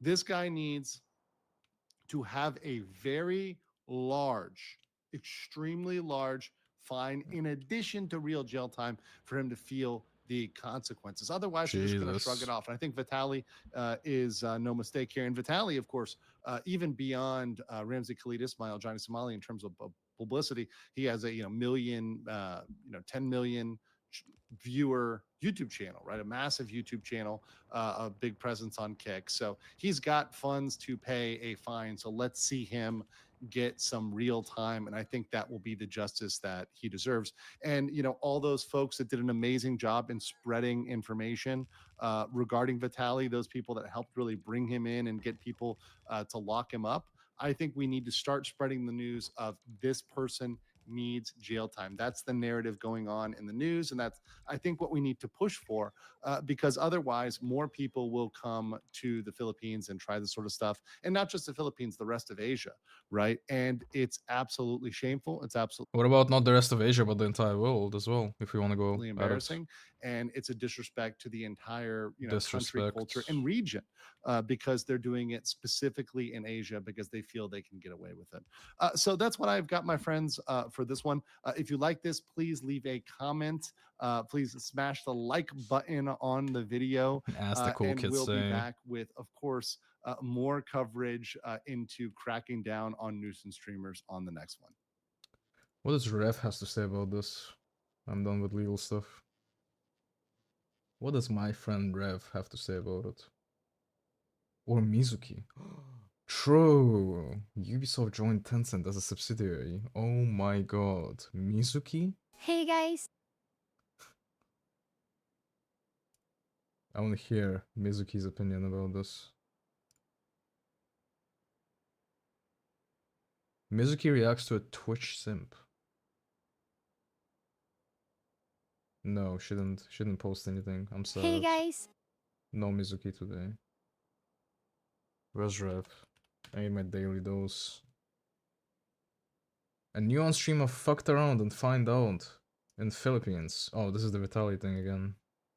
Hey, what's up guys, Rev here. So I regret to inform you that we have another nuisance streamer causing issues overseas for content, a Johnny Somali 2.0 if you will. Now in this situation, there's something unique about it.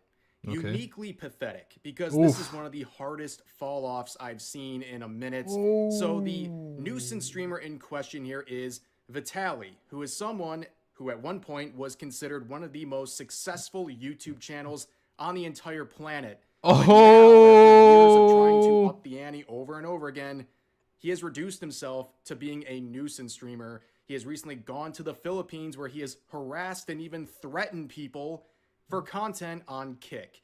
Now the good news is, as we'll see later in the video, he's starting to find out. Law enforcement there is hot on his tail, and it looks like his time over there might be in some serious jeopardy.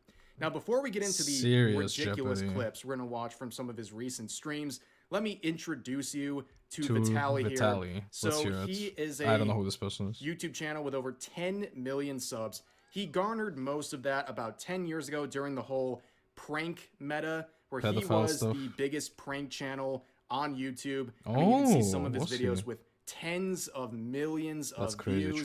But of course, eventually the prank meta would die out, and he had to find other things to do, and his response to that was doing increasingly ridiculous stunts that often led to him being arrested or detained by law enforcement. And the biggest controversy he faced during all of this was back in 2020 when he was arrested and charged by Florida police after he allegedly approached a lone female jogger, asked her for a hug, and when she refused, he pushed her to the ground, pinned her down, and started wailing on her with his fists, allegedly causing a lot of bruising and bleeding on the majority of her face. It was not a very pretty set of pictures of what happened to her. Apparently, this was eventually settled in civil court, but this obviously was a horrendous look. A little bit unhinged, I would Also say. claims he was on mushrooms at the time.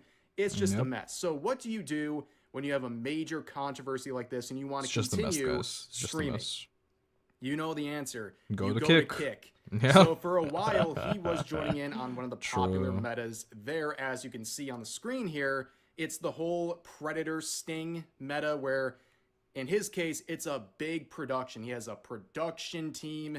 He invites celebrities onto these stings. And not too surprisingly, a lot of people accuse him of scripting most, if not all, of these streams. But it did really well for him for a while. But eventually he stopped streaming somewhat recently. And then it came out that his entire crew has left him for reasons we don't know yet. But obviously when your entire team leaves you, typically something not very good is going on behind the scenes.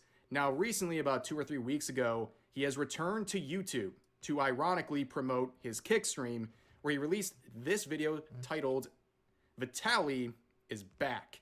And as you can see, Vitaly pretty underwhelming. back. A channel with 10 million subs pulling 46k views in about 2 or 3 weeks. That is a pretty odd disparity between subs and views Yeah, there. for 10 But million, clearly, not it's a a lot of little people on bit- YouTube were too thrilled about this and his apparent return to greatness on his live streams, which by that I mean going around and being a nuisance streamer. His entire page the last 3 weeks since his return is very simple. There's only 2 things going on: promoting gambling and harassing people in the Philippines. He has recently arrived in the Philippines, and you can see the absolute degeneracy of these streams. I mean, just look at the title.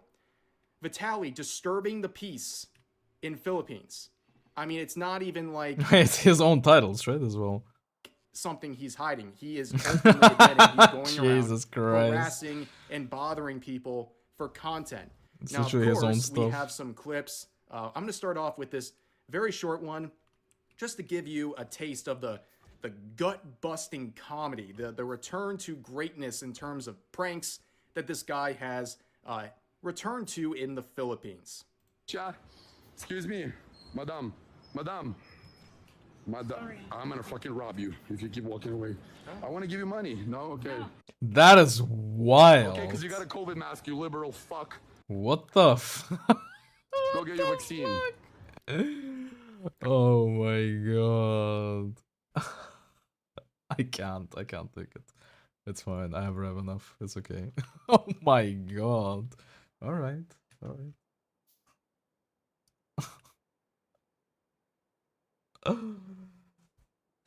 I need a break from everything. We need a break. We need a break. We need something. Something needs to happen.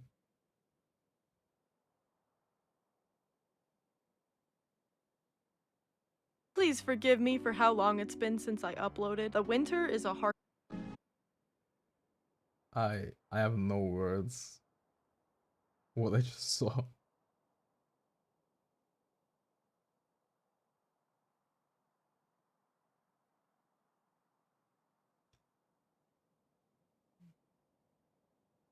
A beauty of choosing empathy in a cruel world. Josie, the Tiger, and the Fish. This is such a beautiful movie. Don't get spoiled. Don't watch this. Tell a story about the life-changing choice to empathize when the rest of the world is heartless. I love this. Two souls who didn't see eye to eye at first, but grew to understand each other through the discovery of their circumstances. Josie, who masks her fear of the cruel outside world through hostility. And Tsuneo, who's unaware of the weight of her physical disability and her burdens at first. And in life, most of us act like Tsuneo does. It's easy to judge and blame people without seeing the world through their eyes. Sometimes others act so inconsiderate, rude, and downright evil, which justifies their reasons for hatred and dislike.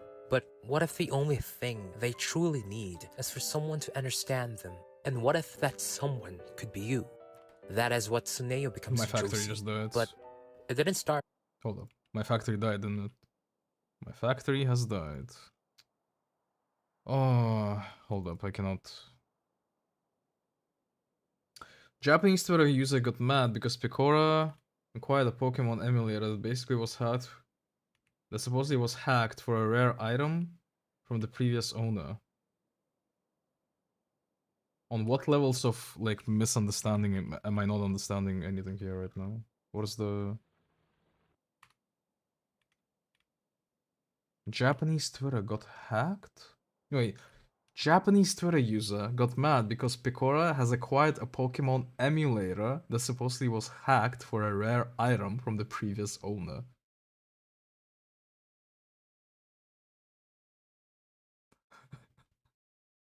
On what layers of like insanity is this? That's bad. I guess. I don't know anything about emulator being bad.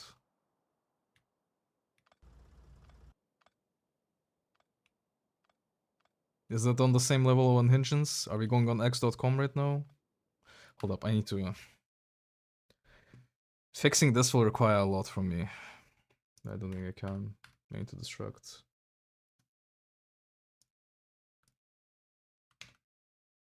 What do we have here?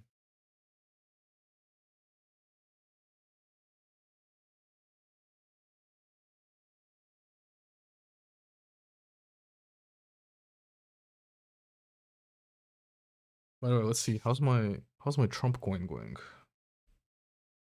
Stock chain. I mean, not stock. Financial advice incoming. Financial advice. This is financial advice in Minecraft. Okay. This is what you do. Financial advice in Minecraft. If you want to get 114% return on investment, all you have to do is do this. You short Trump coin. And that's it. Yep, that's all you have to do.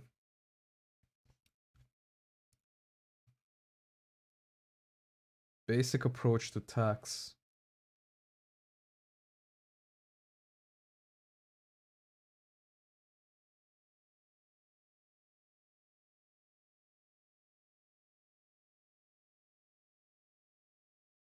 My entire Twitter feed is filled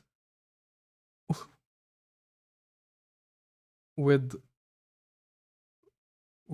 Trump tariffs. My entire Twitter feed is just filled with it. Trump tariff, tariff, tariff, tariff, tariff, tariff, tariff.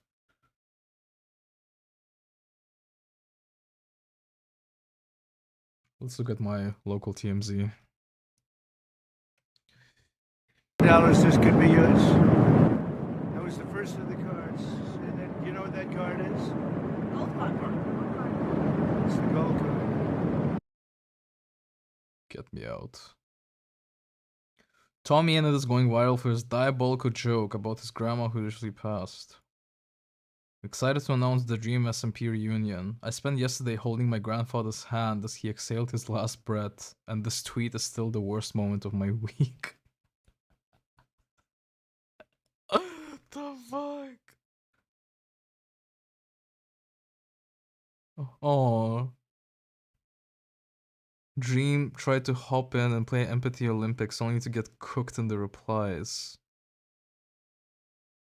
If you wanted to look more empathetic, that's just disgusting. Guys, he can be performative, I don't know. Dream SMP is back, that's right. That is right. That's right, sir.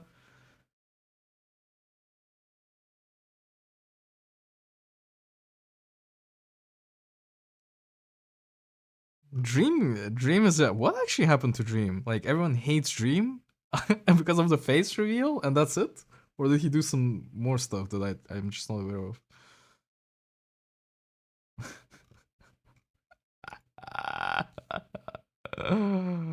Oh my god. Hassan blames the HT subreddit for helping Asmongold grow into the largest political streamer on Twitch. They will undermine everything. Oh my god. What do you say? There's an out of context clip that makes it look like you're downplaying the severity of the Chinese re-education camps. Is probably what they're referring to. Oh my god, another out of context. No idea. Don't even ask. I don't know anything about it. Context clip about a complex issue that I have actually fucking never entertained the morality of in a positive way. Wow. Oh, shocking. I hate how Hassan is 34 years old.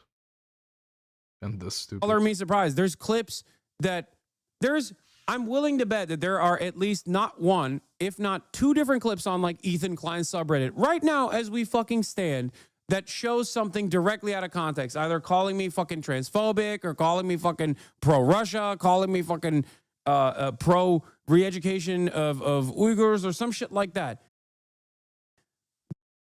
You were saying that Minecraft Serum was modified to increase the chances of obtaining certain items. Yeah, that is correct. And he confessed to it at the end. After like months of Oh wait, you're replying to like why do people hate Dream? Yeah, that was one of it. But like it was like such a like nothing like it's whatever. Like it was like no then nobody actually his Minecraft client was modified, yes. There are entire liberal subreddits dedicated to doing that on a daily fucking basis with the hopes that like they will be able to undermine They will be able to undermine everything that I say and do, not realizing that they're just opening up the fucking floodgates for people like Asmongold to pop off as political commentators, because every moment that those liberals are... Yes, it's everyone's fault but yours, Hassan. Yes. It's everyone's fault. Roach King living rent-free. It will never not be funny that the Daily Wire never reach a fraction of his market share in the right-wing commentary space, and he's not even a true believer. Amazing. Haha, I told you he's gonna become a dictator. Based, haha, content. By the way, true. Atman's not even like... He's not even agreeing with this. Which is true. Okay, H3 stuff, who cares? Dream SMP will not be the same without technical... Yep, it won't be. Will Twitch finally address the botting rumors that have plagued a lot of the platform's top streamers? Hassan denies botting allegations brought up by Yoxic. Keep in mind, there are bots that can easily bypass the watching without signing into Twitch thing. Hassan is talking about to make your stats look... Hassan is talking about to make your stats look better. Not saying Hassan bots. There are far worse examples that do need a looking through. What? Hassan uses bots? 80% confidence? Casey Tron started the conversation and appears to have her eyes set on Asmongold's numbers. 56% botted. Chance of being botted. I got a Twitch extension that shows viewer ratios to detect botting and betting. Interesting. Looking into this. This is an Elon. What is the thing? Imagine trying to roast Asmongold. If it comes from Hassan, it's impossible. Imagine trying to roast as anyone as Hassan. That is the reality. How do I get this extension? Is it possible? Is it public? Twitch bot view extension. Face House just got swatted live on TV, on Twitch, on TV. No, I'll check the back. Jesus Christ. It's clear. I'm not about this. That is fucked.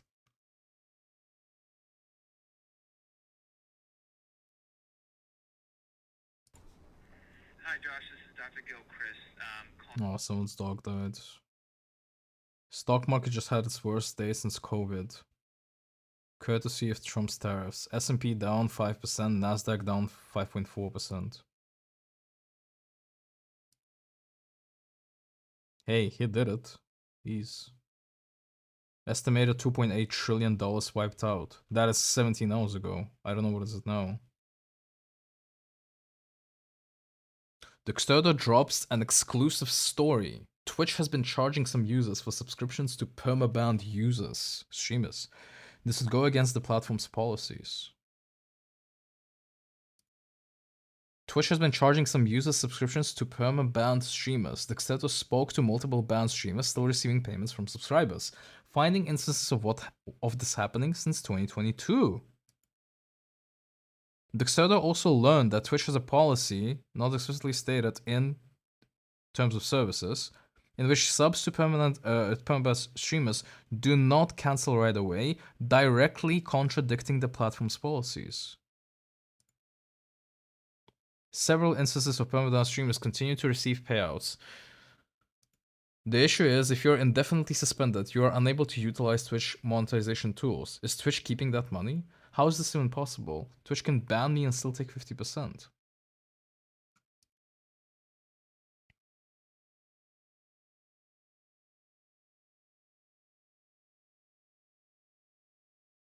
Twitch has been billing users for recurring subscriptions to permanently banned streamers, directly contradicting the platform's own policies. In March 2025, a streamer who had been permanently banned on Twitch revealed to Dexterdo, under the condition of anonymity, that they have continued to receive payouts from subscribers to their totally inaccessible channel.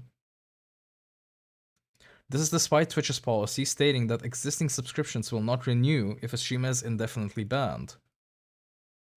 A help page on account enforcement and ban states, If you're indefinitely suspended, you will not be able to utilize Twitch's monetization tools during your suspension, and existing recurring subscriptions to your channel will not renew. Our investigation also identified several other instances of permanently banned streamers continuing to receive payouts, with the earliest beginning in 2022. I don't know how is it even possible Twitch can ban me and still take 50% of the revenue on a channel that they won't unban, but it's quite literally robbing people, they said. In another extract from January 2025, Twitch streamer Incoxicated said the platform had continued to charge recurring subs and tagged Twitch support and Twitch CEO. As shown on the screenshot shared on X, the streamer contacted Twitch about the recurring charges, but the site's support team didn't acknowledge his complaint and told him that they were closing the case. You haven't completely ignored this variation online. Hi, Incoxicated. We have reviewed your case thoroughly and can confirm that unfortunately we cannot provide any additional insight to your request outside of what we already provided in the previous responses. As a result, we'll be closing the case in this thread. We apologize for any inconvenience in the... Oh my god. Oh my god.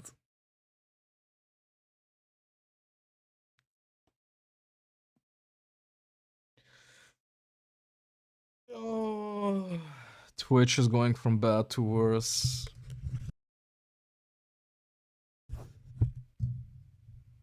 My god. After Dexterdo contacted Twitch for their response to details in this article, Sox, VR, and XJob had their indefinite bans lifted within 24 hours.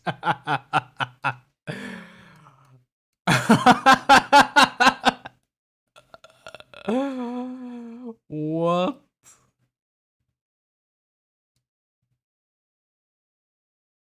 Twitch confirms subscribers are billed after permaban.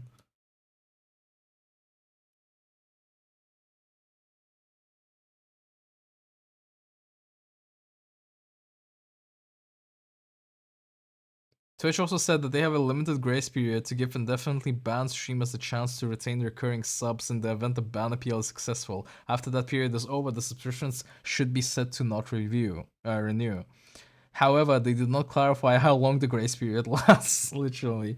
If it's set a period, if it is a set period, or if it fluctuates, regardless, the existence of a grace period confirms that users have been continued to be charged by Twitch even when a streamer they sub to has been indefinitely banned, contradicting the public policy. Oh, legal mindset! Oh! Lawyer! Legal mindset on the case. Legal mindset. Providing you legal mindset.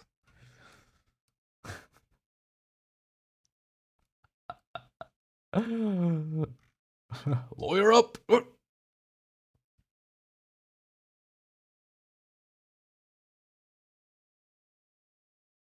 Oh, let's see. Asmongold? What do you think, Asmongold? What do you think about Trump's policies? Let's hear it. Individually target instead of altogether? Well, yeah, but like, for example, it would be really easy for, like, if Trump, like, enforces really, really rough tariffs on, like, one country, then it's not really going to matter for the U.S. because we can make up that difference.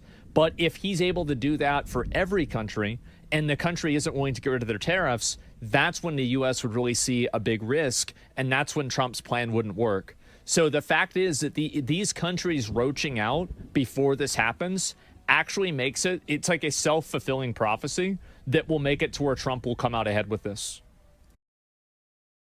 How? Even if the tariffs are going to come back and everything's going to be back to normal, everything's not going to be back to normal because the business relationships and like the future potential investments and stuff is already fucked. Why would you ever want that? The whole point of having a boring president like Sleepy Joe is to have your stock markets high because there's business confidence and stuff not going to shit. That's it. Yeah, it's 4D chess. It's not even 4D chess. This is a basic rule. It's like if you take out stragglers first, because, and you've got to keep in mind also, like a lot of these. Today is Path of Exile 2 launch. Fuck. Today is PoE 2. PoE 2 today, right? I just realized because he's playing. Look at the song. Mind also, like a lot of these. This is PoE 2. Stragglers in these smaller countries, they can't afford to get into a trade war. Do I have it? Today. Twitch drop starting 12 p.m. April 4th PDT. What is it my time?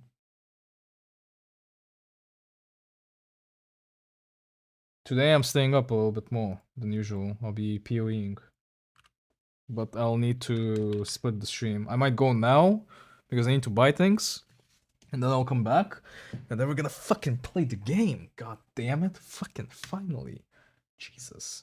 To Istanbul time. Converting EST to corrected time. He said 3. Is it 3? Where is it? 12 p.m. What is 12 p.m.? 7 p.m. my time? Wait, that's EDT. 4th, 12 p.m. EDT. 7 p.m. Right? I'm so stupid. What is EDT to EST plus 3? I need PoE to Dawn of the Hunt launch time. 3 p.m. EDT on Friday. What the fuck is 3 p.m. EDT then? It's at 4 p.m. EDT.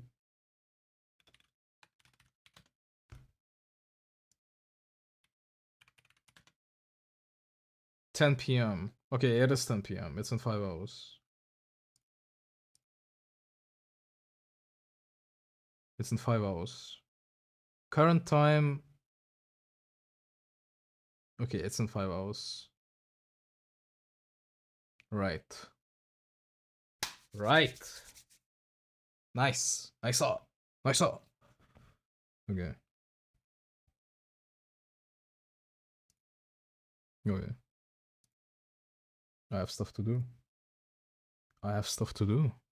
Or the same way that maybe China can, or even like I forgot what this European was countries about. can, because they don't have that level of wealth in their country. And so he knows that. He knows that he can basically kill their economy, so they have to come to the table. And once they come to the table, God, the nut sniffing that Asman does for conservatives is insane. then it makes it easier to make the other people come to the table. That's it. And when millionaires give a take about 401k investments and stuff, like, oh, it's a negotiating tactic, man. Yeah, true. But he's with the boys though. That's fine. Asman's one of us. Ooh, Hassan is whining on Hascourt. Who's more sensitive, Hassan or Kevin Durant?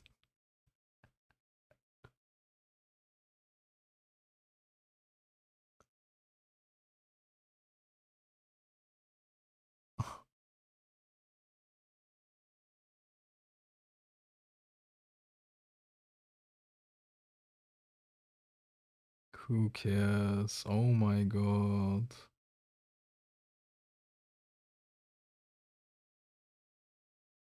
He's in deportation, so nothing happened to him. Oh, that's so cute. Look at all the publicity he got. So nothing happened to him. There you go. Nothing happened to him. Imagine that. Hey, liberals. Crashes economy. How cute is that?